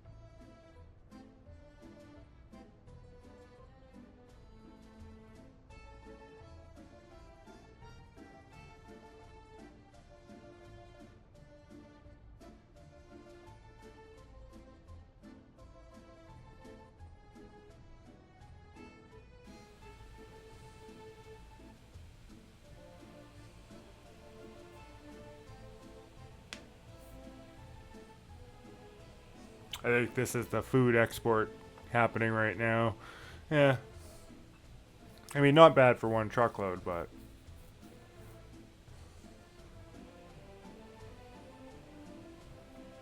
considering how little crops it took to produce that.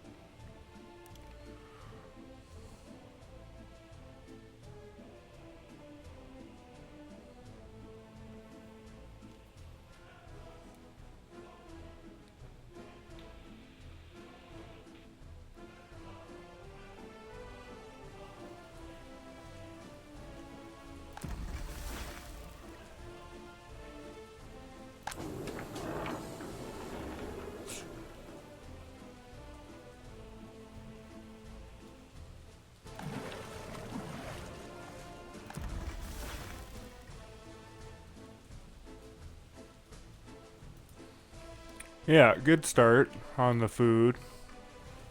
Obviously, we'll have to pump up production over there quite a bit eventually, but it's more than enough currently to sustain the city and probably provide exports. So I'd call that a success.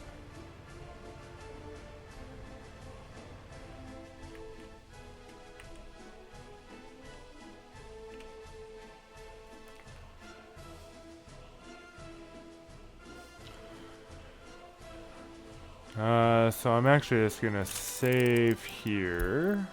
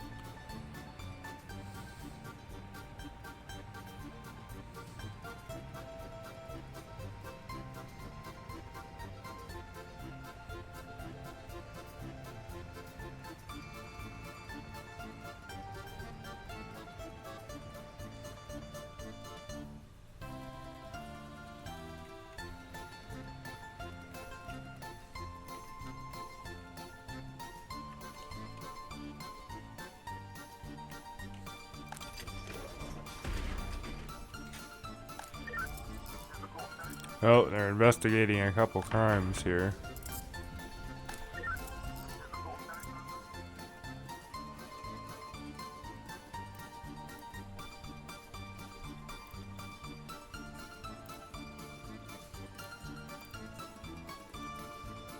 Yeah, crimes are always happening across the street from the police station. What's up with that?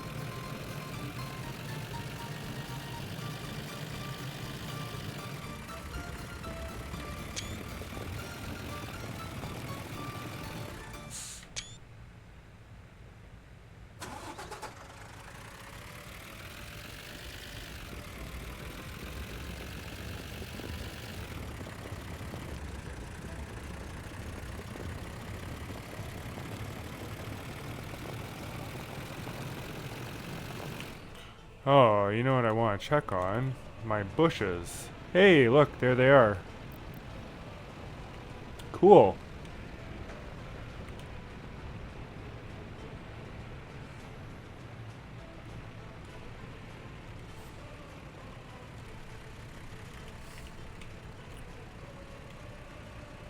Well, good to know that that works.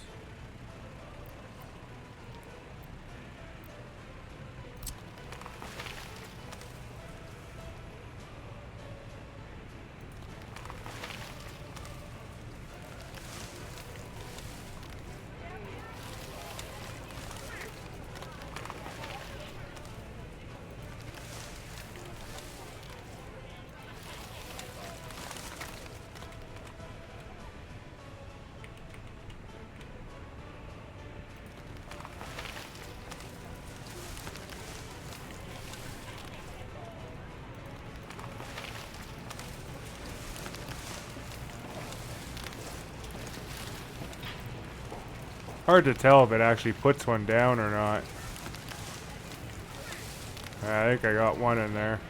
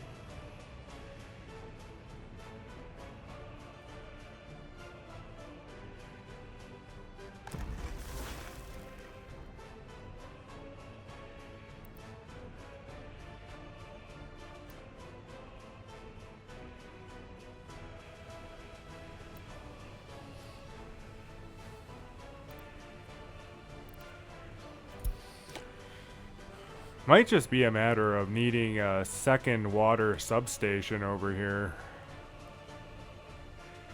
Which might not be a bad idea just to do in preparation.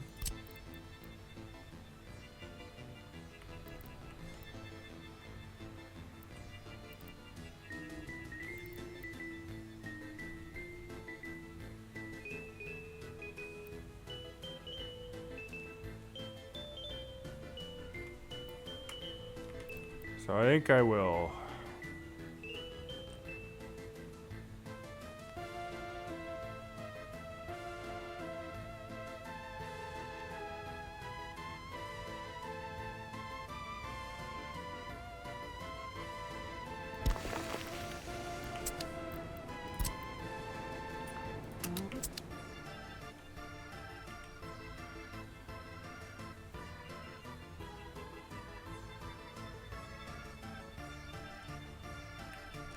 Actually, I don't even... I'll let them do it. It's okay. I was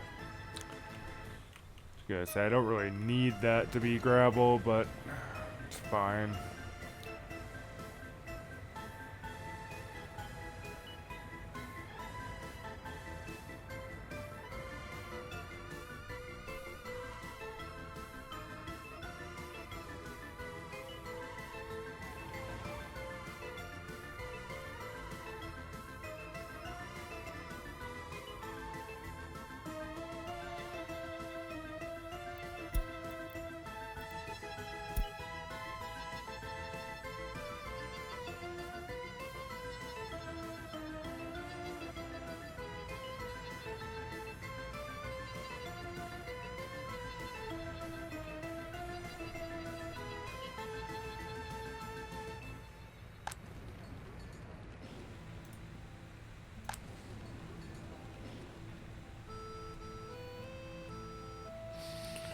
We're filling these up pretty quick.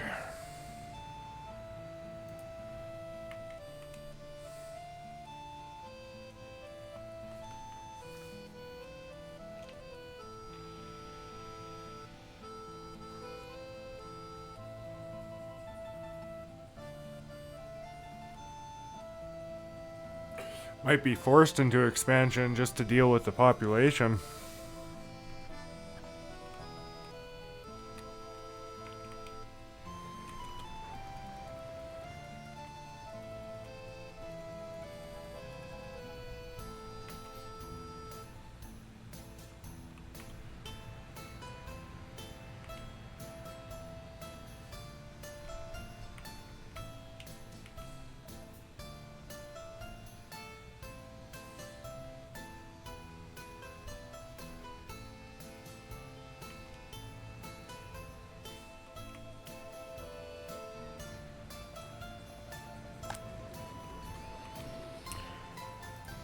Yeah, I thought it'd go a little bit slower, honestly, but yeah, they're filling up.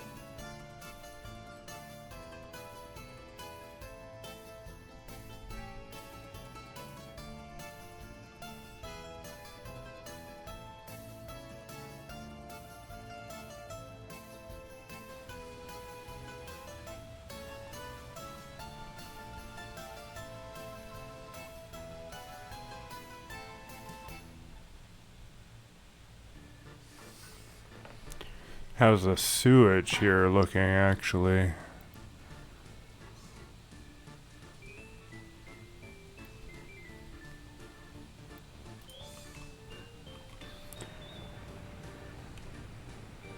think we're keeping up with sewage okay.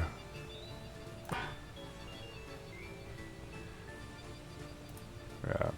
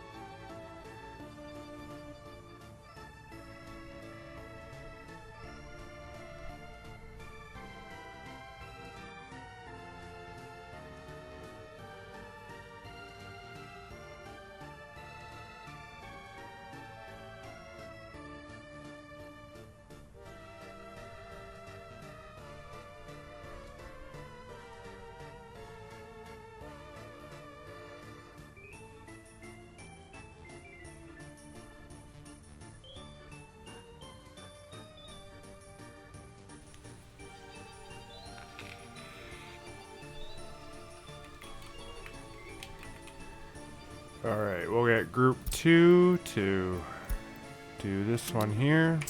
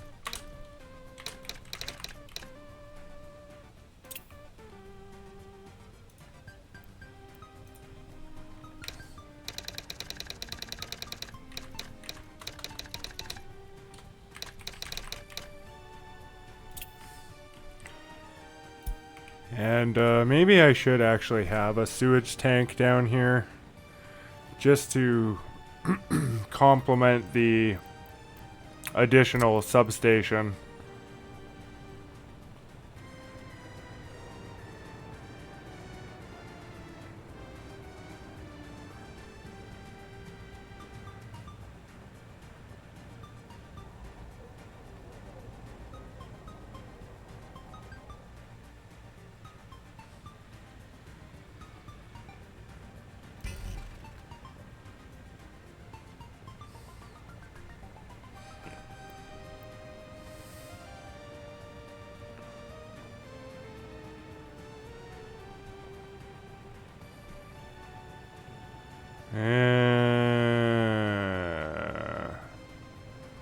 Where would be the least disruptive place? Maybe here.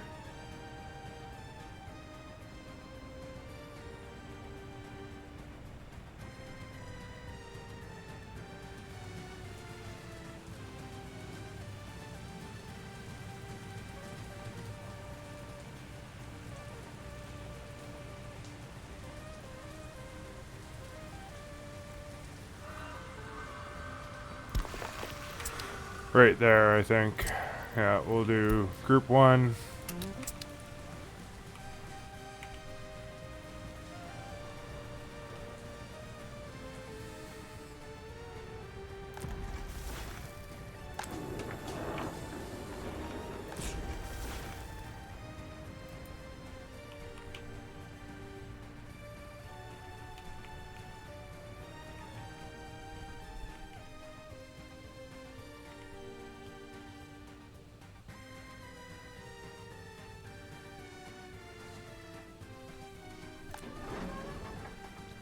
%.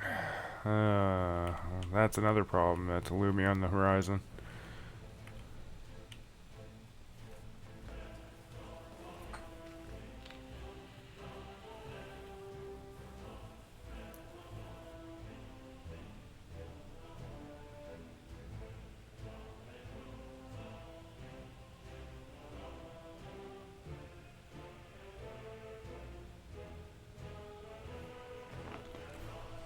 Oh, hold on. Do water substations need power? No.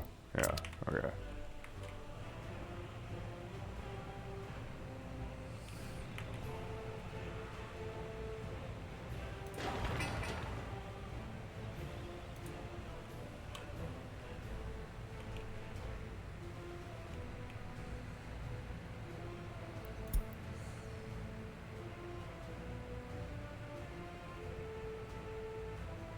Oh, a logger. Interesting. That's cool.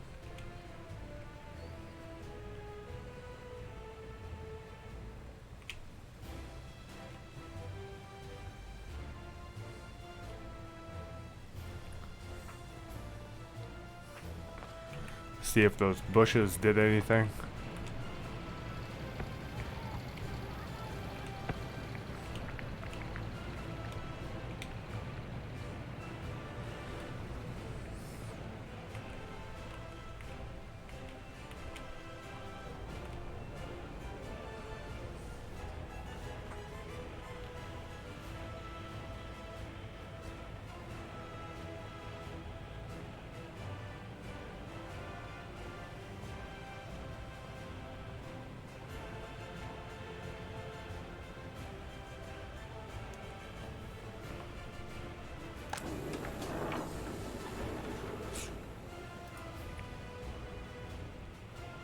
Yeah.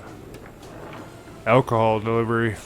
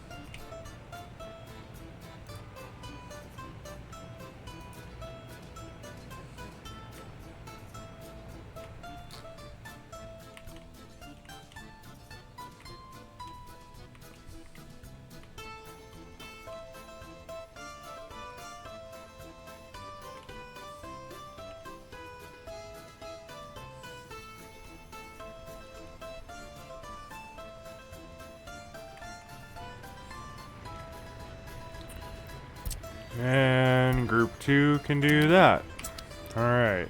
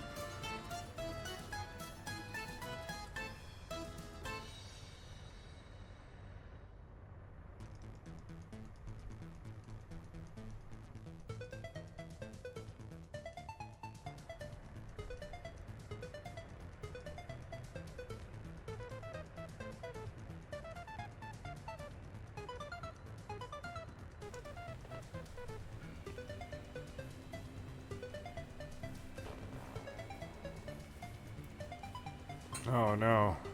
Another building on fire. Oh, the prison's on fire.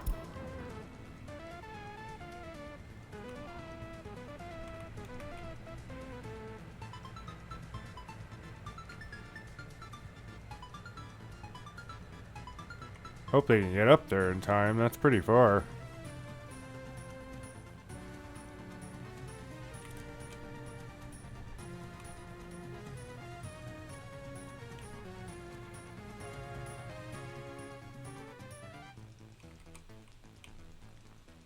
That does have coverage, right? Yeah, just barely.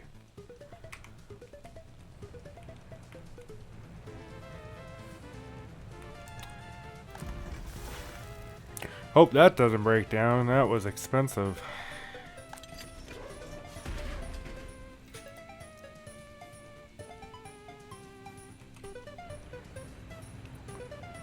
Oh, good. They're not taking the mud roads. I was worried for a second they were going to go all the way around.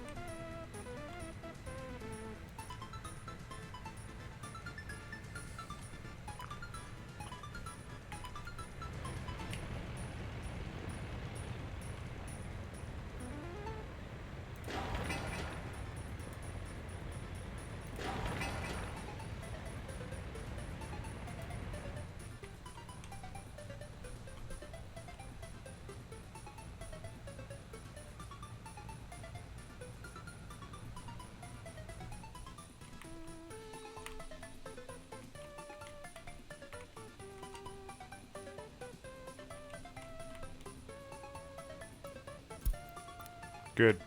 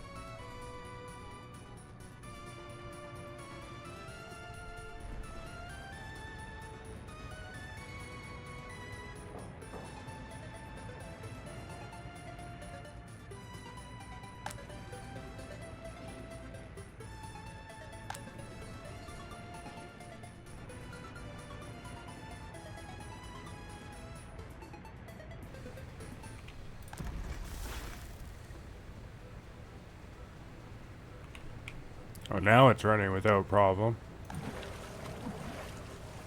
Why, I don't know.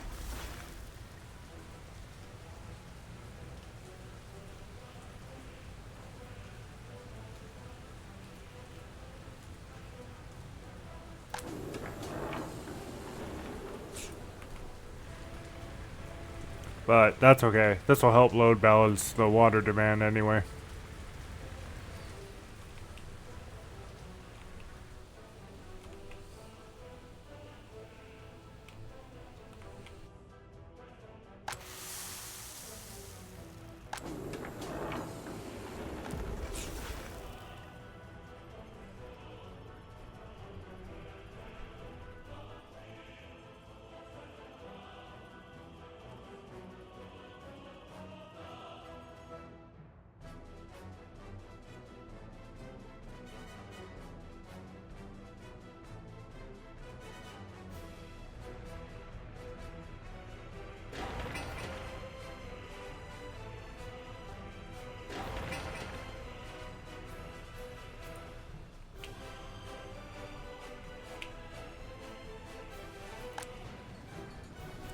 I didn't name these ones, so that's 1, 2. We'll name this one.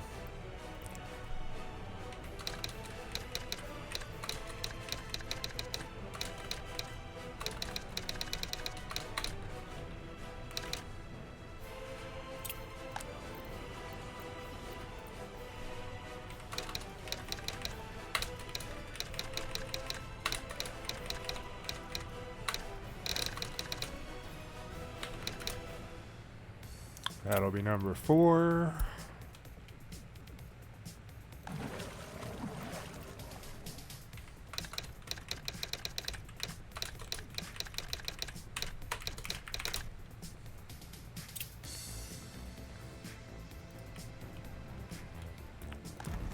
Belongs to the farm. Yeah, I don't know. Suddenly it got water all of a sudden somehow.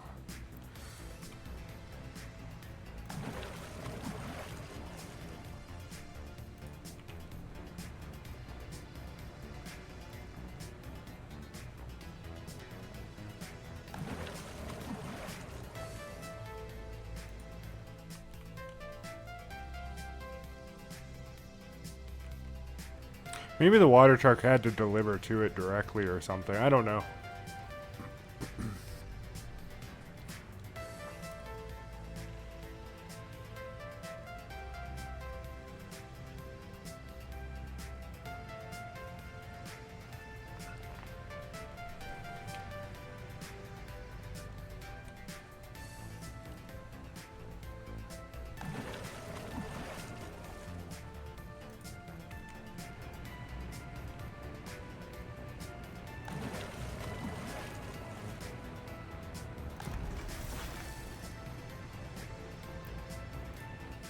Yeah, I think that'll solve the problem in that area for the moment.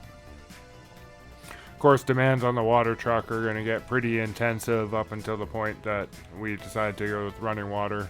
But running water is expensive, and I'd rather recuperate some costs before we try to do anything too drastic. Plus, we have a number of pending problems here that are going to cost money, so saving as much as possible, whenever possible, is going to be essential here.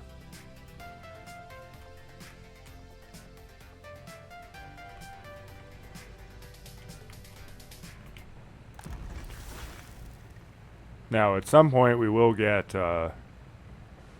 excess food once the warehouse fills up. Anything that's in this above 80% is going to get sold off.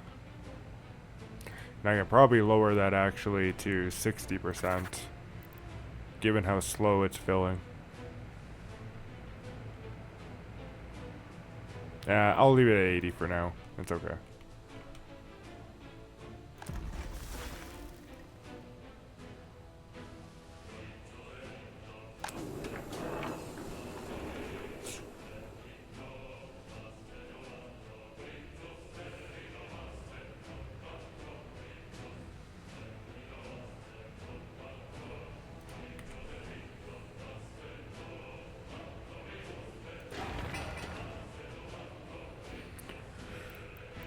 This one's almost done. We'll just take the opportunity to rename it right now.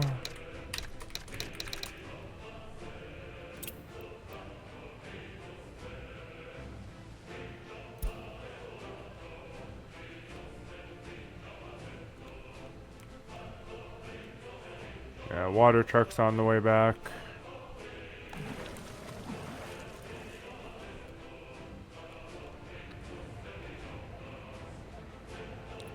Sewage truck is out and about.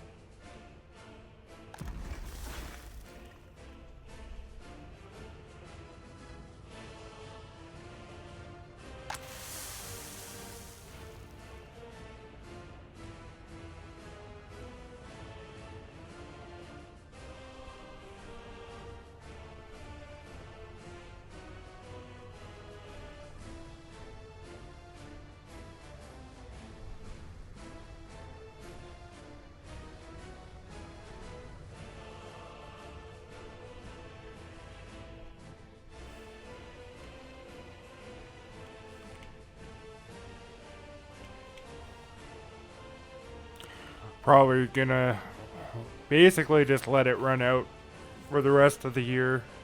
I'm gonna stop the session just before winter though, as I've been playing for quite a while already, and then I'll come back at some point and finish off winter here. But yeah, I think for the most part we're just gonna run it, let it produce the food, recover some of the costs here. We're almost back up above 260,000, which would be nice, as we're getting further and further away from our goal of getting back up above 500,000.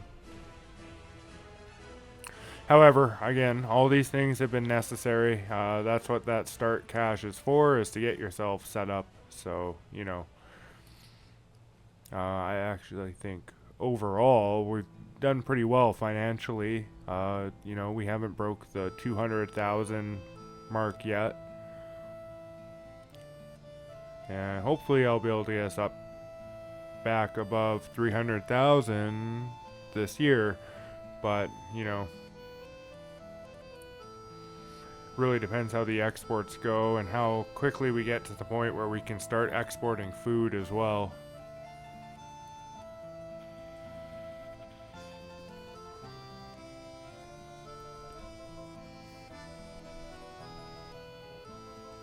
But we've got a little bit of runway now before we need to build anything more.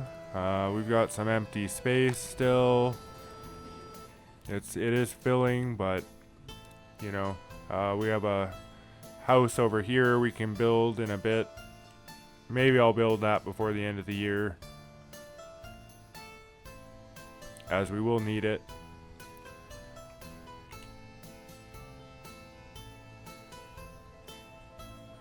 And probably like another layer of houses here. And then we'll have to get to the point where we're looking at expansion to move people out of this part of the city. So the question is, how much cash can we actually make before that becomes a primary concern here?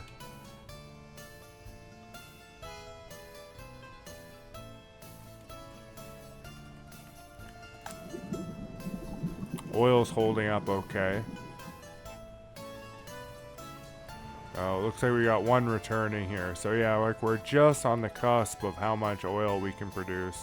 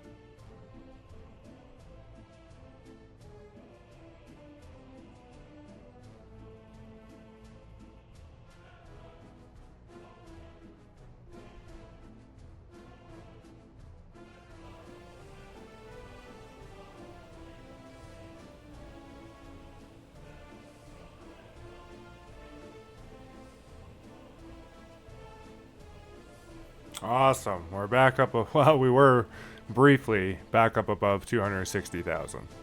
But then an import came in, and now it's snowing. So, yeah, I'm going to stop this session here.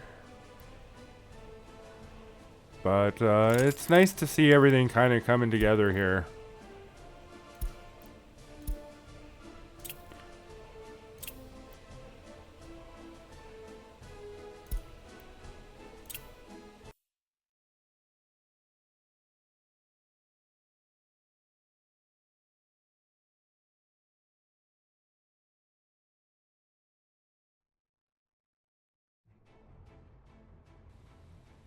Alright, I'm back. Winter has begun. And we're basically just letting it run. Hoping to make some money here. And checking out our new food production, which will append our export capacity here after we fill the warehouse. The way I've set it up is that I will export 80% of whatever's backed up into the actual factory itself.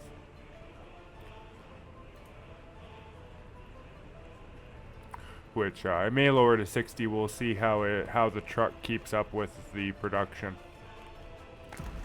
But given the rate of production, I assume 80% is more than enough.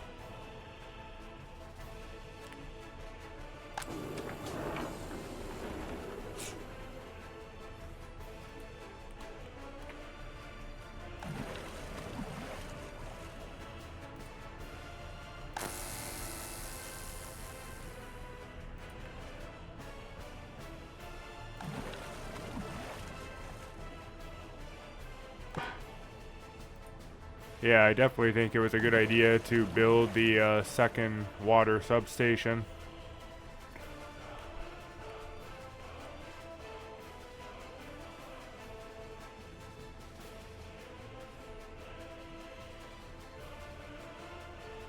New vehicle type. And I don't know if these are vanilla or not.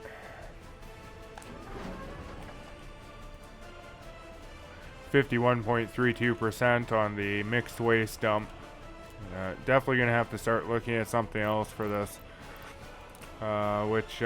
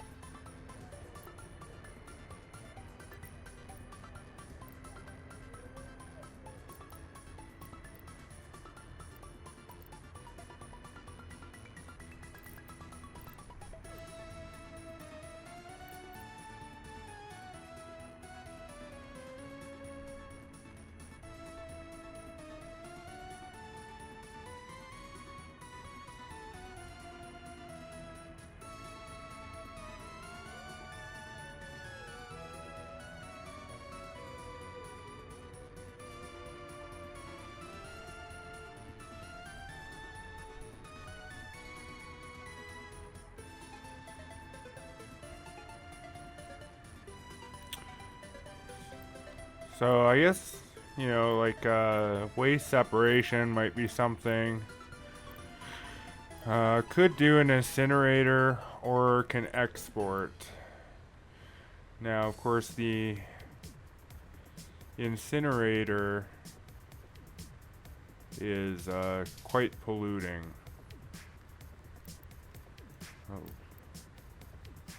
Like when you compare it to a small heating plant only pollutes at 7 tons a year. The incinerator is like max. Where was it? Here. 59.4 tons per year. It's a lot. Looking at the food factory, let's see, what was this? Yeah, 7.8, so similar to the heating plant.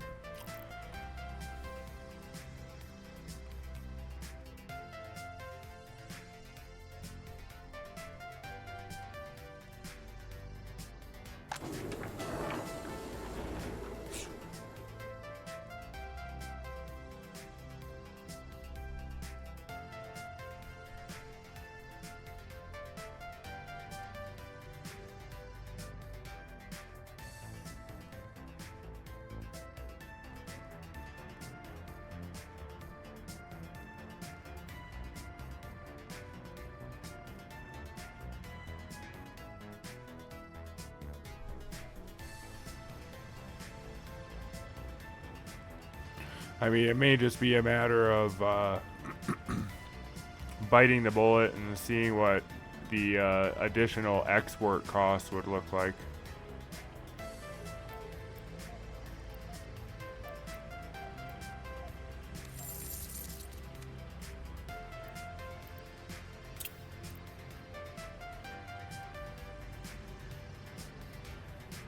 I don't think they show you the price for... Oh, here we go.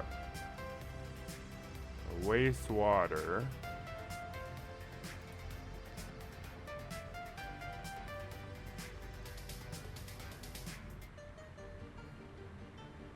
Biological waste.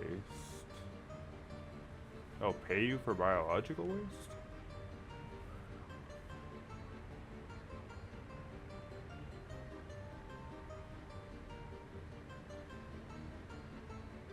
Maybe you can't export mixed waste.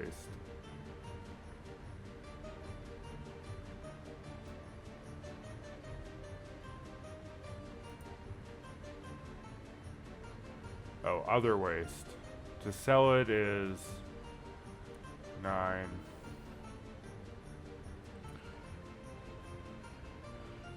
Less than the wastewater, though.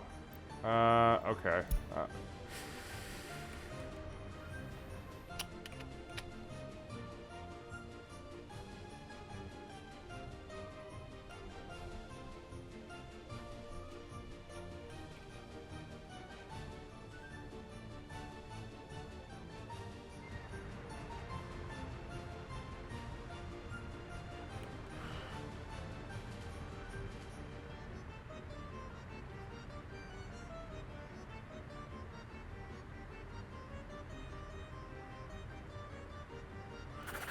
So, yeah, okay. We're gonna...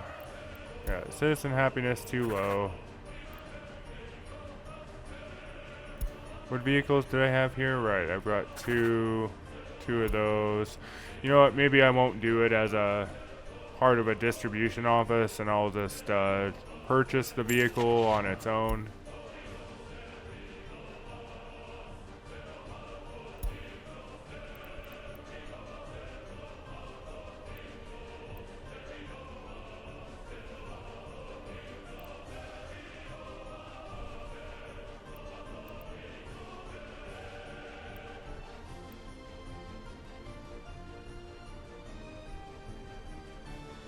Oh, workshop items, get out of here. No, I don't want workshop items.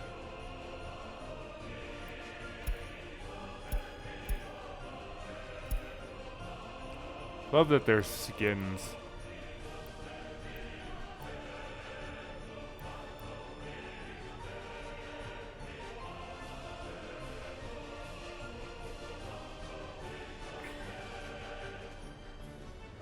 Yeah, a big garbage truck is fine.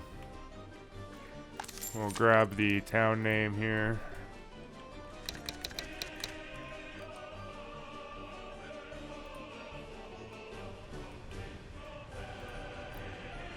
Rename this as the SKD 706 RT Big Garbage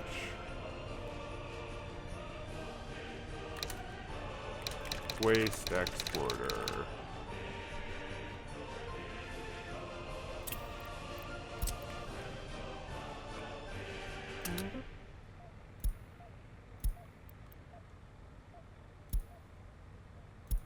No, don't want to do that. Yeah, we'll go to mixed waste, and we're just gonna get rid of it at the border for now. Cancel, go to depot. There we go. Okay. So we'll just basically control that one in the same fashion that I'm going to control the foreign worker express. We'll just sort of send it out whenever the mixed waste dump is getting a little too full and get it back down to about 30% or so.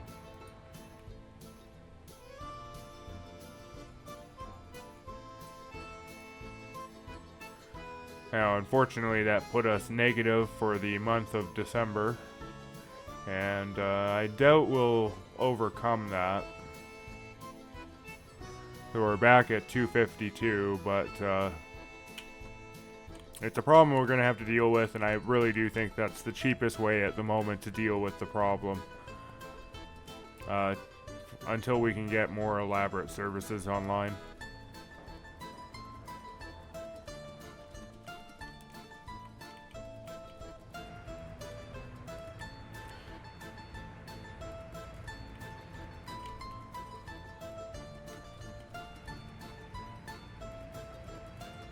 I mean, I could have grabbed like one of the garbage trucks from demolitions or something, but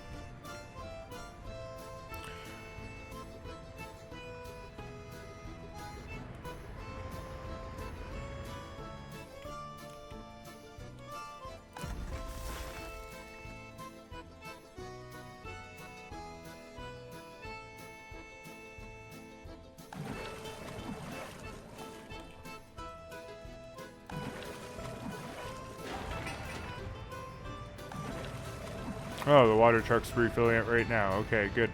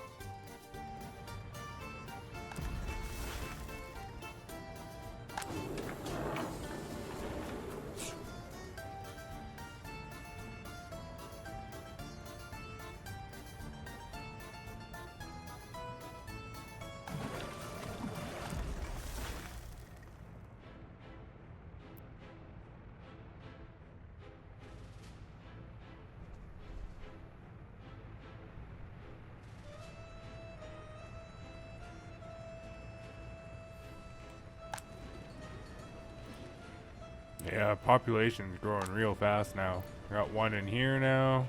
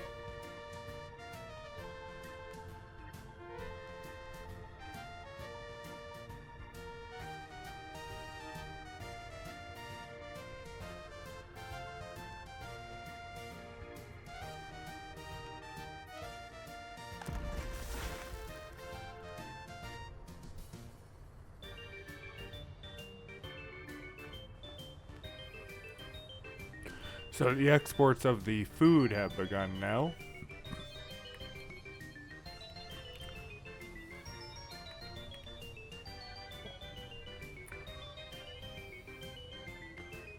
Which both of these trucks will be handling that. So with that and an addition of the oil, should be better than with the crops only and the oil, as the crops sell for not very much. Food sells for a lot more.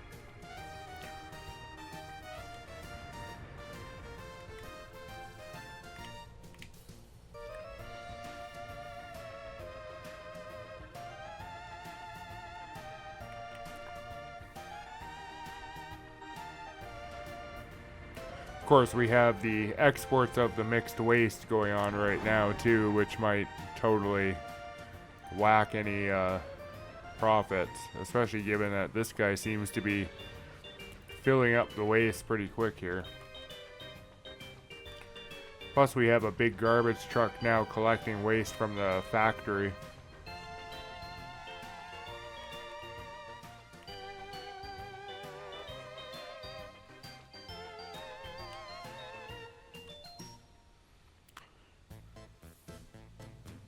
Oh, we got an arrival at the prison. Let's bump up the number of wardens here.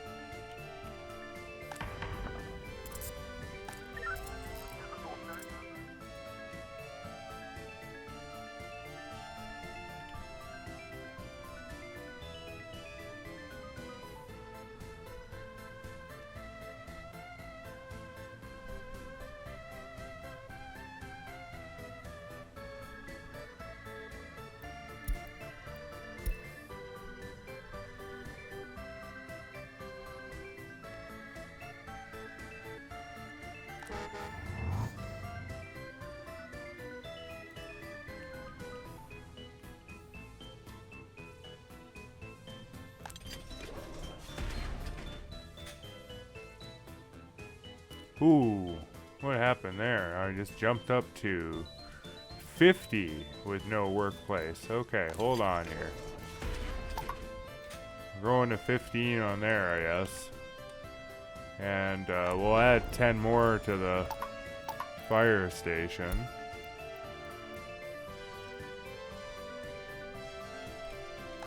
Let's add 10 more to the...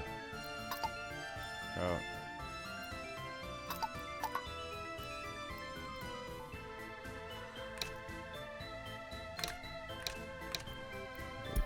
40 here.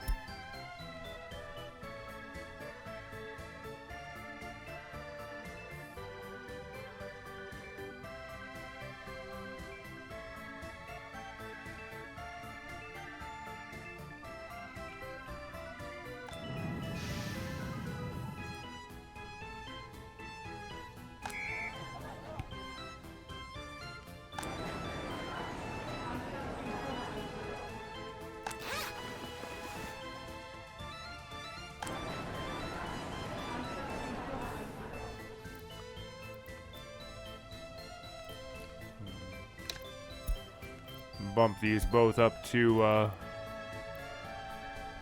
yeah, no kidding. Holy moly. These can both get 5.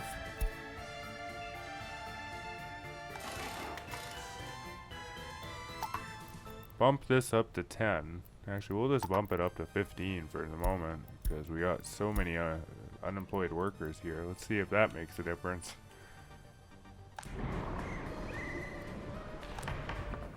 Same thing with the court. Let's bump this up to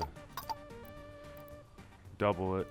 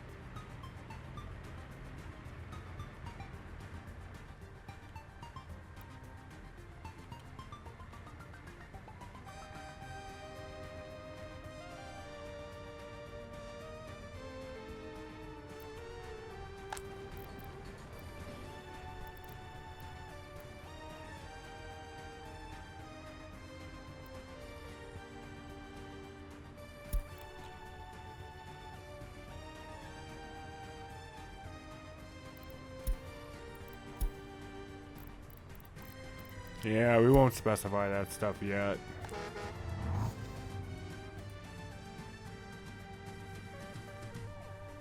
Alright, that seems to have reduced the unemployment. I'm sure it'll reduce it more here. I made quite a few new jobs by doing that.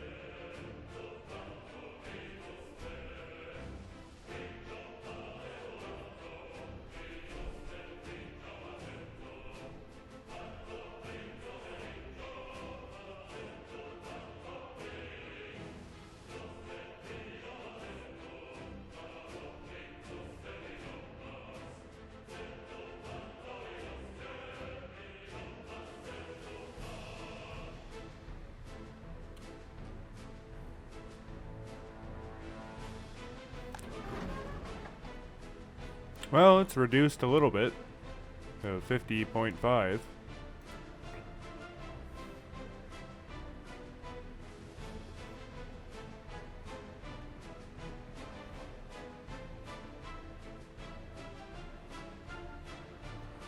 Let's see what that actually looks like in terms of cost here. Where is it?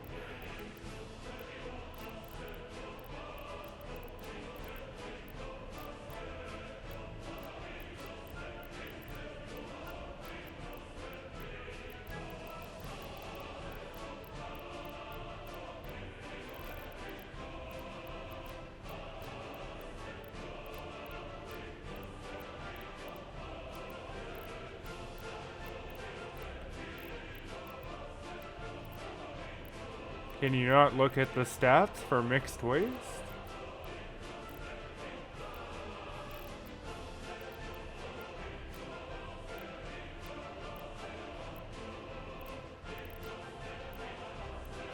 Just nuclear waste?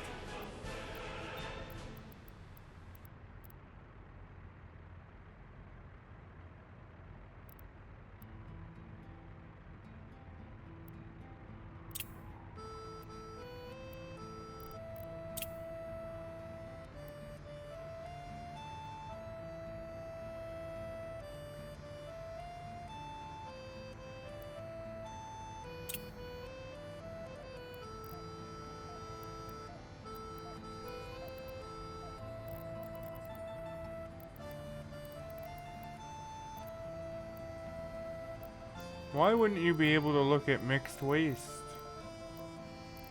under a resource movement? Like, it's a resource. It's not a good resource. It's one you don't want to have, but it's a resource nonetheless. Huh.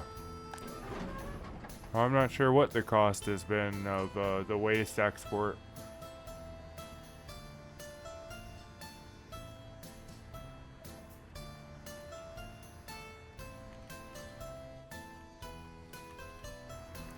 Definitely doesn't load very fast, that's for sure.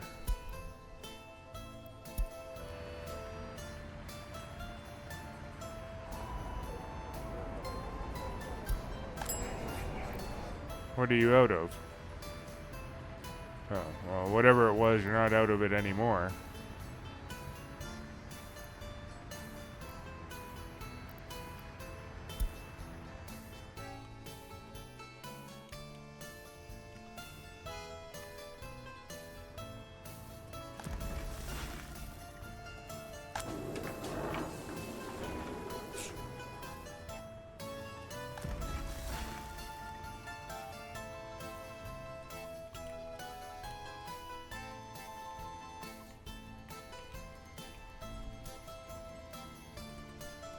Oh, I missed Christmas. Oh well.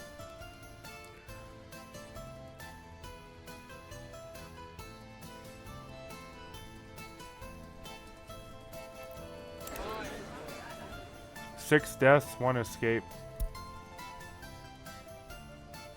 43% government loyalty. Alcohol addiction, though, is down to 52%, and that is amazing. That's really good. So it stopped going up and it started going down, and having a low alcohol addiction rate will really help with just increasing everything else.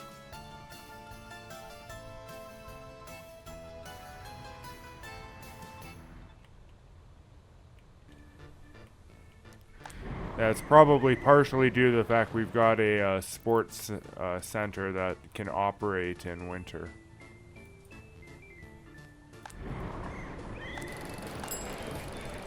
Yeah, capacities are all good here.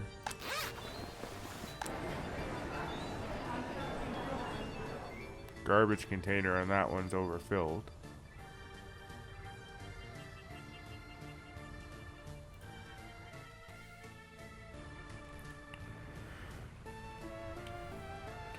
Yeah, doing a technical waste office is over here is probably a good idea soon. However, just given, you know, the cash situation. I'm not going to do it until it's absolutely necessary.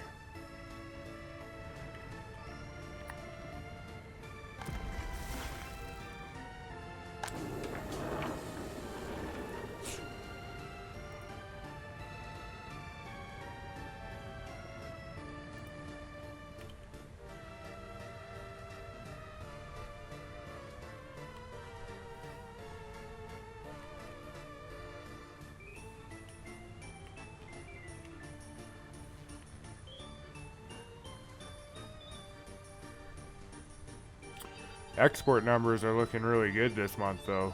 I mean, yeah, we're not positive, but that's due to the imports. But if you look at the exports, I think this is the highest export numbers I've seen in a month. So that's good. The food is definitely making a difference.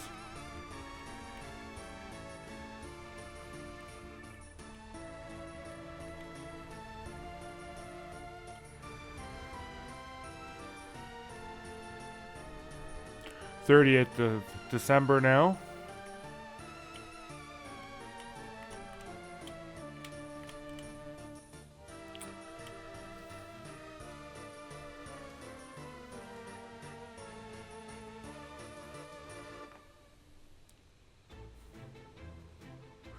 Would be nice if we could end the month above 250,000 rubles.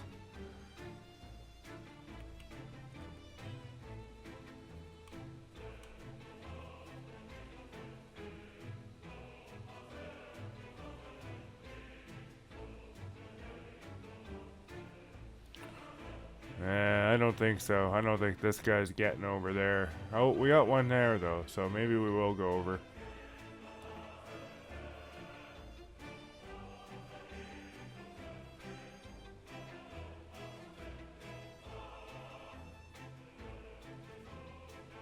Oh, so close.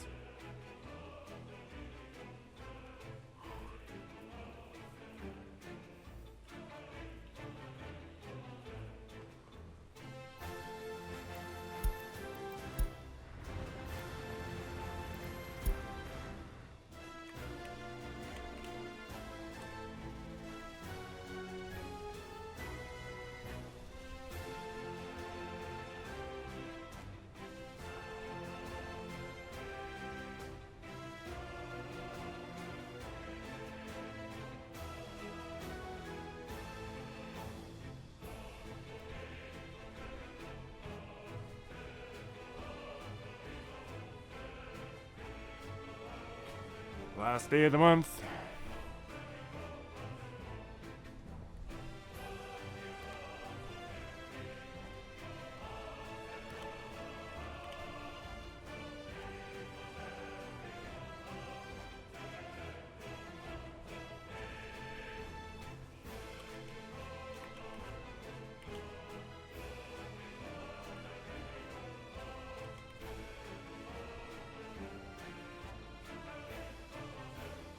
And there we go, January 1st. All right, so yeah, I think it's looking good. So we fixed up some of the road stuff this year. We got our food factory in place. Let's just get a nice look at that. There it is.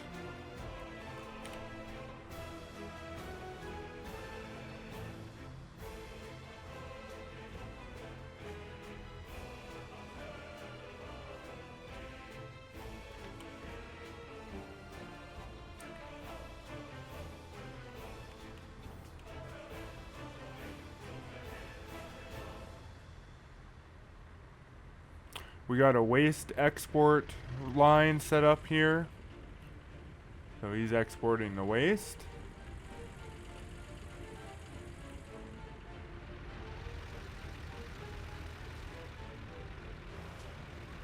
And yeah, I think that's pretty much all that happened this year. We got our second oil rig. Let's go take a look at that. It's over here.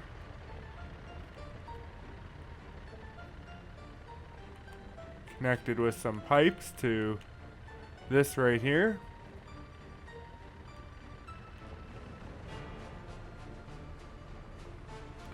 So yeah, that's 1965.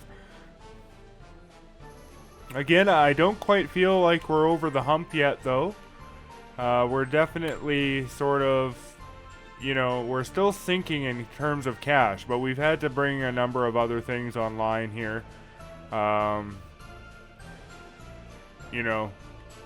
had to buy the export route and get a little bit more water for this factory, which has increased our imports as well. So we're not quite over the hump yet to the point where we can start expansion, just due to the current financial situation. But we're getting there. And I think the streamlining we did this year was pretty important. Getting a food factory is going to be extremely important in terms of the fact that now, moving forward, we won't have food imports. And there's also the opportunity to export the food if it goes over the 20 tons in the thing in the factory itself.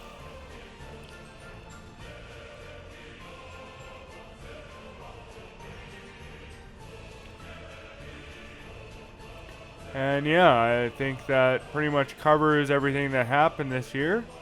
Here's the aerial view. We've sort of gone outside of the monitor area now with the oil field. But yeah.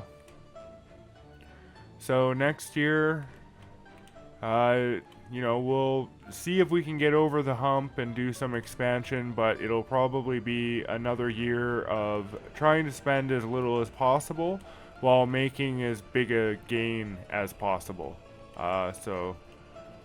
We might introduce sewage. That might be something that just takes a little bit off of our imports and allows us to just keep more of the money ourselves from our exports. So until next time, I'll see you in 1966.